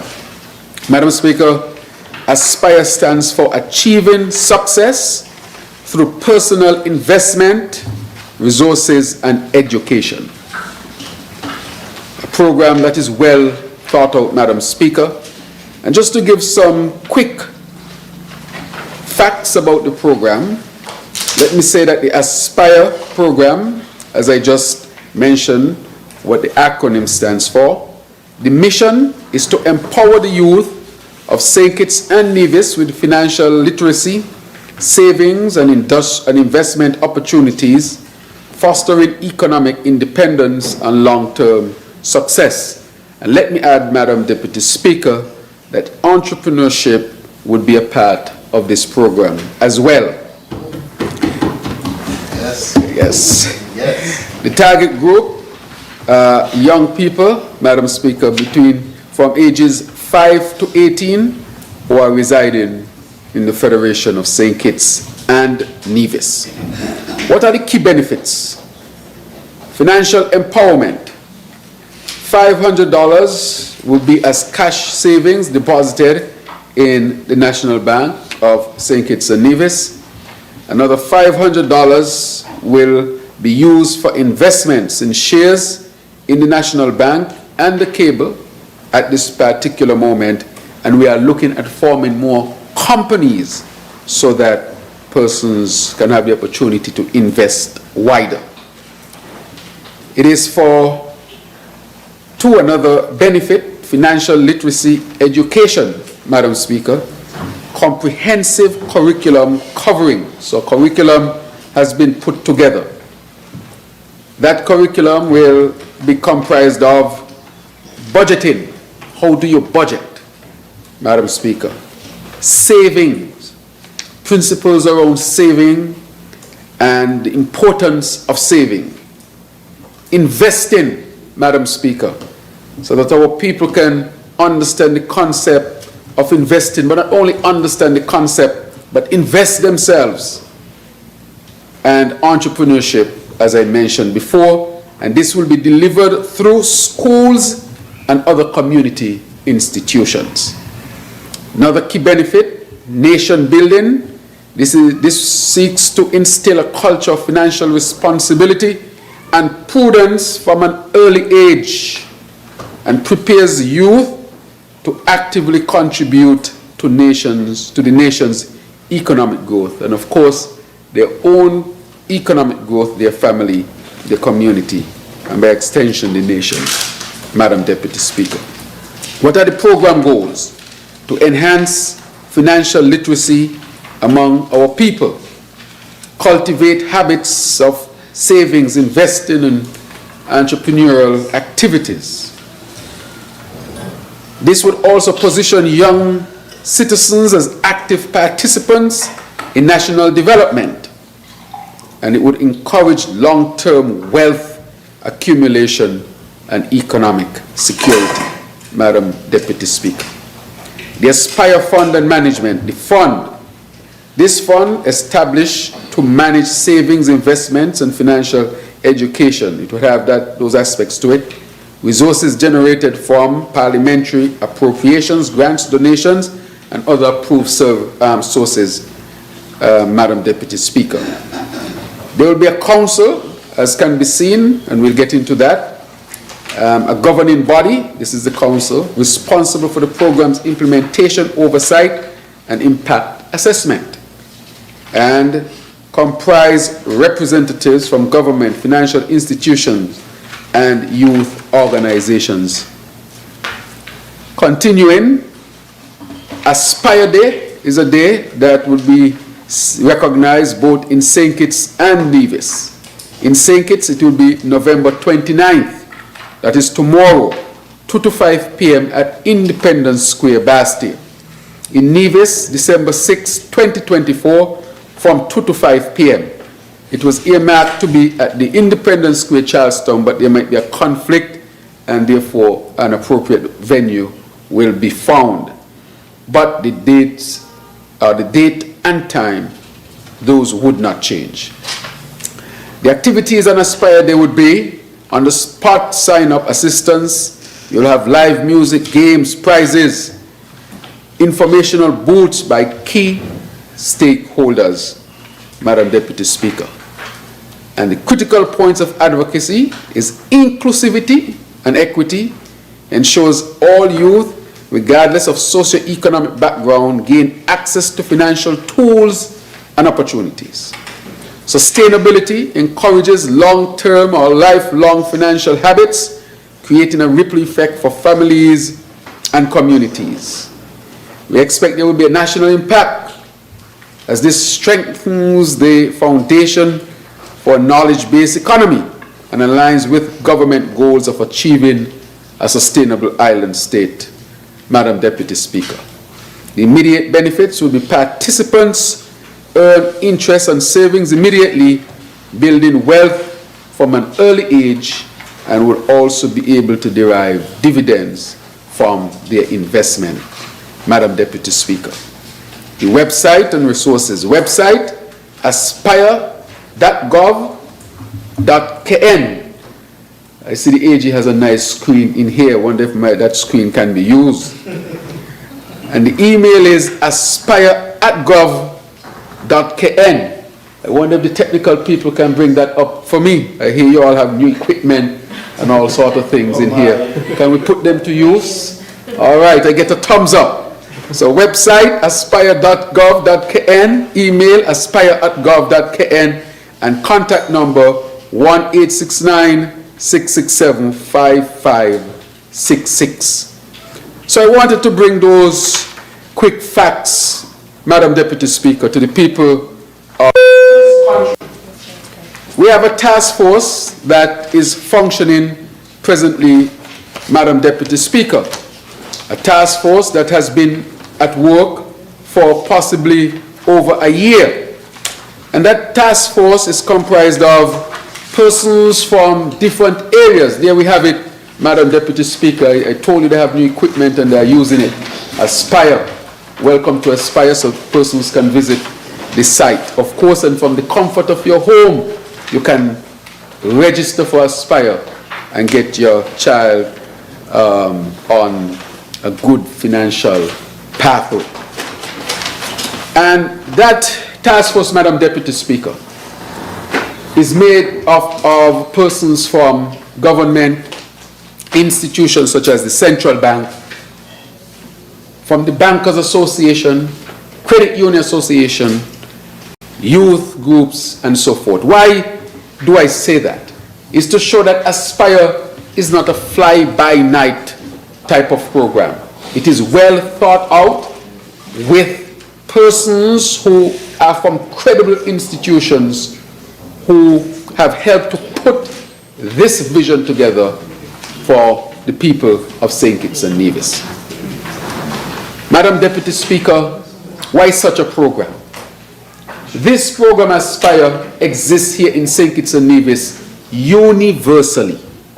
That means every child from 5 to 18 is qualified. There is no other question that is asked except those basic questions, Madam Deputy Speaker. And the parents, of course, our guardians, are responsible for registering their child. I said this program exists in St. Kitts and Nevis universally.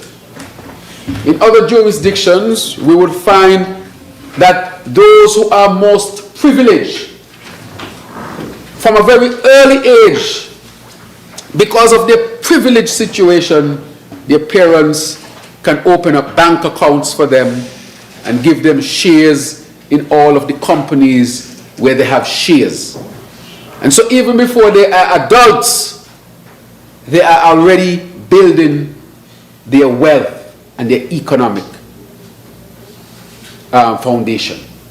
However, for those who come from homes where the parents or guardians are not able to help them to establish from an early age the opportunity to open a bank account or the opportunity to invest in a company, they are generally left behind.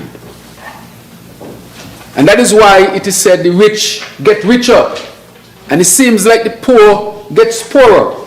But a lot of times it can be relative, of course, where everybody goes up, but one goes up exponentially while the other creeps up.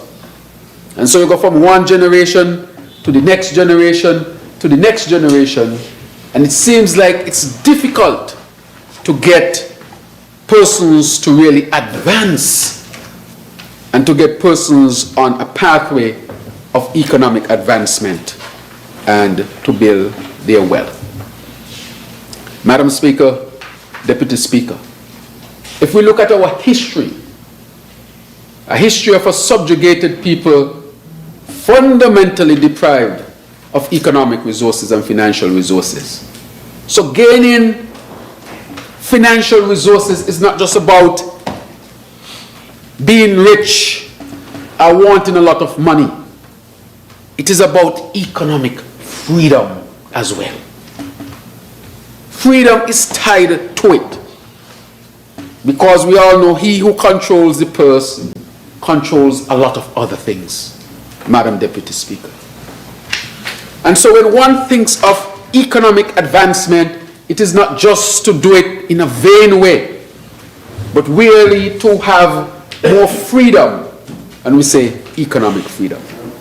Madam Speaker, for those years of subjugation and colonialization and so forth, the majority of our people were deprived of the opportunities. It's as if there were those who were endowed from God and those who were cursed by the devil. But of course that was not the case. It was because some were oppressed and some benefited from the oppression. And so that is why there was a fight from since even before slavery, when the first Europeans came to the Federation, that the objective then was, how do you subject one group and how does another group really flourish and expand their economic empire. That is exactly what it was all about.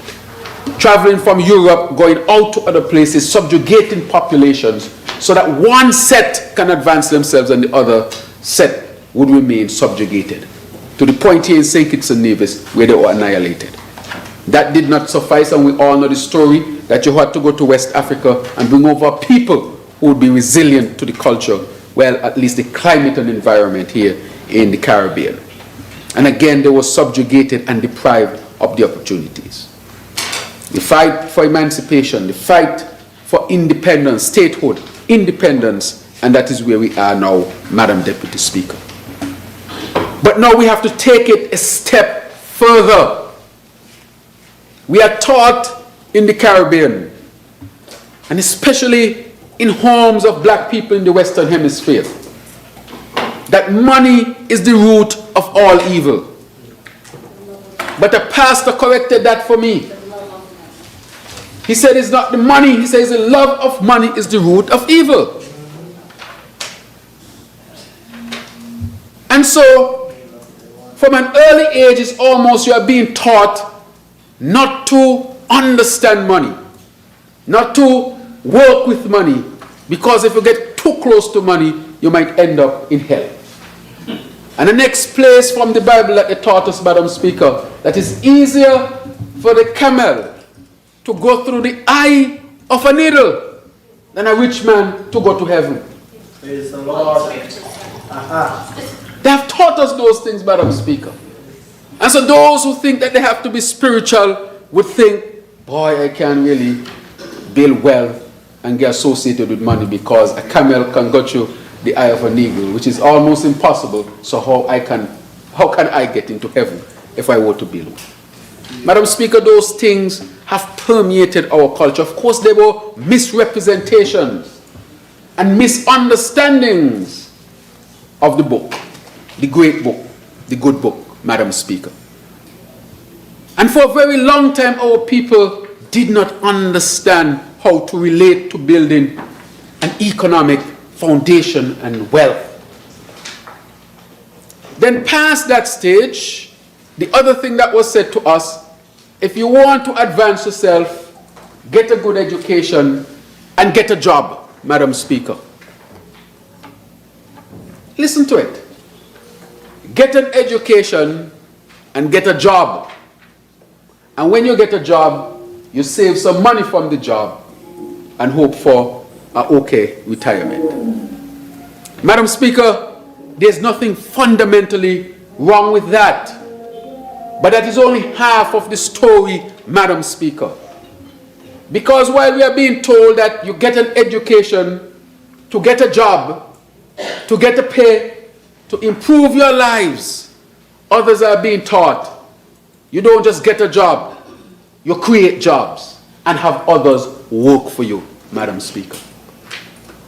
Those are who understand money, financial systems, and what it means to be economic independent. And so we have to take it a step further, Madam Speaker, that we're going to say to our young people that we want you to become educated. But we don't just want you to work for somebody, we want you to create jobs as well. And persons can work for you as well, you treat them fairly. But then that takes you to the next level.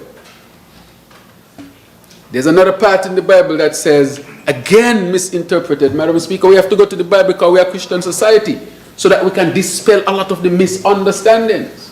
And I'm sure the pastor here, member from number 1, can help me. And then we have the pastor by osmosis. No, by genes. By genes. Yeah. Okay. The Honorable Aislinn Phillip. And Deaconess is here as well. And I'm sure we have a few on the other side too, you know. And Lerida. And Lerida. over there on this side. So on both sides of the aisle. And a part in the Bible I might need some help with this one. Where it says, I think it was two brothers, one was Ishmael and the other was someone else. And one was supposed to be the carrier of wood and the drawer of water for the other one. And we were told that is why we ended up in a subjugated position, Madam Speaker. We were taught that. And so some people thought it was our birthright to be subjugated and to be struggling all the time. And that was a misinterpretation, but I would not say a misinterpretation. It was actually taught, because that is how you make a slave, Madam Speaker. This thing is psychological.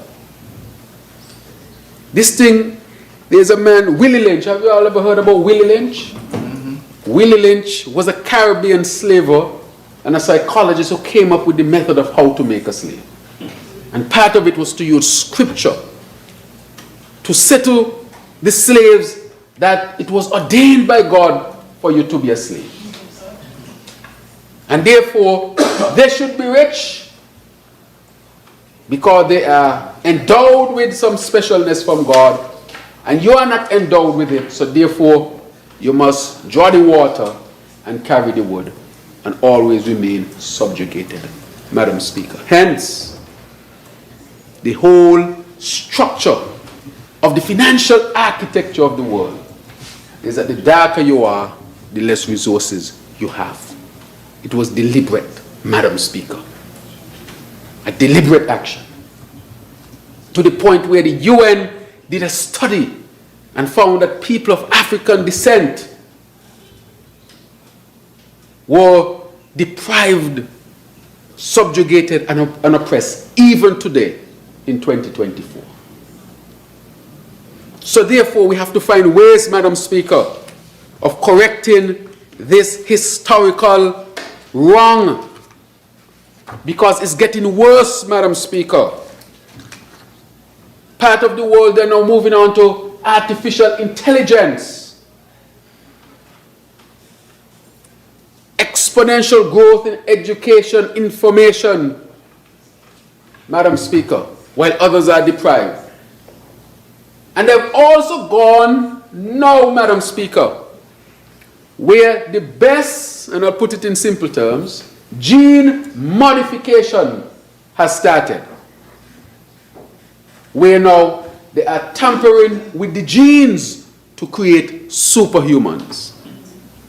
These are things we don't know, because this knowledge is not available, but is a next step in a direction to create one superior, another inferior in their eyes.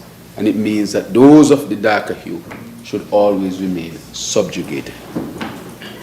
Madam Speaker, this is serious, it's systemic, it's systematic. It is not by accident, it is deliberate, Madam Speaker. Just go to the United Nations and ask why they declared a whole decade for people of African descent. And why CARICOM, and specifically the Prime Minister of Barbados, has asked that there be another decade dedicated to people of African descent because of the gap. And fundamentally, the gap in wealth and wealth creation. Because we have not learned yet what money is as a people and how to handle money as a people. That knowledge is obscure, Madam Speaker. It is so bad in the Eastern Caribbean that 1 in 25 people in the Eastern Caribbean has shares in any company, period. So if you have 1 in 25, what percentage is that? Member from number 3? I could calculate 4%. Huh? Yeah, 4%. 4%! The lawyer knows it more. He's a money man. Oh, he's a money man. well, he learned long time there. 4% of the population of the OECS has shares in anything. according to the data from the central bank. So it means, therefore, that if it's only 4% of the people in the OECS, and in St. Kitts the number is also very dismal, well, how would our people lift themselves up? How is it possible? Madam Speaker, are we going to just depend on a salary alone? There's no government anywhere in the world can pay people enough to build a financial foundation to make them economically independent. Systems in Europe understand this. The United States understands this. Canada understands this. Australia understands this. And that is why the people, while they work and do all the other things they have to do, most of them own shares in companies, Madam Speaker. So they make passive money. While they're sleeping, their money is working for them. That is why they're on the stock market. They understand the stock market. This new thing come on the stock market, put some money there. In the next 6 months, it's going to go so much. You invest $1, it's $200 next week. We don't understand those concepts. We hear about Bitcoin, almost $100,000. That was just 7,000 something dollars in 2020, and now almost $100,000. How many people in our country have any Bitcoins? Understand, boy, when it cheap, get some. When it go up, I'm going to be a millionaire overnight. How many of us even participated in that, Madam Speaker? Hardly any of us. Even the very educated among us don't participate. Because if I do a survey in here right now, I can count on my hands how many persons in here own shares, Madam Speaker. Because it's not part of who we are. It's not part of our culture. Our culture is go to school or learn a trade, get a job, which is good. All these things are good. And get pay. And then you work and hopefully you got a savings there and a pension there. That is just going to keep you going, Madam Speaker, but it's not going to allow you to break the bonds of financial constraint. You do that by becoming entrepreneur. You do that by investing. You do that by understanding money. Because when you understand it, you can put it to work for you, Madam Speaker. So with the Aspire program, as much as the children will be getting money to invest and money to save, I propose today that the strongest point will be the educational aspect of it. Because when you teach them from 5 years old up to 18 years old, there's a saying that says, a brain enlightened can never go back. Can never go back. Once they become enlightened, they cannot go back, Madam Deputy Speaker. And so this program is to transform the next generation. Just like when we went from no education to primary school education, and our first national hero, leader of the great St. Kitts Nevis Labour Party, brought comprehensive secondary education and eliminated common entrance. And so every child in St. Kitts and Nevis between 5 and 16 has a right to an education. At the time when he did it, back in the 1960s, he was called all sort of names. Or he mixing them black people with them rich people. And we heard the stories of people taking their children because they didn't want the black child from Monkey Hill to mix with their child when they come town. That was part of our history.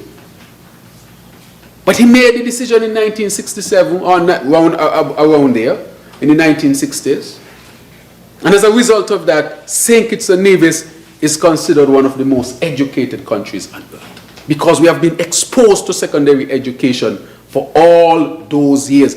You all know they have common entrance in other countries in the Caribbean still? Still have common entrance. But in St. Kitts and Nevis, because of that, since in the 1960s, we have a right to secondary education. And that is why this party went further, Madam Speaker, and extended that right to college. Because we understand that education has to be as accessible as possible. The difference between an animal and a human being fundamentally on this level is access to knowledge and education.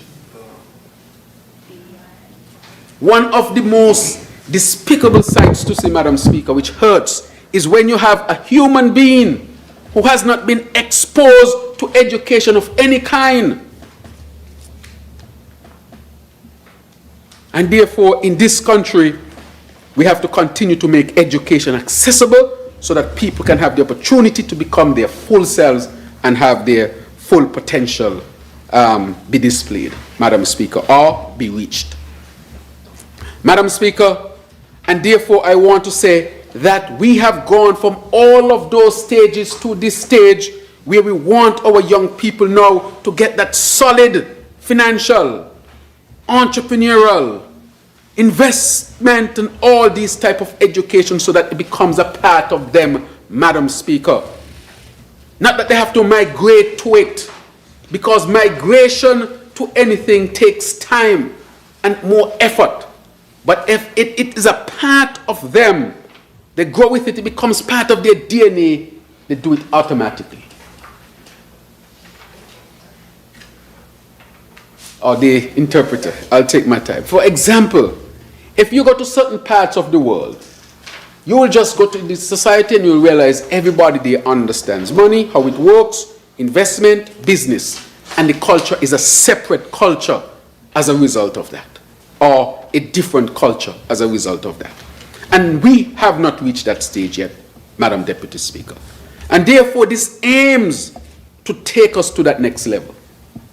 Because, again, we have to understand if we don't get to that next level, the economic freedom, the financial freedom that we seek, it will not happen, Madam Deputy Speaker. We have to engage in these other activities to take us to that next level. I want everybody in St. Kitts and Nevis to own shares in something, because you understand what that means. You're going to invest in that. So while you're working and you're getting your salary and you're saving, you invest in a company somewhere so that you can see the dividends and you can actually pass those shares to the next generation. Pass it on. You don't have to cash them out. You can get the dividend from them and do other things with that. More investments, businesses, whatever you want to do. But you can actually pass that wealth on to the next generation, Madam Deputy Speaker. How much of us in St. Kitts and Nevis that when we pass on, we leave shares in companies for those who we left behind? Hardly any of us, Madam Speaker. I can say it's definitely less than 4%.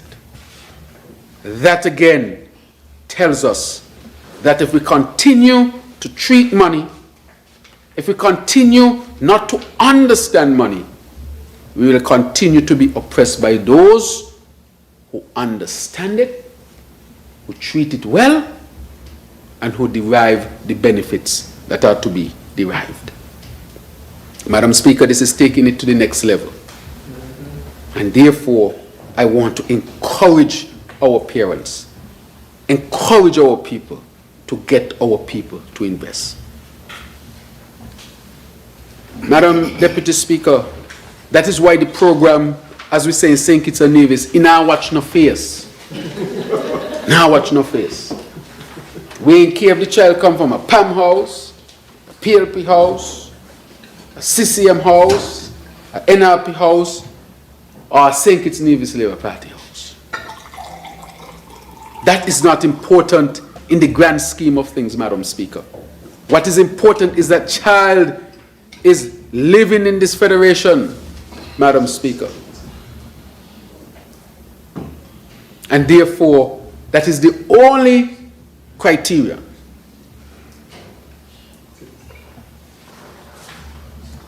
And you can apply for this. A citizen of this country, Madam Deputy Speaker. That is what we are looking at. And so I had the opportunity to go to the cable today, as I mentioned in my opening. And I see the parents there, and they're being helped by the staff of the cable to input their information, Madam Speaker, getting signed up and changing forever the lives and trajectory of their young ones. They will always remember where they learn investments from. And you will see them, after about 5 years and they understand the concept, they will go on the tablet that the Minister of Education has provided, and they are going to look at companies all over the world and say to the parents, this is a company you need to invest in.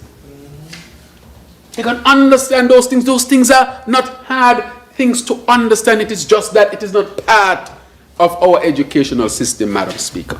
And when I say educational system, I'm not just talking about a formal educational system. I'm talking about even informal, meaning at home, in the house, they're not hearing these things. And so we hope that the education that they glean from this program, that they would use that to even influence their parents, Madam Speaker. Influence their parents to also learn about money and how to manage money and how to use money. We're hoping that they can teach them to budget, how to invest, how to save. So you want the child to say, you go to the supermarket, Madam Speaker, this cost, this cost, that the child can do a calculation, help the parent to make the best decision at the point of sale. This is the type of culture that we need to be fostering. And I want to say clearly, there is no other country in the Western Hemisphere with a program like this. It's universal. None. This is what I call a trend setter. Preparing our people to really be the leaders in the region. As they say, we're small, but we're taller. Our size is not a limiting factor. It doesn't matter how large you are, but how much you can apply yourself, Madam Deputy Speaker. I would like to see other countries adapt something like this, or adopt something like this, rather, so that their young people can also understand. Because the more people understand, is the more humanity on a whole will benefit. One does not have to benefit at the expense of the other. It doesn't have to be that you have to oppress one, that you move up and the other moves down. It is that we can move together, Madam Deputy Speaker. That is the goal. So it should never be thought of in that way, that you go up and I come down. There's enough room for all of us, Madam Deputy Speaker. And so if we were to adopt this, we will see a lot of more innovation and entrepreneurial activity, which will benefit all of us in the long run. Madam Deputy Speaker, for example, let's look at Bill Gates, for example, and you look at his trajectory. He had access and exposure to computers at a young age. He discovered his passion. He started to tamper with them, as we say in St. Kitts and Nevis. He mashed up a few. Because sometimes you have to fail to win. And because of that exposure and that fostering from the family, he was able to become a master at the computer. There was nothing extra. You don't want to take anything away from him. But if you have people in St. Kitts and Nevis or young people who would be exposed to such, they can develop themselves to those levels as well, Madam Deputy Speaker. Look at all of them. Some of them tell you, well, when I graduated, my father gave me $150,000. And they put it to use. But at least they had a father or mother who gave them $150,000. A lot of people in St. Kitts have to turn around and work to help their parents, which is a noble thing to do. But just to show you the difference. So while they are stepping out, you have to go back to pull forward. So they're already ahead of you. And that is why it says the rich get richer, and it seems like the poor getting poorer. And every now and then, somebody who is not so privileged will excel. And we might admire them, which is a good thing to do. But what about those who don't excel? Where do they go? Where do they end up? They too should have a chance. And that is why we are saying that by the time these children graduated, they're not looking towards their parents because the parents may not be in a position to push them forward. They will be in a position to say, I have this and I have knowledge and now we're going forward. So you're propelling them forward, you're pushing them forward so that they don't have to go back to come forward, but they can continue going forward, Madam Speaker, so that they don't get left behind. That is part of the reason for Aspire. And so I want us to take this extremely seriously. I'm very, very proud of this. I want to thank my colleagues for their full support on this. I want to thank the CAPSEC who has taken this on and has been leading the task force with an excellent team to get this together. It took a lot of work. Put your hands, yes. Every household in St. Kitts and Nevis will be affected. Every single one in St. Kitts and Nevis, in a positive way. It took a lot of work, long days, long nights, getting the educational piece together, testing it in schools to see, age-appropriate financial education and all that goes with it.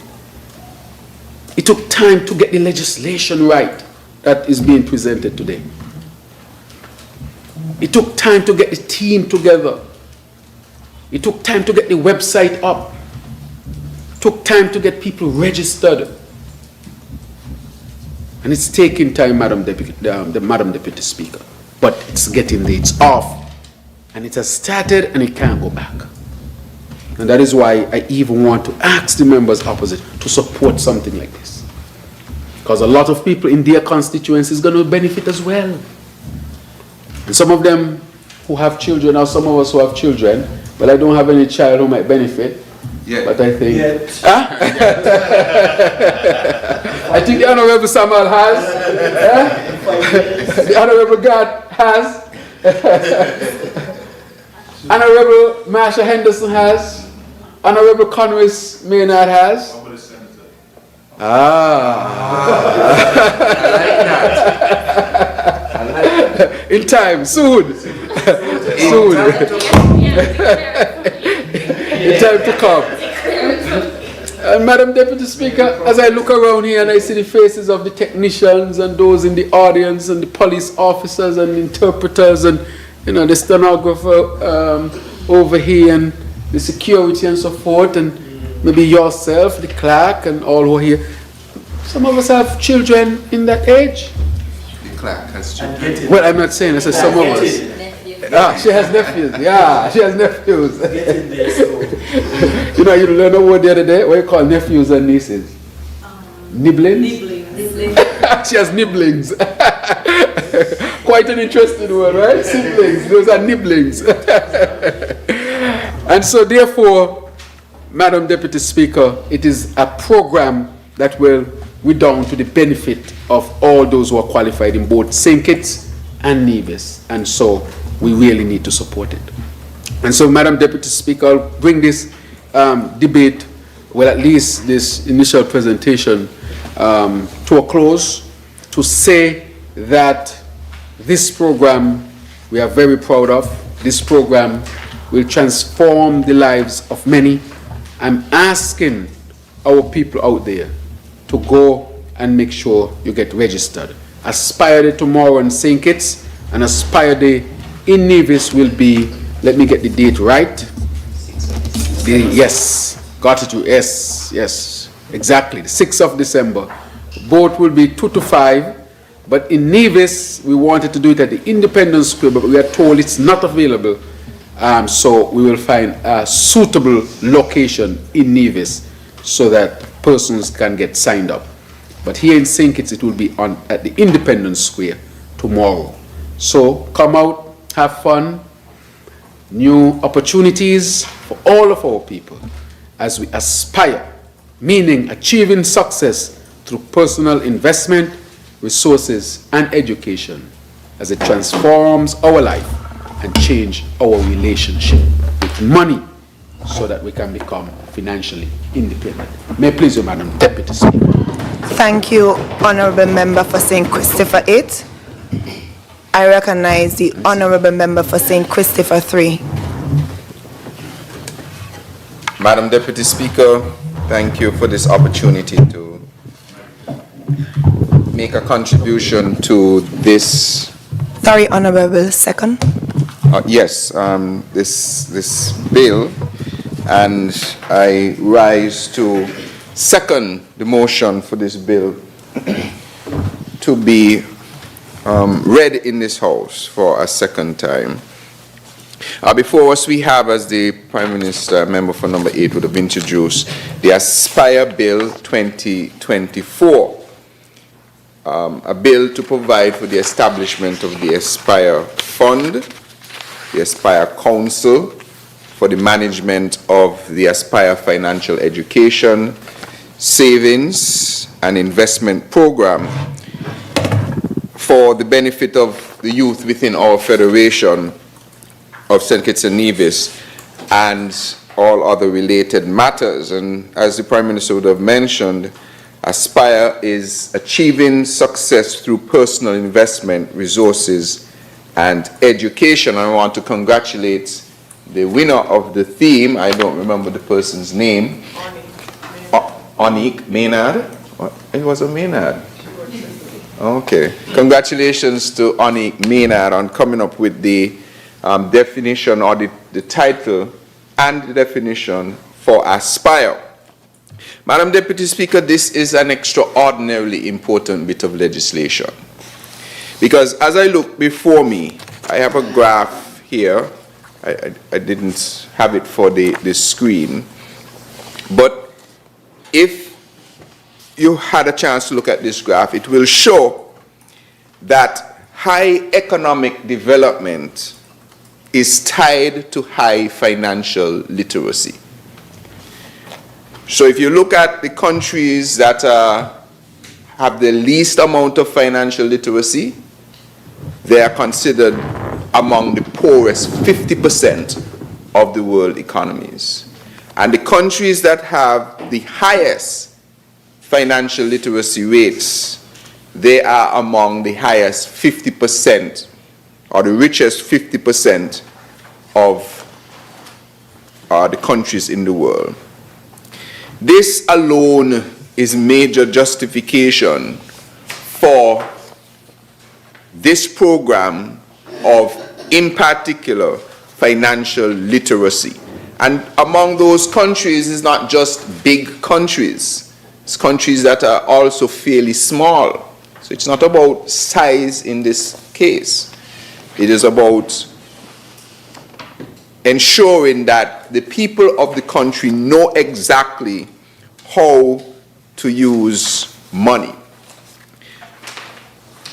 So this is a critical bit of legislation, and I want to commend the mover of the bill for his leadership on this, in collaboration, of course, with the cabinet of the federal government, for instituting this remarkable program, where a child between the age of 5 and 18 will be endowed with a startup or a starting place for learning about investments, learning about growing money, learning how to use money for the benefit of themselves and their family. The Aspire program has a number of parts to it, as I would have mentioned. The key features include, of course, the comprehensive financial education program. This will be in collaboration, of course, with the Eastern Caribbean Development Bank. What did I say? Eastern Caribbean Central Bank. What did I say? Oh, Central Bank, sorry. The government, of course, will and has been developing comprehensive financial education curriculum tailored to the needs of young people. And so I wanted to touch on a few of the topics that I'm sure will come out in the education of what persons should know when they start speaking about financial literacy. You have to learn about things like asset. What's an asset? What does it mean to have an asset? Items that can be converted into money or has a value So you will have assets. Beneficiary. What is a beneficiary? When your stocks or your savings mature, or when there is an insurance payout, or when there is a benefit to be paid, what is the beneficiary? How do you budget? Budget, of course, is one of the most important tools in financial literacy. How do you know that you have $100 and you have to write down or use whatever mechanism you can to apportion $10 for food? I had a gentleman who said he had, I think, remember for number one, know him very well, I'll tell you who it is after. He had a 10% fund for entertainment with the opposite sex. 10% fund. So he has budgeted, can't spend any more than that. I don't know if it's called a boopsing fund, I'm not certain. Entertainment. 10%. He said he cannot go over 10%. 10% fund. No matter what. Parliamentary language. You would have X amount of percentage for education and so on. And I, as a mathematician and so on, and someone who always numbers, I had spreadsheets coming up. No, not for that. No. Down to everything, you know, I had how much is entertainment, how much is to save, how much is to this, etc. I was going to university every week. I'm following up because I know I have a budget. I can only spend this amount. If I have to catch bus or do whatever, I can only catch it this amount of times. I can only spend this in the supermarket. If we have Friday night lime and we go on liming, we only could buy, what the barbecue place name on the corner in Cave Hill? Forget what the name is now. Just by Royal Bank there. What you say name? No, not Oystins. I can't remember. My wife would remember because she used to hammer that one. I should remember. Eddie's. Eddie, I think it's Eddie's. You know how much you have for that? You know how much you have for this, etc. Budgeting is extraordinarily important. And if you don't understand how to budget, you can realize that you can overspend on things because you just didn't take the time to appropriate how much money. In the old days, the old people might have used to have different bags. They used to put the money in one bag is for this, one bag is for that. So when the bag money finish, it's done. Compound interest. This is a big one. A lot of people do not understand the impact of compound interest and how it can help your money to grow exponentially. I remember once, I was in another jurisdiction at the time. I give this story all the time to when I'm speaking to especially young people about savings and so on. And this gentleman used to play a special lottery every week. I think they used to have these papers where you buy a lottery from St. Thomas and so on, and they buy it and it has on all these numbers, you know, $25, $20. And he tell me he's doing it for the last 20 years, trying to win like a $50,000 or something.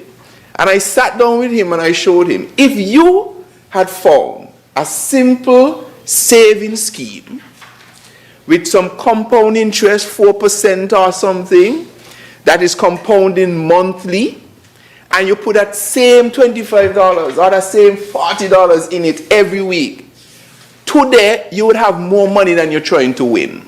Wow. Compound interest. But there's another word that when I'm finished I'm going to say that will make all of this possible.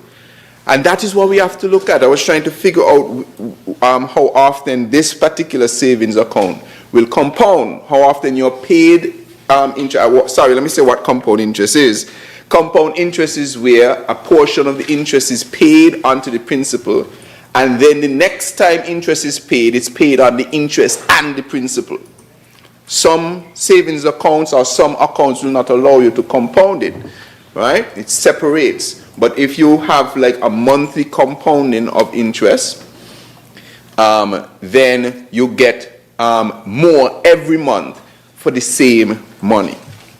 This is very, very critical, and I'm excited for our young people to learn about this. Terms like credit. What does credit mean?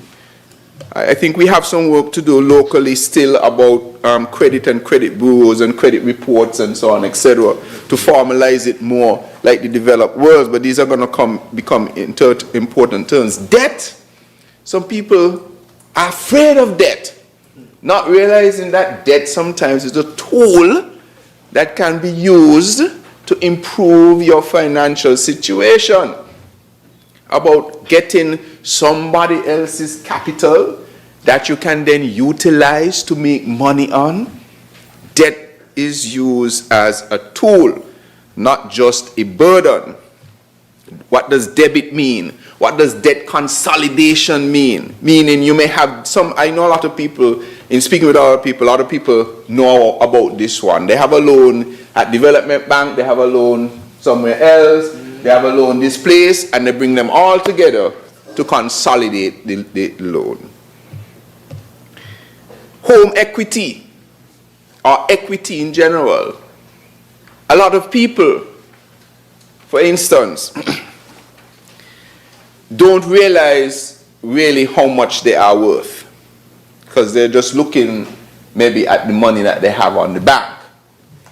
But they have a house, or they're paying off for a house, could be a small house, and if they get it appraised and valued based on where it is, could be worth $500,000, $1 million, even for, you're smiling, a small house is what in this kind of times, a small house, I'm going to tell you how much a square foot house would be $1 million now. It's not a big house. 1 million divided by 400. A 2,500 square foot house could be worth $1 million easily. How much bedroom is that? That's about maybe a 3-bedroom house, 2 to 3 bedroom house. NHC house is about 600, 700, 800. The bigger one is what's the biggest one? The 3-bedroom is 297. No, the square footage. It's closer to 1,000, right? So that is close to about, in value, after you get it, even though you pay 290 something, it's immediately going to be worth about 500. How can you use that value in your home to then go and do other things? That's the equity you have. The difference between how much you owe on your house and what the value is, and how you can leverage that value that you have. In fact, I was listening a commentary of somebody who, you know, Mr. PM, you have persons in the social sphere that like to say, oh, the CBI has raised this amount of billions, and where is all the money for the billions? And somebody was listening with me and they said, wow, that's a lot of money for you. And I said, they are talking about money raised over 10, 15 years and putting it together to make it sound like a lot. So I told the gentleman, I said, you are probably a millionaire. He said, no, man, me ain't a millionaire. I said, you don't make more than $1 million. He said, no, I never had $1 million in my life yet. And I showed him. He asked him, how long you working for? He said, 20-something years. I said, what was your average salary? I don't remember, but let's say it's $4,000 or $5,000 average over that time, $3,000, $4,000, $5,000. If you calculate that, that's close to $1 million. He said, I can't believe, boy, I don't make $1 million. See, 5,000 is 1.2. 1.2 over how many years? 20 years. 5,000 is $1.2 million. Couldn't believe.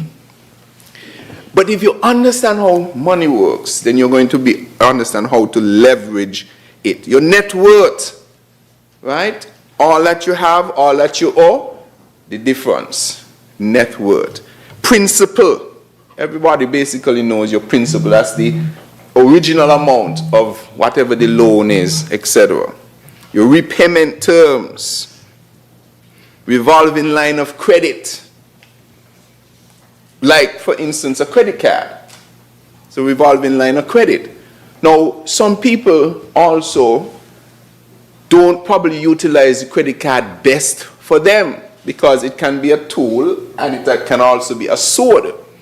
Because the interest rates on credit cards for that facility are usually very high, probably around 19, 20%, maybe even more. However, there are benefits, and I'm coming to that last word I'm going to use. There are benefits for using, understanding how to use a credit card. Usually when you use a credit card from an institution here, there is some attached benefit that you can derive. Whether it is you get miles, that has a value to it, whether it is you get cash back, or whether it is you get points. But some people erase that by keeping money owed on the credit card at these very high interest rates. You really should be using the credit card as almost like a security, that you know you have the money. Somebody is allowing you to use a bit of plastic to transact that money. You buy the thing, make sure you pay it off, and you get not only the thing you buy, but the value that comes with the credit card. But some people leave their credit card, money on the credit card, as opposed to a debit card, for instance, and I don't want to sound too bankish here, but a debit card, when you use that, you can be exposed, right? Because a debit card is directly linked, I want to sound too bankish here, but a debit card, when you use that, you can be exposed, right? Because a debit card is directly linked to the cash in your account. So God forbid something happen with your debit card and so on, etc. There's usually not the easiest way to get back your money from the bank. Credit card, however, is different because it gives you that time to make your purchase or to observe something that is wrong with the card and tell the company, look, I am not responsible for that. Oh, sorry. I am not responsible for that, Mr. Long, for the interpreters. And so that is a tool that you can use if it is used well. Then, of course, we spoke about stocks. You can buy a stock, shares in companies, and watch them grow.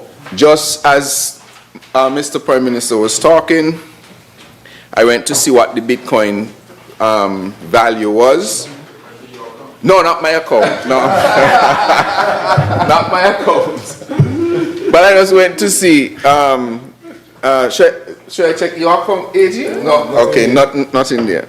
And even in the time that we're speaking, I think when I checked yesterday, I was just doing it for information purposes, right? It was. It's true. It's information purposes. It was about $92,000 per Bitcoin. Yesterday. Just when you were speaking, it was $95,000. You want me to talk again? No. But hear this. But hear this. After you spoke, it went down to 94,900. I mean, I shouldn't stop. Right? Now, the point is, as the Prime Minister mentioned, just a few years ago, that same Bitcoin was worth $7,000, I believe, thereabout. So 7 into 93, yes. 5 years it went from 3,009 to 90. Right, 5 years it went from 3,009 to 90,000. That's 30 times, right? It's about 30 times. So if you had put $10,000 then, I'm not promoting Bitcoin. I'm just giving an example here. If you had put $30,000 then, and you were not, and I'm coming to that word that I'm going to talk about, and you were not edgy and so on, etc., 10,000 times 30 is what? 10,000 times 30 is. If you put in how much then? How much you said you wanted to put in? 10,000. I put 10,000. If you had put 10,000 then, it'd be worth 255,000 now. 255,000 now in 5 years. 10,000 then would be worth 250 something thousand now. Right? That is the power of understanding money and where to put it. Right? But the big word that I want to come to, that I trust will be accommodating or in line with all of these, is discipline. Discipline. Financial management requires discipline. And a lot of us don't practice discipline when it comes to money. When I meet with young people, I tell them, if you have X amount in your salary, determine how much of that you can just completely ignore that you have. It don't exist. You don't count it. It is what you have decided to put aside to grow. You don't count it. They will be fed up of me telling the story when I first got my first little job. I'm still at home, taking advantage of the fact that just coming out of CFB, parents ain't gonna charge you no rent, right? So, fortunate to still be in your mother's house, getting your first small paycheck. I only counted a small percentage of the money that I got. So everything had to fit in that. Dating. So you walk from St. Paul. Right? Everything had to fit in that. Whatever it is I was gonna do had to fit in that portion that I count as available. And the rest, saving for at that time for university. And in 1 year, I was able to save enough by doing that metric from a small, less than minimum wage right now, at that time, small amount to buy my plane ticket, buy my laptop, and pay down for my the apartment at university. Just by having that discipline. And I hope and trust that part of the education for the financial literacy is going to be about discipline. Seeing money and not seeing it. We've heard of a lot of stories of persons who are in different areas that have access to money. Unfortunately, I know some young people who saw money and could not see the money. End up in jail because they did not have the discipline to see the money that is not theirs but they have access to and take it up, hoping that one day they'll be able to put it back or somebody's not going to figure it out or find it out. Discipline is what is going to be critical in money management. Set a goal of what you want to achieve. I understand, I learned, as I mentioned yesterday, I was in a meeting and some young women were telling me that they're ready for carnival and that they don't spend $2,000 and $3,000 for the costumes. I said, what? Madam Clark, that's how much they cost? Wow. 2 and 3. It's going to be a grand parade. $2,000 and $3,000. And they said then that January morning they know that they want to have fun. They start putting the money aside. Discipline. They are disciplined for that. Right? Start putting money aside. Right? Discipline is going to be so very critical.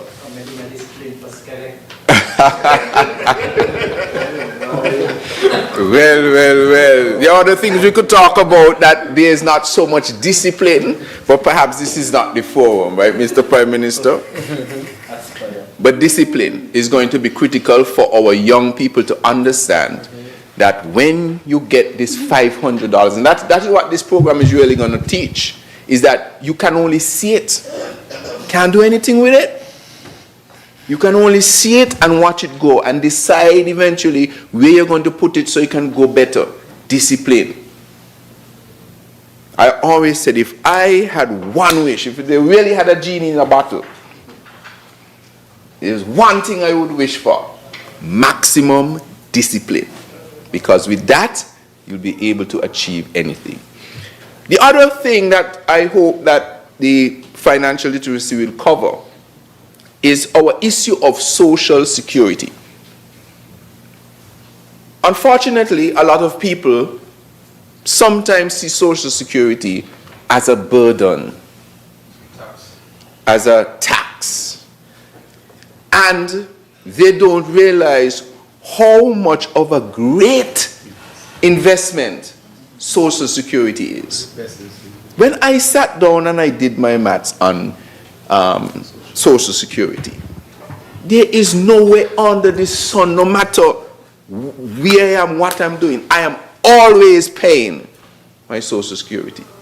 Because here you have a social protection scheme where the average says, what do you call these people who do those, the analysis of the actuaries say that in general, you recover your investment in social security in what? 4 to 5, 6 years? That you recover the amount of money you put in social security? Well, if you retire right now at 62, you're healthy and so on, etc. In a few years, you'll recover the investment you have put in and guaranteed further payout for the rest of your life. In fact, right now, our security, social security, pays out a maximum, I believe, of $3,900 if you are at the highest scale. And in order to get $3,900, you would have had to pay about $600 to $700 or so a month for a number of years. So imagine that you're close to retirement and your last 5 years of your retirement, and out of your salary, because now you may be working the civil service for some time, your salary has gone up, it's closer to $6,500, let's say, just giving an example, at the top level. It's the same thing for any other level.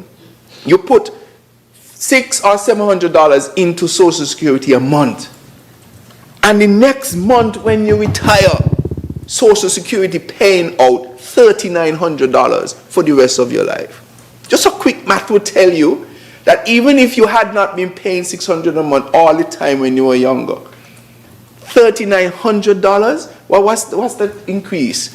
That's hundreds of percent more. It is the single best investment that this country has, Social Security. So I want to encourage, one, of course, that this will focus on educating persons of how important Social Security is.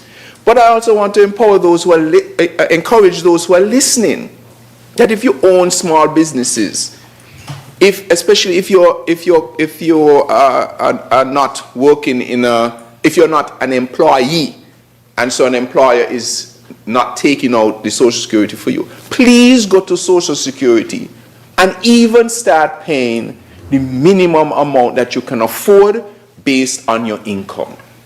It is the single best investment that you can make into your retirement and your future, because that is what this all leads to. It is about how do you prepare a life that is comfortable for you when you're no longer able, for instance, to make an income. So I want to encourage the use of Social Security as part of your investment strategy going forward. The best that can do. Now, I think that the Aspire is a piece of legislation that can help to break that cycle that the Prime Minister was speaking about, where the rich appear to be getting richer, well, not appear, the rich continue to get richer, and the poor appear to be getting poorer. Financial literacy is part of the tool set to break that particular trend. I was fortunate that I had some financial literacy growing up. Everybody doesn't have that. So I knew from a very young age that it was important to save. So when I win a couple crowns, I didn't go on a splurge. I invested in things. 20,000 every year. Don't say that. I don't think that was. But I invested, I knew that I needed to invest the money.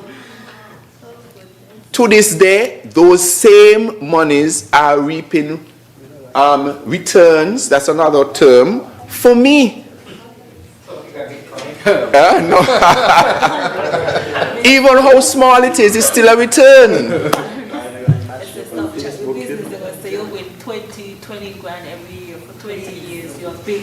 Oh Lord of mercy. But no, you see, and another thing that the Prime Minister spoke about, it sometimes appears to be a sin to be prudent and responsible with your money and doing the things to invest properly and to be disciplined about it. So yes, I've had some opportunities, I've won a few crowns, I've performed and so on. But fortunately I knew, and I had a bit of financial literacy, to do a little investment here and there. Even now, I continue to encourage and participate in discipline and not paying attention to a certain part, whatever small it is. If it is $1, if it is $10, it all adds up. That don't count. I don't see that. It's not there. Everything I do has to be budgeted on this amount, because that day will come when you have to tap into it for some sort of emergency. The investment literacy will also have to speak about insuring oneself through health insurance and life insurance, and how much those cost and the returns you get on them and the tools that they have. That they are also forms of investment that you can evaluate to see if they fit your needs, no matter what your salary is, whether it is minimum wage or a large wage. And so I want to congratulate the mover of the bill for this very, very important bit of legislation to support the agenda of improving the financial literacy and the investment capabilities of our young people. I am happy to learn that our young people now will be having discussions about what they have stocks in, what they have shares in, how much they are saving. In fact, the other day, I don't remember if it's my 8-year-old or my 10-year-old, had a little money in their piggy bank, and they said, whatever the amount was in the piggy bank, they said they had $1,000 and something. I said, 1,000 and something? I said, where you get $1,000 from? They said, the government is giving me $1,000. What? My daughter told me that. She don't count that. So the money she has in her piggy bank or saving, whatever she has, she add on 1,000 and she says, I have 1,000 something. And I wonder, I said, where you get $1,000 from? She said, the government giving her $1,000. So they are ready and anxious to be a part of this process. And I know it's like that for others. I think when we went to the independence, I think a student had said something like that as well. Right? So they are aware, they are ready. And we are very pleased that this Labour Party administration continues its universal effort for the good that we can do in empowering our people to move them from one stratosphere of life to the next. And I'm very pleased to be a part of this. So may this bill have safe passage to this honourable House. May it please you. Thank you, Honourable Member for St. Christopher 3. I recognize the Honourable Member for Nevis 9. Yeah. Thank you. Thank you very much, Madam Deputy Speaker. Madam Deputy Speaker, I think that all that needed to be said has been said. But I believe in the importance of history, and I want history to record that I stood up and said something on this day. I believe it is the 28th day of November in the year of our Lord 2024.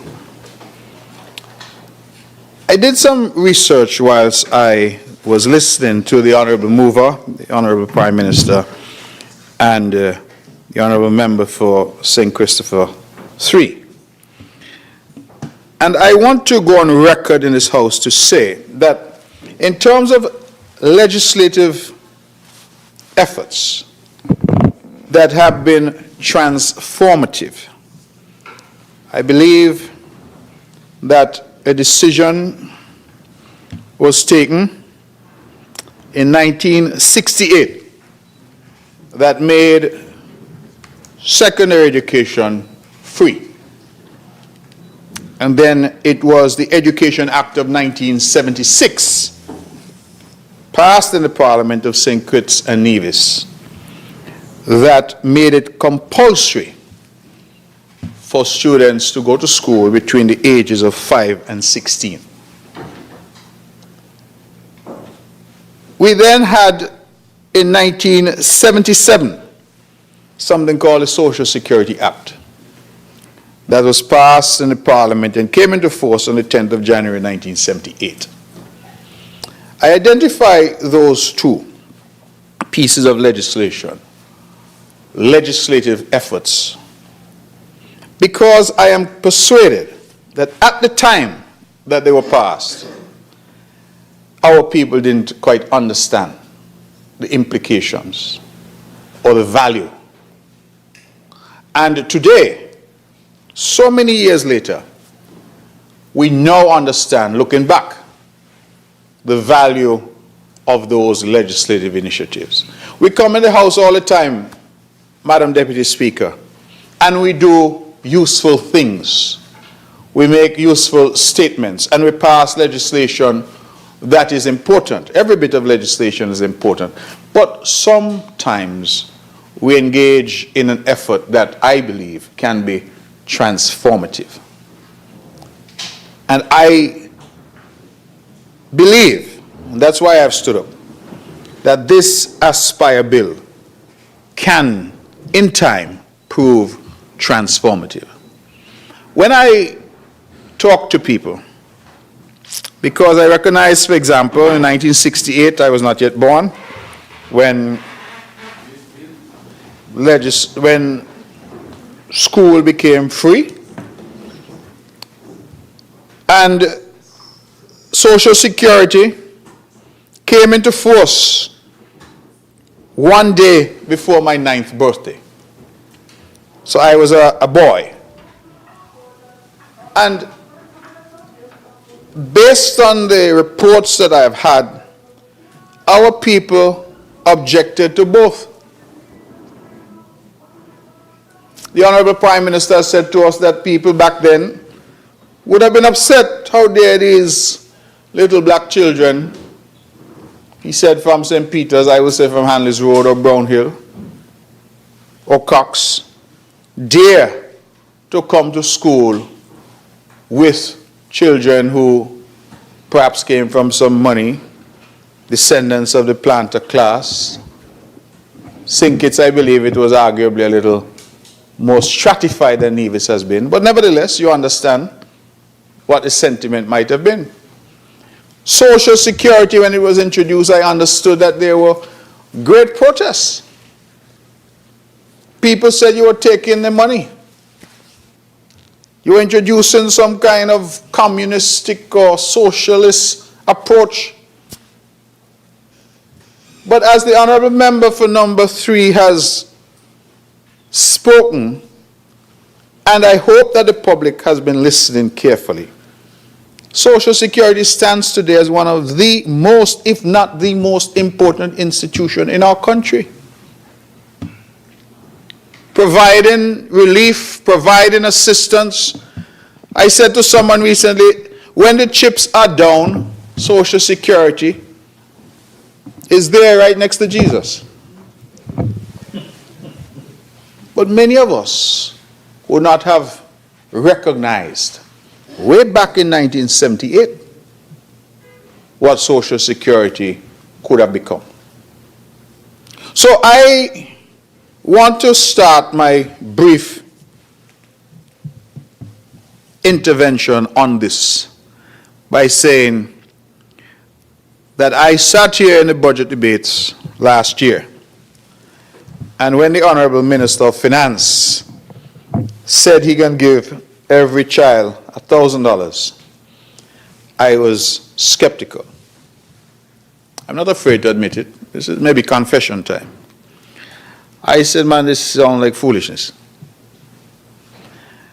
And I held that view quite firmly for some time, until I saw for the first time, and I want to go on record to commend the Cabinet Secretary here in St. Kitts, Dr. Marcus Natta. Because Dr. Natta journeyed to Nevis.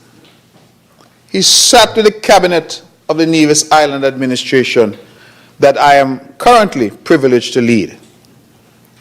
And when he was done explaining the work that had gone into this Aspire bill and the intentions behind it, the policy, I had to admit that I was wrong, and that my earlier skepticism was misplaced.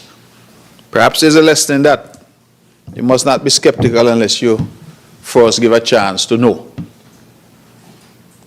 But he explained it, and I am here to say today that if this Aspire bill and what it portends, if it is implemented as anticipated, it will transform St. Kitts and Nevis in a way that we perhaps cannot even now imagine.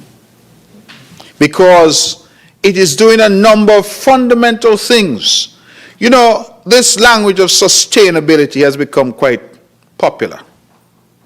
Perhaps I should give the government credit. Everything they say, they want sustainability. Sustainable island state. And I keep making the case that we cannot achieve sustainability without our people. We could do all we want to do with energy. We could build buildings better, build smart homes, build smart hospitals. But the core of sustainability for any country and for any island state has to be our people. And all that we have heard today is correct. Rich people are getting richer and poor people are getting poorer. A big part of that is the decisions that are being made by those people and the lack of education.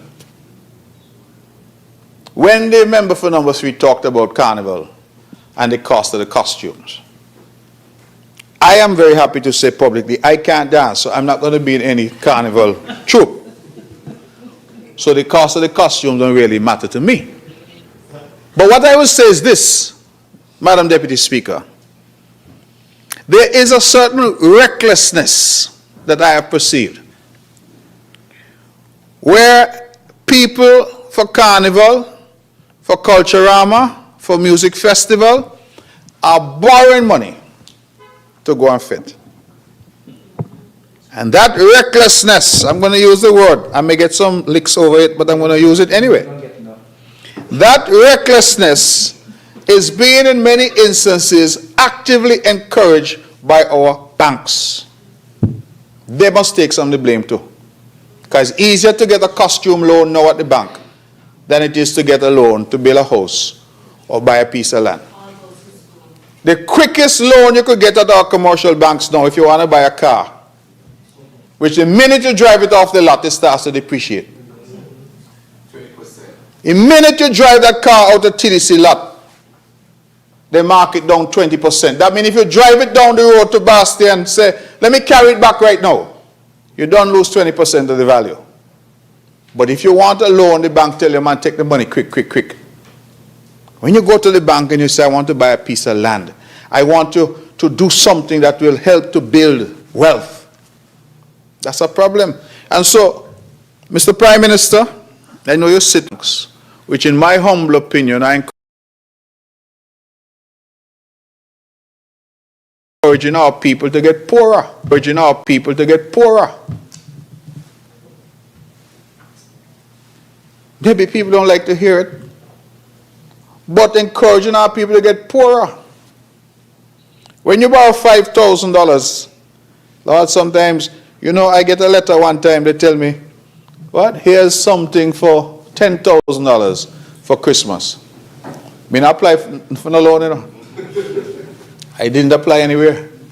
I got a letter, pre-approved. That's the language. Pre-approved, $10,000 for Christmas. So I watched the thing, I said, well, I didn't ask for no loan for Christmas, but the bank encouraging me. Take a loan to go spend money for Christmas. And it gets back to education. Because if people do not understand how money works, it is very tempting. You see these business houses around? I have immunity in here, so I could talk. They offer these credit programs, these credit facilities. They tell you, man, come and take a toaster. Take a microwave. You're only paying $9 a week. $15 a week. And so people rush in. But guess what people do?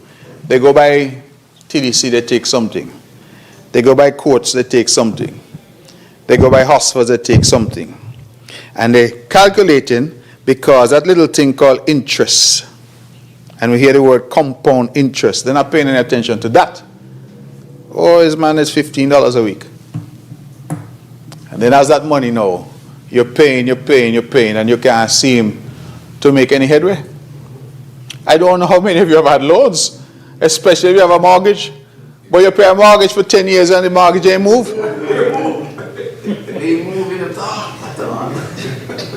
Madam Deputy Speaker, these are the realities that I think our people need to understand. So I go back to the theme of rich people getting richer, poor people getting poorer. A lot of it comes down to lack of education and the decisions that are being made.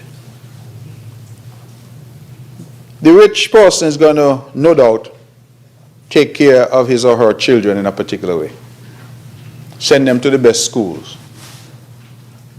Leave them an inheritance and maybe even give them something. How much they say Donald Trump father give them? Whole heap of money. 300 million they say. Right? You are going to have a start that poor children will not have.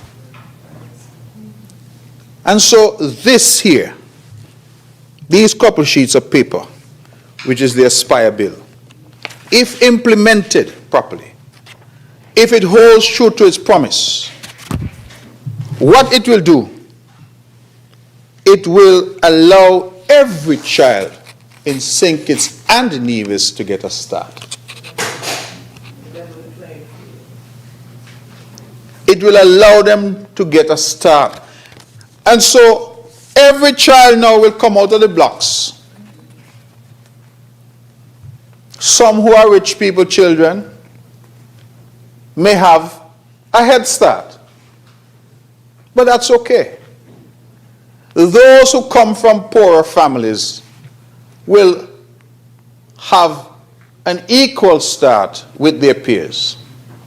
And what I liked about it, and when, as I said, because only when Dr. Natter spoke to us in Nevis, did we really get an appreciation of the thought that had gone into this. And when I looked at it, I said, you know, the beauty of this for me, and we had some questions. Cabinet in Nevis, we questioned him quite vigorously. And one of the things we had suggested to him, as we had discussed how you lose your benefit, that if you, as a youngster, engage in criminal behavior, that one might want to say you forfeit your benefit. Has to be checks and balances in the system, and you have to encourage positive behavior. But one of the things that I noted about it is that the money is in a locked box. There may be some out there just how some criticize the compulsory education of our people to secondary level, and some criticize Social Security. There may be some out there who say, oh, I want the money now.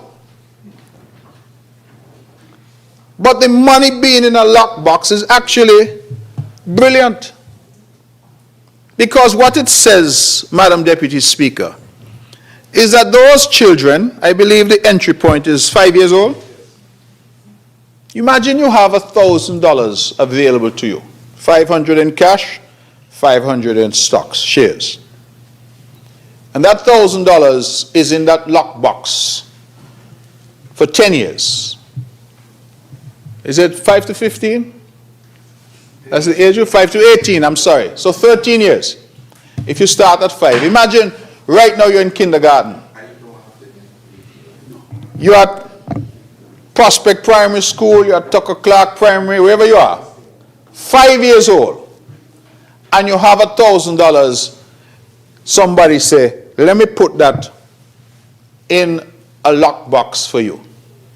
So that when you get to 18, if you choose, you can then deal with it as you see fit.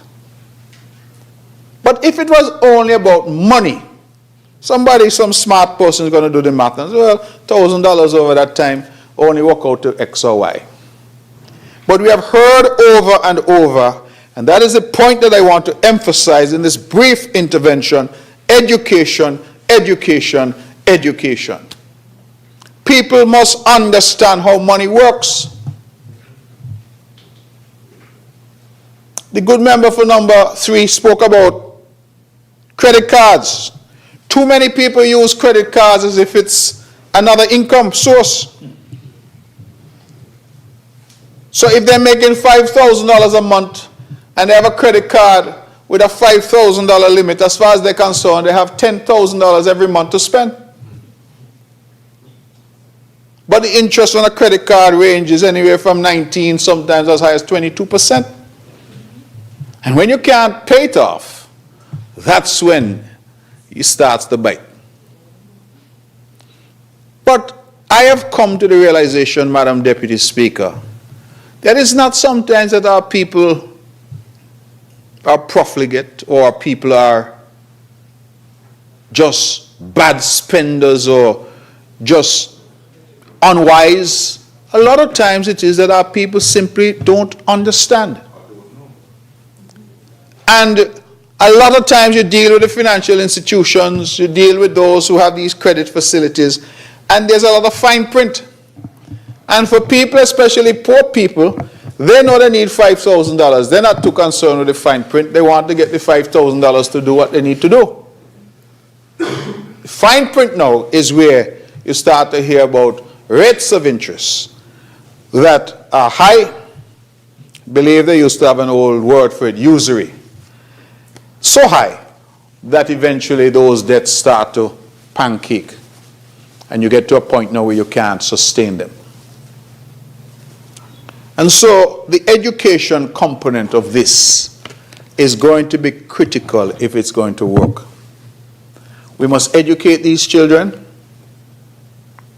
and we know that children educate their parents.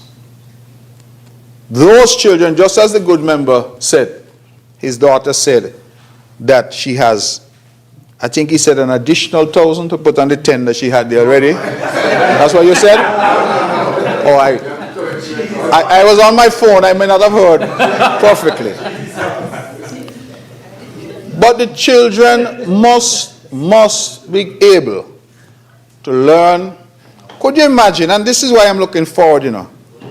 I'm looking forward. I'm saying, if a child now is at St. Thomas's Primary School in Nevis, 5 years old, kindergarten, that child in the next 13 years is going to be 18 years old and just graduating from perhaps a sixth form or CFBC or something.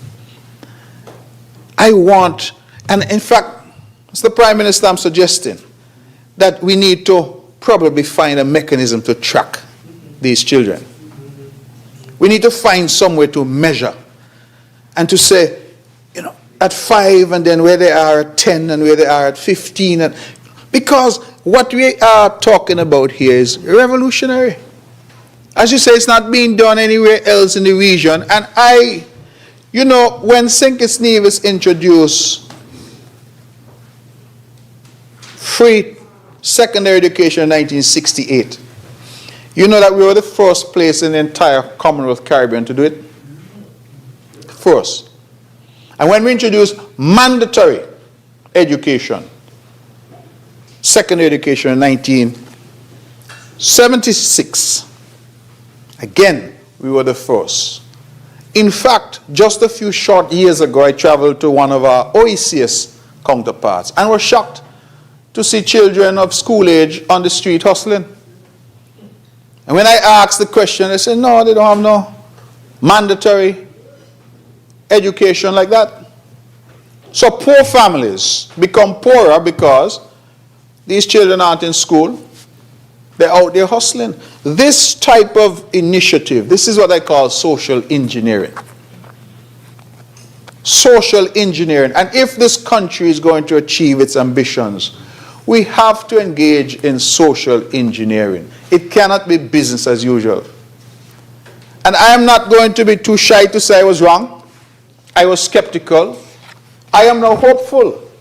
Because I believe if children can be brought up in the way that we want them to be brought up, if our children can start having intelligent conversations about credit, about debt, about interest, about investment, about growth, we transition the majority of our people away from simple consumption to now we're talking about wealth creation.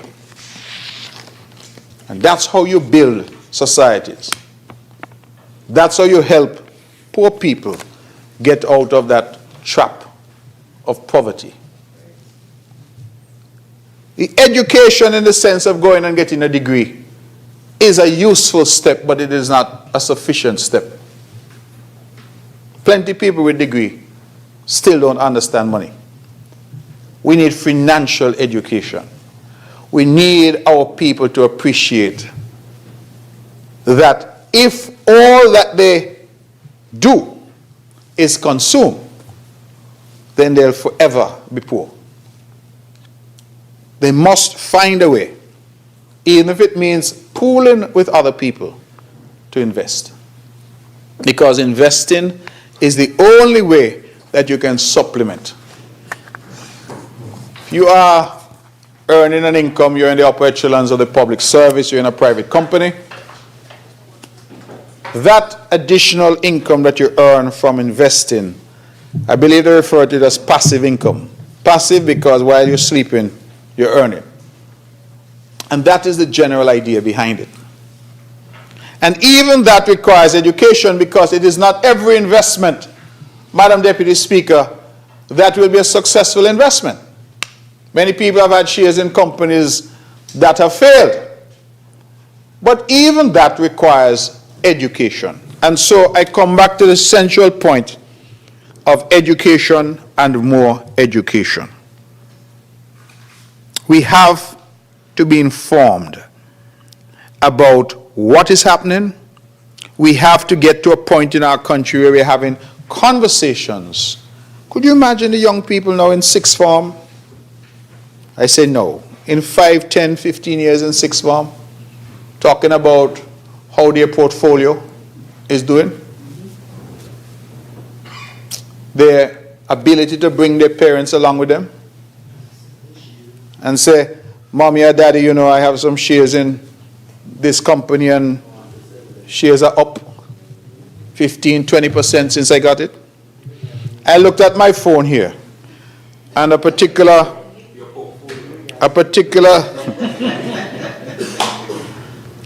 I looked at my phone here. Let me see if I can find it. A particular digital currency. It's telling me here on my phone that it is up 56.96% for the year. 56.96% for the year. We have to broaden, and I say this now for all of us, because while the Aspire Bill is aimed at our children, which I believe is the correct place for it to be aimed, our adult population out there also needs to understand that they must broaden their perspective and broaden their concept of money and how money works. You see, every Christmas everybody wants a double salary. Everybody wants a bonus. There's nothing wrong with that. People want something, and if they can get that something, more power to them. But I ask the question of myself rhetorically often. How much of that money they have left by January?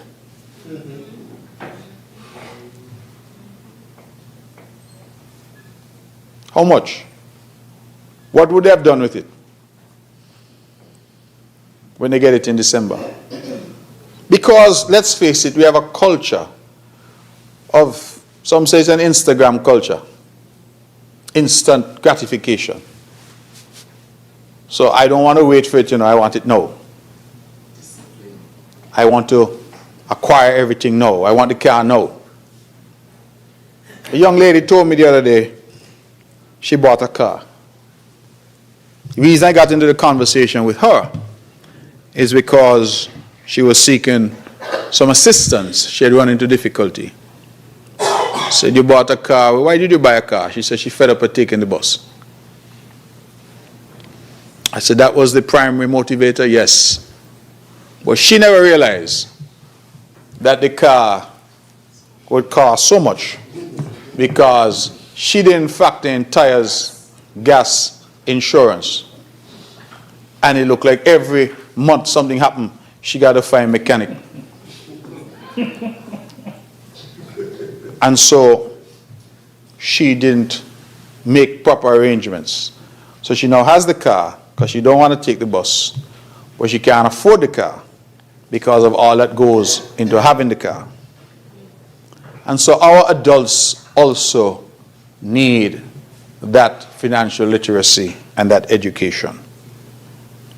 And so, colleagues, the only reason I'm on my feet, because I want Hansard to reflect, and I want, when the history of this country is written, long after I'm gone, I want them to say, in 2024, the member for number 9 supported this bill. Because I believe, and if I'm right, it will be on the same order and level of our Education Act of 1976 and our Social Security Act of 1978. It is, in my humble opinion, one of those bits of legislation that, again, if implemented right, can be truly transformative. And I want to be around. I hope God gives me long life, that I can be around to see our young people 5, 10, 15 years from now. See the transformation in our conversations and our thinking. Because all that we have heard thus far, Madam Deputy Speaker, is 100% accurate. Our people measure things in terms of how much money they have in the bank. If you have money in the bank now, if you're lucky, you might get what? 1.5%? 1.5%. And if you're not careful, the bank starts charging you now. If you don't use the account for a while, or if you fall below a certain balance, the bank starts charging you. So we need to arrive at a culture where our people are looking to alternative mechanisms to save, to invest, and to grow wealth. I want our people to look at these facilities and to see that the government is giving everybody this start. And I use the language of everybody because I believe when you invest in our children, you invest in everybody. When you invest in them, you invest in everybody. I hear somebody said to me the other day, oh, they're giving the children $1,000. What about the big people?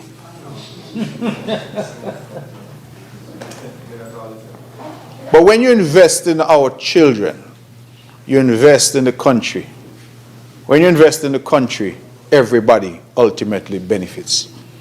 And that's how I want our people to see this. And that's why I stood up, because I wanted to lend my voice to this bit of legislation and wish it safe passage through this honorable House. I will say, on the substance of the legislation, just a technical matter, that at section, if I can find it, Forgive me.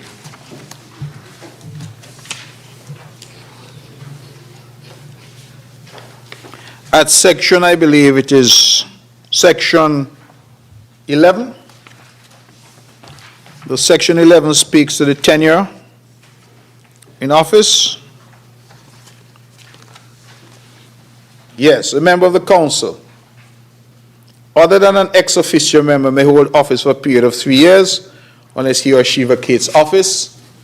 I just wanted to say that even with the amendment that is proposed, there is currently no mechanism for somebody to be removed. And I think that that is important. That there be some mechanism in place for somebody on that council to be removed other than through a fluxion of time. So if you look at section 11, I suppose this is for the move and the Honorable Attorney General, that it speaks to tenure, 11.1, and then the amendment says that they can be reappointed to serve on the council, and then we deal with resignation, but we don't deal with anything to say how you remove somebody. What I mean by that is simply, if somebody is on the council but they're not performing, somebody on the council and something goes wrong, ill health, mental health, you find out that they engage in some corrupt practice, there's some difficulty, the legislation should have a mechanism for that person to be removed. Currently, we only anticipate people being there, and the only way to get them off is if they resign or if the 3 years is up.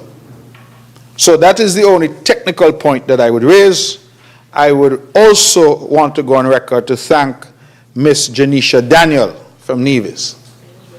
Ms. Daniel was appointed by the NIA at the invitation of the federal government to serve on the steering committee, and I must say she kept us fully informed. She was fully engaged, and she has been a champion of this Aspire program and all that it intends to do. And so I want to publicly commend her. She's a young woman, qualified, highly educated and motivated, and I'm happy that she has been able to bring her expertise to bear in terms of the discussions on this particular bill. I say lastly, as I close, Madam Deputy Speaker, that just like the Education Act, just like the Social Security Act, the Aspire Bill, which we hope today to become the Aspire Act, is a national instrument. It is an effort to include all the people of St. Kitts and Nevis. It extends to the children on my side of the Narrows, the island of Nevis. And I want to encourage parents in Nevis to get involved, to have their children signed up. I want to thank the government, because when the Prime Minister announced this last year in the budget, he did indicate that it was intended to be a national effort. And I believe that the only way we will achieve that sustainable island state of which we speak is for our people to be part of that journey. And this legislation, I predict, will ensure that those to whom the future belongs, our children, will be in the best position to advance the sustainable island state agenda that I believe is the future for St. Christopher and Nevis. Thank you. Thank you, Honorable Member for Nevis 9. Any other presenters? I recognize the Honorable Attorney General. May it please you, Madam Speaker, Madam Deputy Speaker, thank you very much. I rise simply to address the point raised by the member opposite. The reason we did not include a removal provision is because by Section 26 of the Interpretation Act, once the minister has the power to appoint, the minister also has the power to remove. So we didn't feel that it was necessary to include any reasons, but just to give the minister the power to appoint.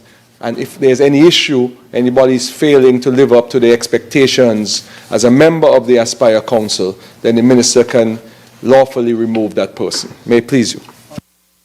Thank you, Honorable Attorney General.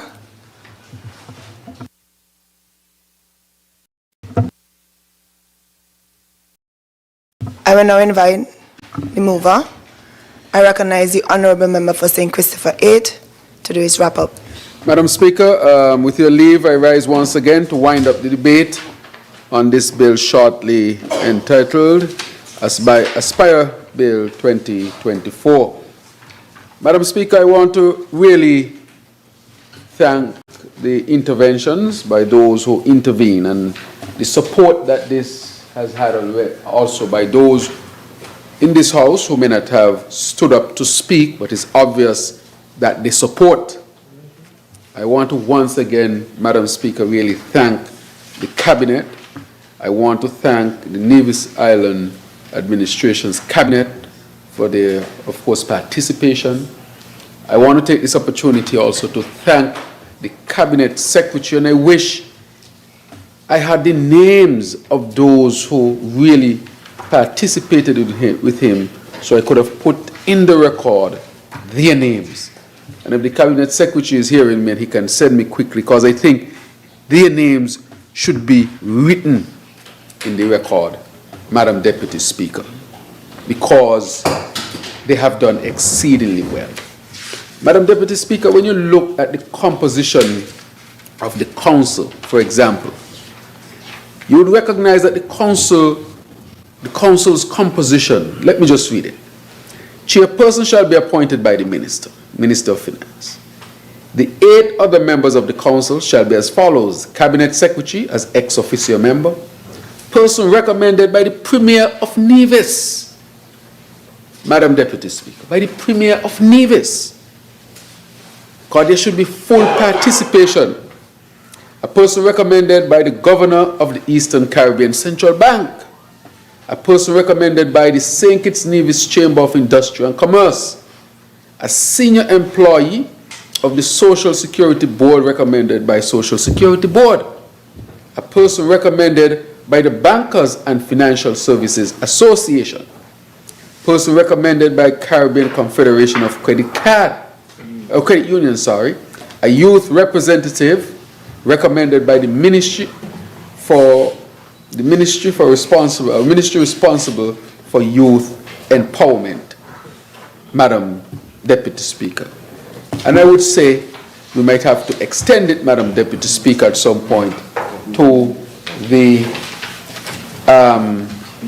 unions. We might have to ask the unions to recommend somebody, Madam Deputy Speaker. So that might be something that we definitely should look at in terms of amendment as well. But I want to say that this will be comprised of persons from so many sectors of our society, and also ensures that there is full participation with respect to St. Kitts and with respect to our people here, our people in Nevis. That should be a proud moment, Madam Speaker. It is a national program that will be down to the benefit of all of our people. Madam Speaker, I want to say the issue of social security, because it was touched on. And the member from number 9 mentioned it, and also the member from number 3. That when you go to the archives and you read the arguments that were made against social security, you would never believe it is the same social security that we are speaking of. All of the things that were said about it, because it could not be seen the benefits, because the benefits were not, as we would say, immediate, but the benefits were transformative, Madam Speaker. Madam Speaker, I want to spend a little time, just 2 minutes on it, for people to understand the essence of social security. Social security is our most significant program in terms of, you consider a program to transform our people here in St. Kitts and Nevis. Our safety net is our fundamental safety net, Madam Speaker. Sometimes in our countries, because again, we don't have the financial education, we admire countries like in Europe and Asia, those developed countries in Asia, those developed countries in Europe, the United States and Canada, and we speak of how they are doing things to take care of their people, Madam Speaker. A lot of these things they have in their systems that we admire them for. But it's so difficult sometimes for us to really do them for ourselves. And we should do it for ourselves. Why not? Madam Speaker, to secure our people, I want you to know that I asked for study on a sovereign wealth fund that the IMF has helped us with. And that is something that I'll bring to the Parliament as well, because we need to establish a sovereign wealth fund that will take care a lot too of the adult population. We have to take care of our people, Madam Speaker. The other thing that we will be bringing is our national health insurance at the appropriate time. All these things will come to secure our people, Madam Speaker, our children, our adults, our retired and senior persons. But we have to have the spirit of solidarity. But the more educated our people are, the better the understanding, the best scenario for us to accept these. I was speaking when I went to Taiwan. I asked the question how Taiwan, 23 million people, a small island of mainland China, could be the place on earth where they make the most sophisticated computer chips. 90-something% of the most sophisticated computer chips in the world, they are made in Taiwan. I asked, how did that happen? And one of the things that they said to me, to simplify it, and they are right, you can have persons who are cooking, give everybody the same recipe and give everybody the same ingredients, and when they don't cook, all the food tastes different. Some who cook food tastes good, and those who can't cook, you know, the rice might be a little hard. Good. But that is the point, Madam Deputy Speaker. Taiwan was able to, since back then, they had a vision that they would enter the tech field, and it would be years down the road when they become among the top and the top in the world in a particular area, Madam Deputy Speaker. They did that in Taiwan.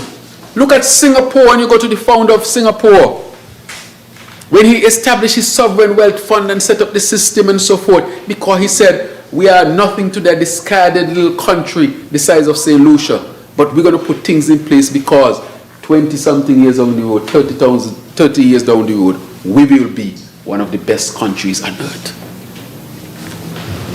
These are islands who are bold enough to take serious decisions that at the time may not have seemed to be a decision that would really be a decision to give the benefits that the decision seeks to give. But look at them today. And what do they have that we don't have? Absolutely nothing. Except the will to make the right decision. And to not always want the instant gratification, but can delay the gratification for the greater good, Madam Deputy Speaker. There's a study that I learned when I was studying medicine and psychology. And it's called the study, it is dealing with delayed gratification. I can do a study of 5-year-olds and predict with a high level of accuracy which child would be successful and which child will not be successful. And this is how the study goes. Bring them into a room. Put a snack that they like. They like ice cream. Put ice cream. And you say to them, you have two options. You can come into the room and take your ice cream now. Or you can come into the room, wait an hour, and you get 2 scoops of ice cream instead of 1. And the study shows clearly that a child who waits that hour to get those 2 scoops is very likely going to be a child that will be successful in life. And the child that rushes to grab the 1 very likely will be least successful when compared to the child that waits. It's a study, it's a classic study. That is called delayed gratification. Of course, you can't wait too late. You don't, wait till the next hour the ice cream melt. I'll wait till you're married. Okay.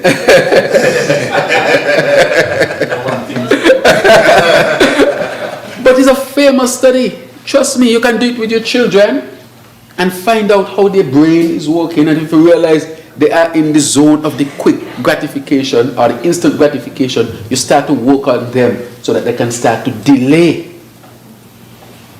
that gratification. It means, you know what it's going to mean? I remember you're growing up and they say, boy, you're going to school, go study for 7 years, and people say, boy, you're going to study money for 7 years? Boy, you could be making money here and so. But why got me back in my mind, boy, I'm going to take a little knockout for 7 years and keep booting here, but at the end of the 7 years, I think they're going to be much, much, much better. That's delayed gratification. Delayed gratification. And therefore, we have to get our people to that point. Because if our people don't get to that point, we're going to be like that little mice in a lab on a treadmill. Just going round and round and ain't going nowhere. Running fast, feeling tired, but you ain't going nowhere. All you're on is on a treadmill. And that is what has happened fundamentally to our countries and so forth. We have not been able to institute policies that delay the gratification but are transformative. And that is why when I look at social security and education, the grave of Robert Bratcher should have a wreath on it weekly, if not daily. Just think about it. Was bold enough to tell those sugar workers who could not even read properly that we need to put a system in place where we're going to take some of your money, put it in a fund, and when you get older, it will be there for you. If you get injured, it will be there for you. If you get pregnant, it will be there for you. That was hard to sell. It was somewhat challenging to sell now where people are much educated, much more educated. Can you imagine selling that to somebody who making a few pence or a few dollars and you're telling them I'm going to take out something when they're thinking, man, I could have had that in my pocket to buy an extra milk, an extra pound of chicken, and they were not unreasonable because life was tough.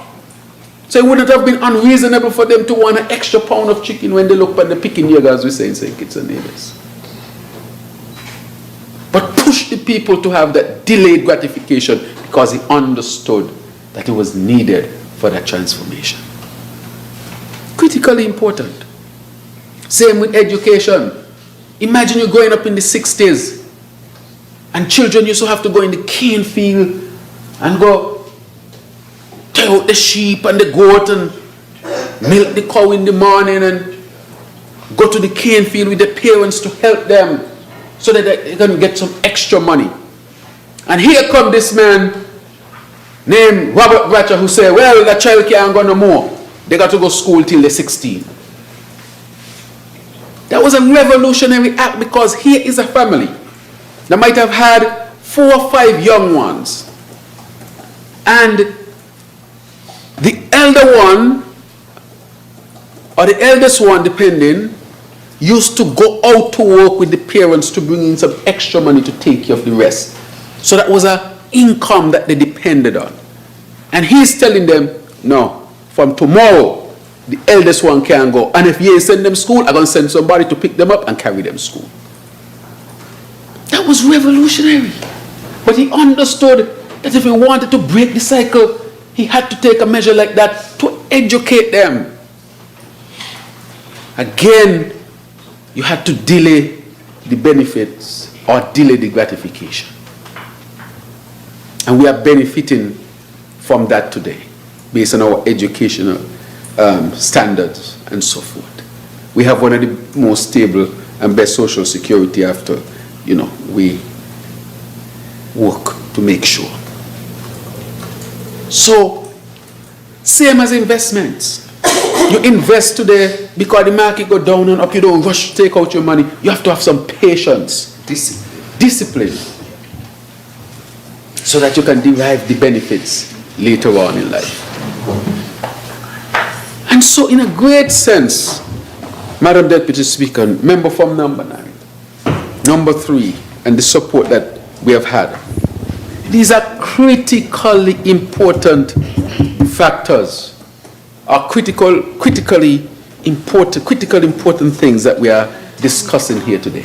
Critically important, Madam Deputy Speaker.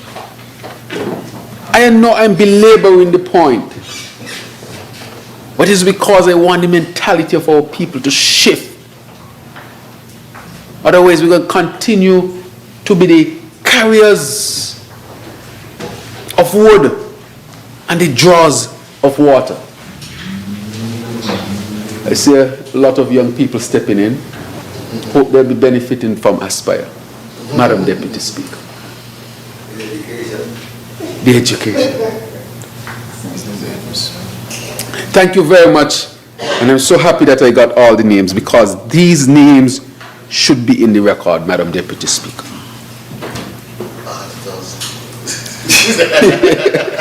I'm so happy I have them. I'm going to read every single one of them and thank them. And I know the member from number 9, thank the counterpart from Nevis. But Madam Deputy Speaker, that is what we are talking about. This is where the thought of this comes from. How can they do it, but we can't? Why is it they can have these elaborate development and we here struggling still to get water 24/7? And they're in deserts converting salt water into fresh water and growing vegetables in the desert. Why? How are they able to do that? They don't have more energy than us, Madam Speaker. They got oil, but we got sun. Why is it the technology developed to derive energy from oil and not sun? Why is it that was the first step, Madam Deputy Speaker? Why is it we have not been able to develop our technology to derive our energy from the sun and the wind and the waves? Why haven't our civilization been able to do that? We're not lacking anything. It's just the resources that we have not developed a system of how to derive what we want from the resources that we have. We have to think differently. Our education has to be such so that we can use what we have to advance ourselves. I mean, each time I go to Saudi Arabia or the Middle East, and you see these people in the desert eating fresh fruits and vegetables. And you say, really? You see them bring rivers into the deserts. And you say, wow, extraordinary. These are things that we can do as well. They're not doing anything that we can't do, but we have to make sure that we have the right mindset. And we have to transform the way we think. We have to transform the way that we do things. And I can say, and I would like to say, that we have the possibility. Let me make this last point. In the 1970s, this development of St. Kitts and Nevis, or the Caribbean, was on par with some of the Asian countries. Of all of these regions that we were on par with, our growth has been the slowest. Has been the slowest. These people just took off at some point. Why is it the Caribbean did not take off? It's not our size. Singapore is the size of St. Lucia. It's not our size. Taiwan is a little small island of mainland China. It's not our size. It is because, Madam Deputy Speaker, that we did not put the necessary things in place that will get us to the next level. And so therefore, it is time that we do it. And so this is what this is all about. So I want to ask the young people to delay their gratification, to become educated, to understand how it works, but we have to make sure that they get the necessary education. They get the necessary knowledge and the impetus to move forward, so that even from this generation, we can start to see the advancement and the difference and the advancement that we really would desire as a people. So, Madam Deputy Speaker, I want to start wrapping up by calling the names and to read these names into the record. First, Dr. Marcus Natter, Cabinet Secretary Chair, Aspire Task Force. Mrs. Hilary Hazel, Financial Secretary, Ministry of Finance. Davinia Tomlinson, Finance and Investment Expert, Rosewood Advisory Services. Janisha Daniel, Audit Manager, Nevis Island Administration. Pat Walters, Chief Executive Officer, The Cable. Sheldon Mitchell, Chief Financial Officer. Chief Executive Officer is Pat. Chief Financial Officer is Mr. Sheldon Mitchell, Cable. Mr. Terence Cosman, Managing Director, St. Kitts Nevis Anguilla National Bank. Sybil Welsh, Senior Project Specialist, Eastern Caribbean Central Bank. Mr. Peter Jenkins, President, St. Kitts and Nevis National Cooperative League Limited. Mrs. Liska Hutchinson Reiner, Crown Counsel 2, Ministry of Justice and Legal Affairs. Melvin Basu, Senior Assistant Secretary / Finance Officer, Ministry of Education. Mr. Steve Farrier, Immediate Past President, Bankers Association. And Mrs. Pamela Herbert Daniel, President, Bankers Association.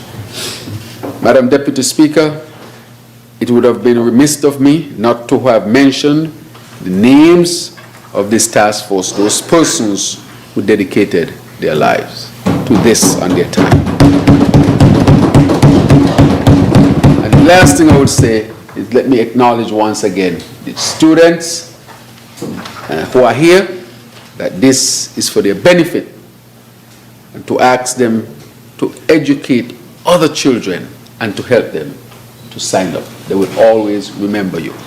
I can just see million years in the future saying, I remember when I signed up for Aspire, that today, wherever I am in the world, my financial education is such that I know how to manage and to make money work for me. Madam Deputy Speaker, may it please you. Thank you very much.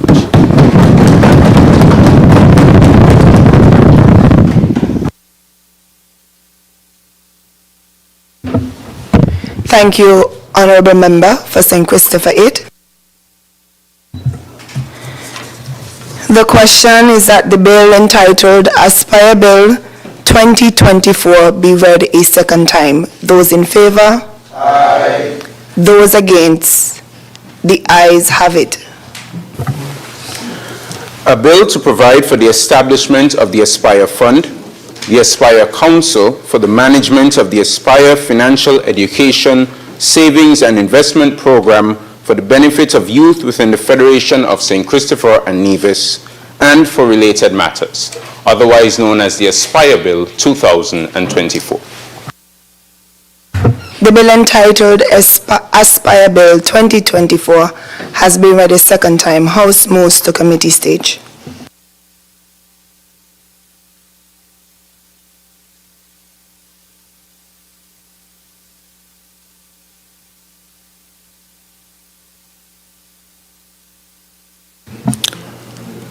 Clause 1.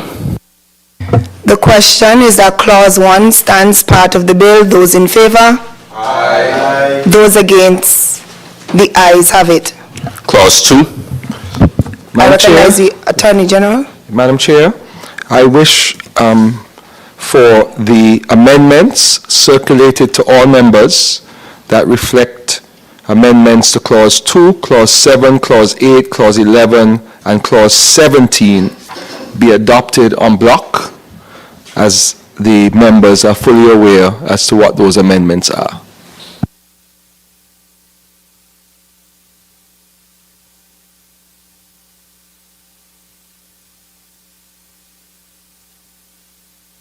And an amendment to the amendment, actually it is an amendment, another amendment that is proposed, which I will individualize, Madam Chair, just in relation to the audit. Oh yes, it's actually in the amendment.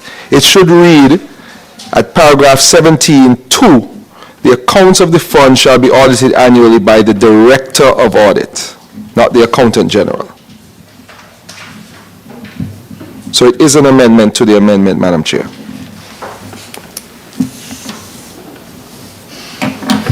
So the question is that the proposed amendments as circulated stand part of the bill. Those in favor? Aye. Those against? The ayes have it. Clauses 2 through 18.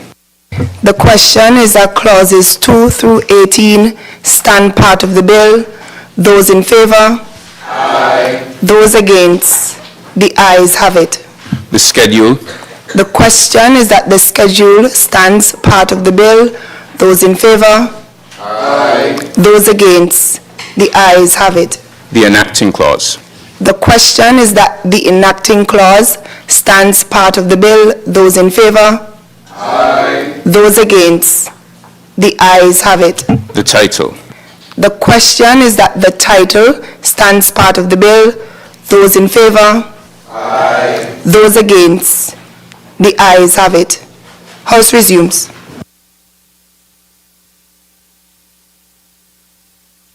I recognize the honourable member for St. Christopher 8. Madam Speaker, with your leave, I rise to report that the bill shortly entitled Aspire Bill 2024 has passed through committee stage with amendments. And Madam Speaker, I further move that the bill shortly entitled Aspire Bill 2024 be read a third time and pass into law. Seconder, I recognize the honourable member for St. Christopher 3. Madam Speaker, with your leave, I rise to second the motion. Thank you, honourable member. The question is that the bill entitled Aspire Bill 2024 be read a third time and passed. Those in favour? Aye. Those against? The ayes have it.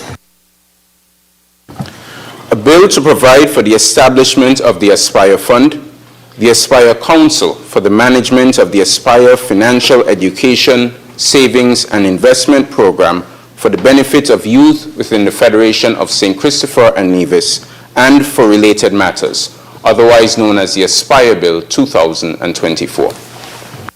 The bill entitled Aspire Bill 2024 has been read a third time and passed into law.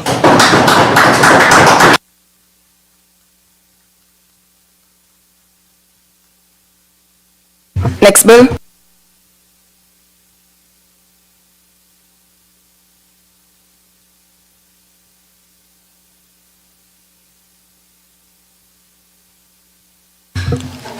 I recognize the honourable member for St. Christopher 2.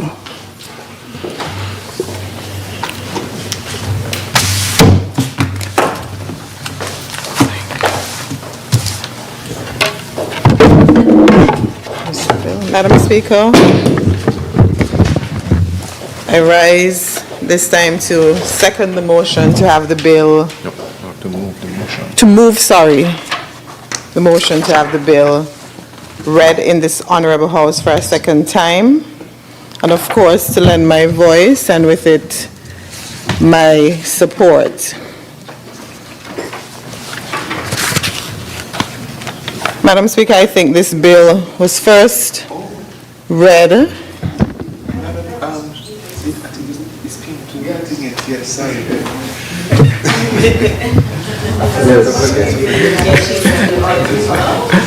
Madam Speaker, with your leave, I rise. Okay, we're starting over. Yes. I recognize the honourable member for St. Christopher 8. I rise, Madam Speaker, to lead a debate of and have read for a second time in this honourable House the bill shortly entitled Advanced Passenger Information and Passenger Name Record Bill 2024. Madam Speaker, this bill was read for the first time on the 8th of November 2024.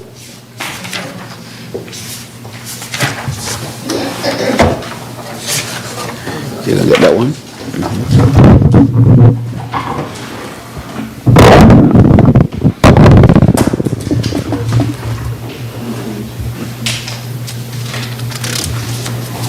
Madam Speaker. Okay.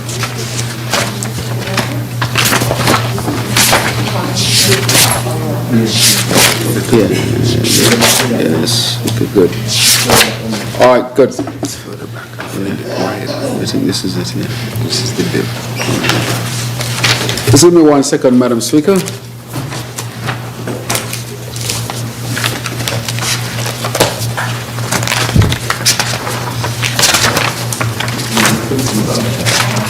For the what? Okay, good. All right. All right, good, Madam Speaker. To all the papers, it's here. So I rise to have read, as mentioned before, a second time and lead the debate of the Advanced Passenger Information and Passenger Name Record, API/PNR Bill 2024. This bill, Madam Speaker, if enacted, would serve as a cornerstone in securing our borders, safeguarding our citizens, and reinforcing our journey toward becoming a sustainable island state. Madam Deputy Speaker, let me first outline the essence of this bill, provide context to its evolution, and explain why it is vital for the future of our great nation. Madam Deputy Speaker, let me say that today, as Chair of Council, I had as part of the agenda with the OECS, or rather the CARICOM ministers of national security, this was discussed, and I told them I had to go to Parliament to pass this particular piece of legislation. The purpose of the API/PNR bill, Madam Speaker, this is designed with a clear purpose, and it is to collect, transmit, regulate, and protect data on passengers traveling to, from, and through St. Kitts and Nevis. It is to repeal outdated laws such as the Advanced Passenger Information Act of 2017 and to replace them with modern, internationally compliant provisions, Madam Deputy Speaker. To establish a legal framework for the operation of passenger information units, PIUs, which will process and analyze travel data for enhanced border security. At its heart, the bill serves two critical objectives, Madam Deputy Speaker. One, strengthening national security by identifying potential threats before they reach our shores, Madam Deputy Speaker. This is critically important. Why? For example, if you are in, let's say, one country within CARICOM, and you want to move to another country within CARICOM, but it is deemed that you are a threat to national security, having this advanced information can help the receiving country or the intended country to receive that passenger to make a decision in the best interest of national security, Madam Deputy Speaker. So it strengthens your national security by identifying potential threats before they reach our shores. The other part of it is protecting data privacy by embedding stringent safeguards to secure passenger data against misuse, Madam Deputy Speaker. Critically important. So where does all this come from? What is the background to all of this? The roots of this bill can be traced back to the 2007 Cricket World Cup, when regional leaders recognized the importance of preemptive security measures.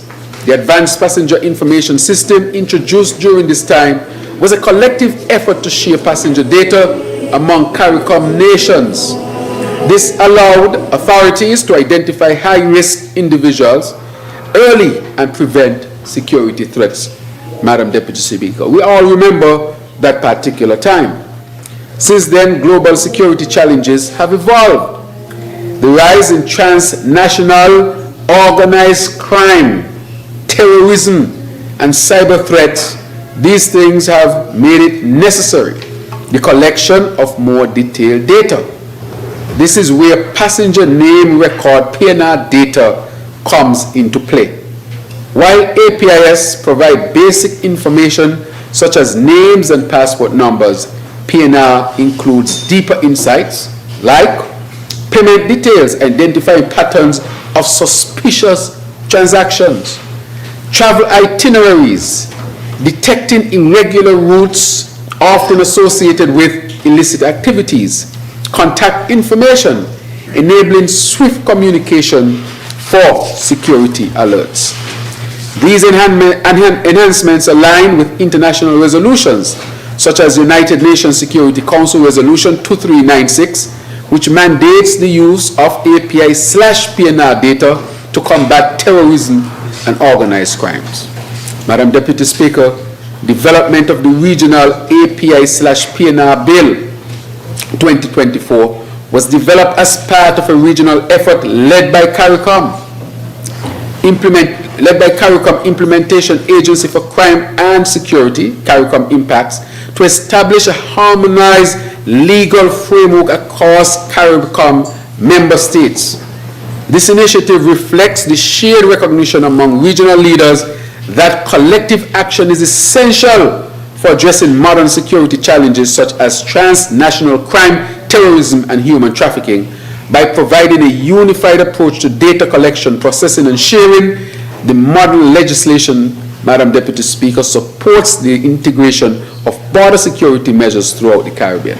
This is critically important, especially based on the discussion that we had this morning at Council, where we discussed how are we going to work closer together to monitor those who are involved in transnational organized crime. It is a serious problem throughout the region, Madam Deputy Speaker. You have persons involved in criminal activities in one country, connecting in another country. They're advancing their networks, and if we don't continue to advance our networks and our cooperation as this seeks to do, we will be caught with our pants down, as we say in St. Kitts and Nevis. That is why this bill is so important. So the key factors considered in drafting the bill, Madam Deputy Speaker, is 1, international standards and obligations. The drafting process adhered to international best practices and obligations, including those outlined by the United Nations Security Council, UNSCR resolutions, and the International Civil Aviation Organization, ICAO. These standards emphasize the mandatory collection and secure management of passenger data to combat threats like terrorism and organized crime. Data protection and privacy is a core focus. A core focus was balancing security needs with privacy concerns. Madam Deputy Speaker, we have to be mindful that questions of privacy should be discussed as we are discussing today. But the bill incorporates stringent provisions to protect sensitive passenger information, including robust storage protocols and anonymization of data after 6 months, and clear limitations on data usage to ensure compliance with global privacy laws. Madam Deputy Speaker, that is important. People must know that their privacy will be protected. Madam Speaker, number 3, harmonized legislative framework. The model legislation seeks to provide consistency across CARICOM member states, ensuring that all countries operate under the same rules for collecting, storing, and sharing passenger data. This harmonization promotes regional cooperation, enabling seamless information exchange and coordinated responses to security threats. Madam Deputy Speaker. 4, regional context and needs. The unique geographical and economic characteristics of the Caribbean was central to the drafting process. The legislation accounts for the region's reliance on tourism, the high volume of cross-border travel, and the limited resources of smaller states. It also ensures that the framework supports the free movement of people on the CARICOM single market and economy while prioritizing security. Efficiency was another aspect, Madam Deputy Speaker. The bill promotes the use of an electronic single window for data submission, streamlining processes for aviation and maritime operators. This approach reduces duplication, and I know that tourism is happy to hear this one, enhances risk assessments, and enables quicker decision making by border security agencies. Public health and safety integration, recognizing that crime and violence have broader societal impact. The bill incorporates measures that align with treating security as a public health issue. Madam Deputy Speaker, what we have been promoting in order to deal with the scourge of violence, this is at the CARICOM level as well. By enhancing the ability to detect and prevent threats early, it contributes to safer environments and reduces the societal costs associated with crime and violence. Through these considerations, CARICOM Impacts has ensured that the IAPI PNR model legislation is not only compliant with international standards, but also tailored to the needs of the Caribbean region. The result is a framework that strengthens regional security, fosters international cooperation, and protects the rights and well-being of all citizens and travelers, Madam Deputy Speaker. So some of the key features of the bill, and I'll just name them: establishment of passenger information units, mandatory data submission by carriers, secure data storage and privacy protections, and real-time risk assessment, harmonization with international standards, administrative penalties for non-compliance. These are critically important. Madam Deputy Speaker, what would be the impact on national security and citizen safety? 1, enhancing border security, that is critical. 2, facilitating international cooperation. 3, increasing public trust, because by ensuring transparency and accountability in handling of passenger data, this bill fosters trust between the government and its people. What are the economic benefits and sustainability with respect to this bill? Tourism, for example, by securing our borders, we create a safe environment that attracts more visitors, boosting our tourism sector. Operational efficiency. The electronic single window reduces bottlenecks, improving travel expenses, and enhancing the reputation of our ports of entry, Madam Deputy Speaker. We know that the yachting business, we need to get it off here in St. Kitts and Nevis, off the ground. But one of the complaints that we get from this sector is that when they come here, they have to fill out so many paperwork that they are fed up. And it's turning them off. But having this single window can really show that we are efficient, up to date, and we can attract more tourists. Madam Speaker, the last one on this point, resource optimization. By intercepting threats early, we can save resources that would otherwise be spent on detention and deportation. So I just want to conclude, Madam Deputy Speaker, and say that the tabling and passage of this bill represents the National Assembly's vital role in safeguarding citizen security as part of our broader all-of-society approach to reducing crime and violence. Critically important. By integrating this legislative action into our national strategy, we reaffirm that security is not solely the responsibility of law enforcement agencies, but a collective endeavor involving government, communities, and individuals. That is why, Madam Deputy Speaker, I said that all of us need to come together, and we had, of course, that call where all of us came and made our contributions to deal with our citizen security matters. So this bill is a proactive measure that addresses crime and violence not just as criminal issues, but as public health concerns that require preventative interventions, Madam Speaker. This is part of dealing with violence and crime as a public health perspective. This is at the prevention end of the whole approach, because we learned already that 1 ounce of prevention is better than a pound of cure. So through enhanced data-driven security mechanisms, the bill helps to disrupt criminal networks, mitigating threats and create a safer environment, ultimately fostering the well-being and resilience of our society. This unified approach underscores our commitment to treating the root causes of crime and violence while building a sustainable framework for peace and security. Madam Speaker, I spent a few days with past Prime Minister of Great Britain, and we were talking about issues of security and citizen security and our efforts here in St. Kitts and Nevis. And he said something, and I asked him if I can use it, because it was critically important how he put it. He said, and I quote, that his slogan was tough on crime and tough on the causes of crime. A beautiful balance. For those who are going to commit criminal activities, we have to be tough on crime. But we also have to be tough on the causes of crime. Because whatever those causes are, if they're social, we need to get it right. If it means more help for those who are in vulnerable situations, we have to do it right and get the help where the help is needed. That is what it means. Tough on the causes of crime. So I think that balance is what we seek to do when we're dealing with crime and violence from a public health perspective.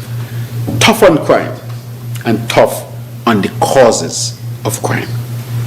So, Madam Speaker, in other words, this bill supports our vision for safer and more resilient St. Kitts and Nevis. It represents our commitment to protecting our citizens, honoring our international obligations, and building a sustainable island state where security is the foundation of prosperity. That is why we don't just say national security, Madam Speaker, even though some might think it's the same thing. That is why we don't just say tough law enforcement. That is why we say citizen security, because we have to secure our people from all perspectives. It's not just about crime and violence. What about their health? What about their well-being within the society? What type of society are we creating? What are the values of the society that we are promoting? All these things come into creating a better scenario for citizen security. And that is why we are going to establish a secretariat for citizen security. We must secure our people. Aspire Bill is one of those measures. Securing our people. Making sure they get the financial education and some resources to start to build their financial empire. That is part of citizen security.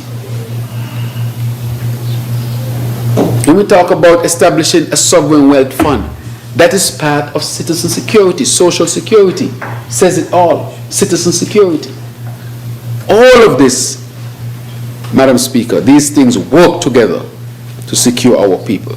So therefore, I wrap up by saying I urge my fellow members of Parliament to support this bill, not as a matter of policy, but as a matter of principle. Together, let us pass the Advanced Passenger Information and Passenger Name Record Bill 2024, looking at all of the positive impacts that this bill would have on our security situation here in St. Kitts and Nevis. Let me say that we might very well be the first country in CARICOM to pass this bill. And that is because we are serious about citizen security. Prevention is critically important.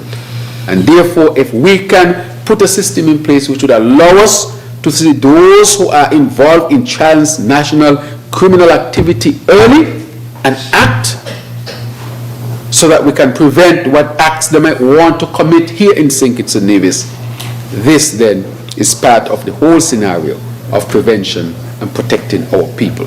And therefore, Madam Deputy Speaker, I end it here and wish this bill safe passage. May it please you. Thank you, Honourable Member for St. Christopher 8. Seconder. I recognize the Honourable Member for St. Christopher 2. Madam Speaker, I rise once again to second the motion to have this bill read for the second time in this Honourable House and to lend my support to the bill for all the reasons outlined by the mover of the bill as it relates to border security, citizen security, and just to reiterate that those things not only help to enhance the tourism industry, but ultimately to enhance the overall visitor experience. You see, first, Madam Speaker, in tourism, the ultimate objective for us is to make sure that every single visitor that comes to our shore has the best experience ever. And that starts at our ports, at our airports, and at our seaports. And we are of the respectful view that this legislation is going to assist with the enhancement of the overall visitor experience, particularly at our airport and our seaports. So if you can just allow me to give some perspective on how the system works. I know the mover spoke a lot about the integrity of the system, the protection of data of passengers, and all those good things. But if you can allow me, Madam Deputy Speaker, to just give you an idea how it works and how it would be beneficial to us. So what is API? It is the Advanced Passenger Information System, of course, and it is the collection of biodata information from passengers and crew before the departure of any flight. And your biodata information is contained on the biodata page of your passport. So, for example, Madam Speaker, Deputy Speaker, if you wish to travel from Miami to St. Kitts, for example, prior to departure, you are required to check in online. You're required to either online input your data, your name, your passport information. You can do that on the websites for the airline carriers online, and there's the option, of course, to check in manually at the counter. This information is then collected by the airlines, and then it is transmitted to the destination or to the state. So it gets to the destination prior to the arrival of the passenger. So as the mover of the bill would have said earlier, destinations, border security agencies are in a position to do risk assessment. For us in tourism, what we are interested in, as of course, is the issue of security, but ultimately the visitor experience. So once that information is collected, it's transmitted to the destination. Then the PNR, which is the passenger name record. This, Madam Deputy Speaker, is information that is recorded containing information related to passengers, and it's stored. Essentially, it's the information stored by airlines to help in servicing their passengers. So the type of information that is stored is usually seat preference, whether it's an aisle or a seat or window, forgive me. Your drink preference, whether you want water, champagne, or juice, depending on where you're traveling. Your meal type, whether you're a vegan or you want chicken or fish, whether the passenger has a disability. All this information is stored by the airlines, of course, to help with servicing their passengers, but ultimately it is passed on as well to the destination. Now, the mover of the bill, I know there might be some concerns by passengers in terms of the protection of this information, and the mover spoke earlier about some sections in the bill that, covers those concerns, such as Section 12 of the bill, which provides some comfort that no government department or agency shall have direct access to the API or the PNR that is maintained by the competent authority. And the competent authority, according to the bill, is the Chief Immigration Officer. So passengers would not have to worry about that. Now, for us, this information is crucial because at the ports, the airport in particular, if I can use that as an example, passengers are concerned about coming in and moving out as quickly as possible. Yes, we understand the need for, expanding our terminals and all the other nice things in terms of an airport expansion.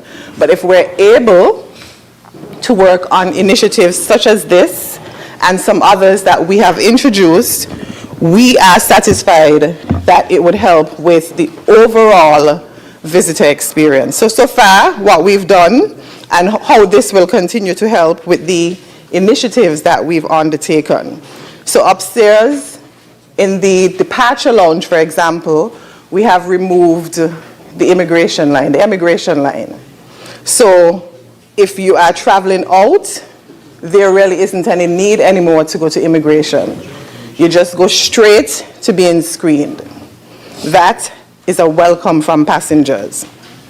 On arrival, we've introduced some kiosks, immigration kiosks, where you just go, take the same biodata information in the passport and insert it into the kiosk, bearing in mind all of this would have been already communicated by the airlines to the destination, well, the competent authority, and you enter that information. Now, what we have found, Madam Deputy Speaker, is that the movement on the upstairs is moving expeditiously, but then there's a backlog downstairs at customs. If this bill is successfully passed in the House today, in this honorable House, this will help with that issue. What this does is it allows customs. I'm not sure if you pay attention when you go to other destinations. You see, after you clear immigration, you just walk straight out of customs. There's no need to stop. It happens in the US. It happens in destinations like Barbados, Jamaica, I think even St. Lucia. You go to the immigration desk or you use the kiosk. Once that is completed, you walk straight out of the departure, well, the customs and baggage hall, you go straight out. Unless, of course, you are stopped by customs as a person of interest. Now, that is what this legislation allows. And we've been in some discussions with customs because we've gotten some complaints from visitors and locals alike that we're downstairs. And when we say downstairs, we mean we're in the baggage claim hall forever. We're there because you are in long lines waiting to be assessed by a customs officer when, after you've cleared immigration. Now, that passengers have said and visitors affect the visitor experience. You come, your first experience is at the airport. And if somebody is a hog, or if the AC isn't working, or you have to stand up in a long line waiting to be processed by customs, that affects the overall visitor experience. And so we welcome this piece of legislation. It will equip the customs officers and those who work in border security to do their assessments prior to the arrival of the passenger. And even before this, just before this piece of, the bill was circulated for consultation, we started discussion with our partners at customs, and they've already started doing their profiling. They're looking at the suitcase, what do they call them? I think it's the suitcase shoppers. Because if you travel for 1 day or 2 days, a week, and you come back, there really isn't any reason for them to be processing and searching you, But there's some persons they refer to as the suitcase shoppers. They profile them, the API and the PNR records the data. And from this, they're able to do proper analysis and determine who are persons of interest. So those of us, or those of you, who may not be of any interest to customs, once you clear immigration, bearing in mind, we've embarked on initiatives to even expedite the process at immigration. The next process is downstairs at the baggage hall. If once this piece of legislation is successfully passed, persons who are not necessarily of interest to customs will be able to just collect your bag and walk. Now, that ultimately, we've heard, I've seen videos with visitors at the airport saying, oh my goodness, this is a long line, we've been here all day, and they're not used to that in other destinations. They're not used to that in other airports. because those airports have gone ahead and implemented the mechanisms that allow them to assess passengers to determine who they want to our interview and to allow the others to go freely. And so it is in that regard, that vein, of course, we support all the other reasons for the bill, which the mover would have spoken about, the whole citizen security, border security. But for us in tourism, we welcome it. We support it wholeheartedly, Madam Deputy Speaker, because it helps with our overall mandate to ensure that every single visitor, once they come to our shores, have the best experience. And we think this bill only helps in enhancing the visitor experience. And so with that said, Madam Speaker, I wholeheartedly support this bill and wish it safe passage through this honorable House.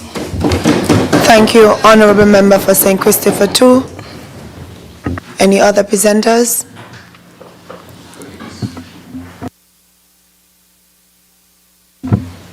I recognize the Honourable Member for St. Christopher 8, move of the bill, to do his wrap-up.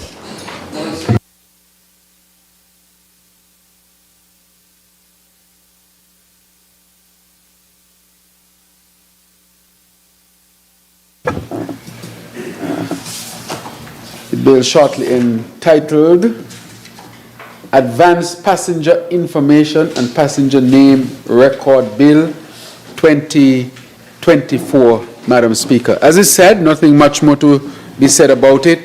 I want to thank the member from number 2 for her support on this and to recognize that this would enhance the tourism product here in St. Kitts and Nevis. So, Madam Speaker, with that, I now would say I wish the bill safe passage and wrap up my presentation. Thank you. Thank you, Honourable Member for St. Christopher 8.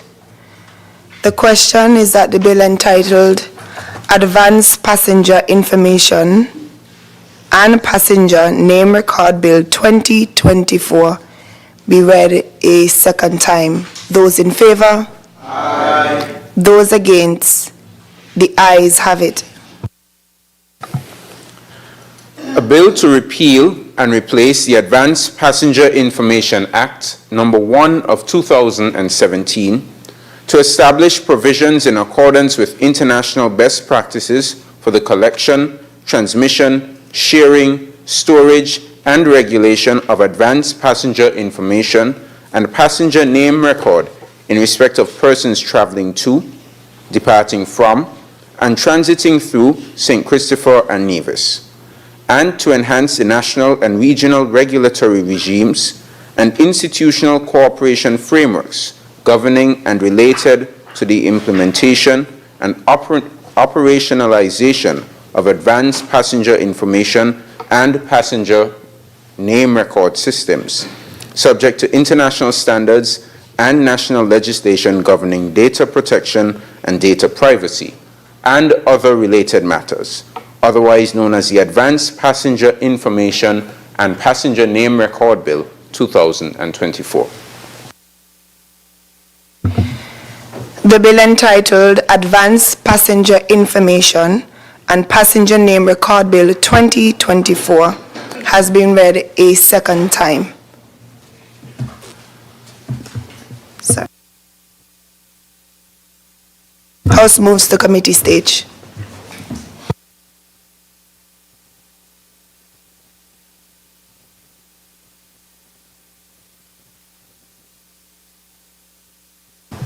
Clauses 1 through 46. The question is that clauses 1 through 46 stand part of the bill. Those in favor? Aye. Those against? The ayes have it. Schedules 1, 2, and 3. The question is that schedules 1, 2, and 3 stand part of the bill. Those in favor? Aye. Those against? The ayes have it. Schedule 4. Madam Chair, it is proposed that an amendment be made to the Advanced Passenger Information Passenger Record Bills in Schedule 4 by replacing an aircraft with the expression a vessel. The question is that the proposed amendment to Schedule 4 stands part of the bill. Those in favor? Aye. Those in favor? Aye. Those against? The ayes have it. Schedules 5 and 6. The question is that Schedule 5 and 6 stand part of the bill. Those in favor? Aye. Those against? The ayes have it. The enacting clause. The question is that the enacting clause stands part of the bill. Those in favor? Aye. Those against? The ayes have it. The title. The question is that the title stands part of the bill. Those in favor? Aye. Those against? The ayes have it. The arrangement of sections. The question is that the arrangement of section stands part of the bill. Those in favor? Aye. Those against? The ayes have it. House resumes.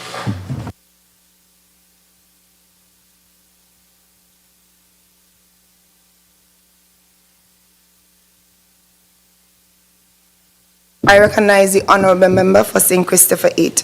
Madam Speaker, with your leave, I rise to report that the bill shortly entitled Advanced Passenger Information and Passenger Name Record Bill 2024 has passed through committee stage with amendments. And I further move, Madam Deputy Speaker, I further move that the bill shortly entitled, as mentioned before, be read a third time and pass into law. Seconder, I recognize the honorable member for St. Christopher 2. Madam Speaker, with your leave, I rise to second the motion. The question is that the bill entitled Advanced Passenger Information and Passenger Name Record Bill 2024 be read a third time and passed. Those in favor? Aye. Those against? The ayes have it. A bill to repeal and replace the Advanced Passenger Information Act No. 1 of 2017 to establish provisions in accordance with international best practices for the collection, transmission, sharing, storage, and regulation of advanced passenger information and passenger name record in respect of persons traveling to, departing from, and transiting through St. Christopher and Nevis, and to enhance the national and regional regulatory regimes and institutional cooperation frameworks governing and related to the implementation and operationalization of advanced passenger information and passenger name record systems, subject to international standards and national legislation governing data protection and data privacy, and other related matters, otherwise known as the Advanced Passenger Information and Passenger Name Record Bill 2024. The bill entitled Advanced Passenger Information and Passenger Name Record Bill 2024 has been read a third time and passed into law.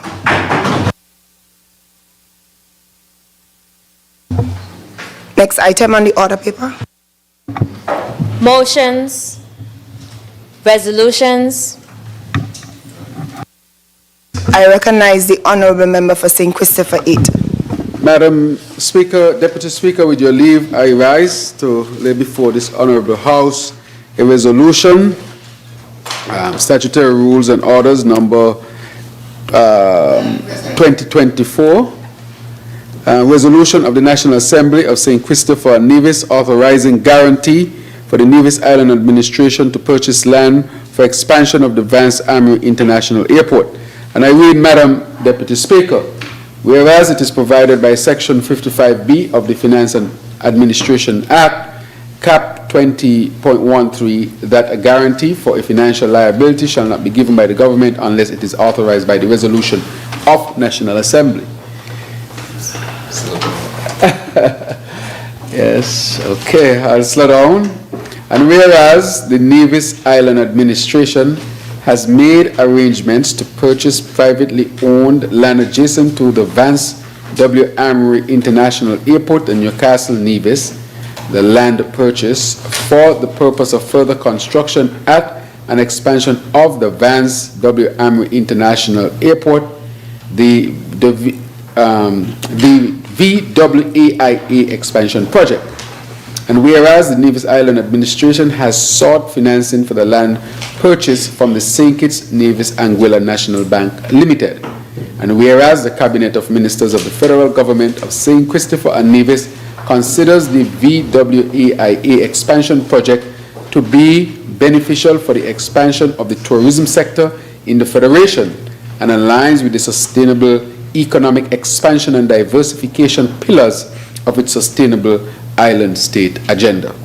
Now, therefore, be it resolved by the National Assembly of St. Christopher and Nevis that the government hereby guarantees the sum of 20 million Eastern Caribbean dollars, representing a guarantee of the sums to be contractually payable by the Nevis Island Administration to the St. Kitts Nevis National Bank Limited, or to the St. Kitts Nevis Anguilla National Bank Limited, to purchase land adjacent to the Vance W. Amory International Airport at Newcastle Nevis, for the purpose of further construction at and construction of the Vance W. Amory International Airport.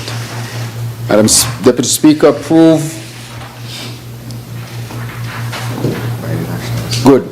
by the National Assembly this 28th day of November 2024.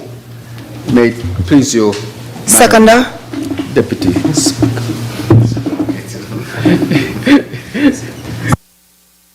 I recognize the Honourable Member for Nevis 9.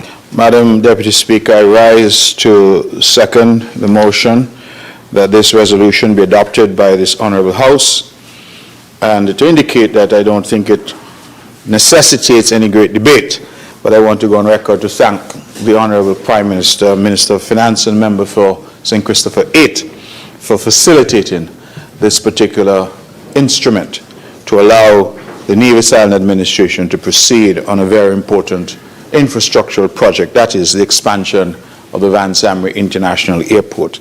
This sum will allow us to complete the purchase of necessary lands for that expansion. And so I express my gratitude to the Honourable Prime Minister and to his Cabinet for supporting this measure. Thank you.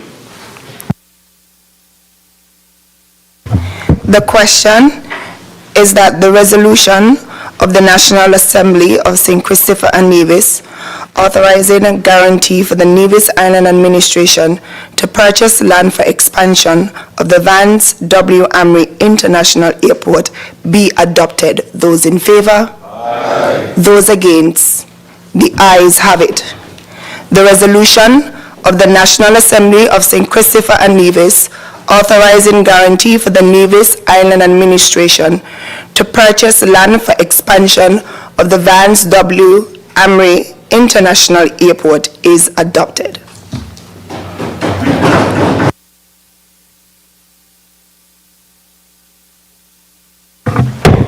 Adjournment.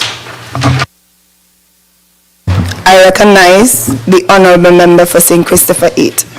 Madam Speaker, Deputy Speaker, with your leave, I rise on the adjournment just to recognize and to give support to Miss Sharon Bass and the Bass family, principally of St. Peter's.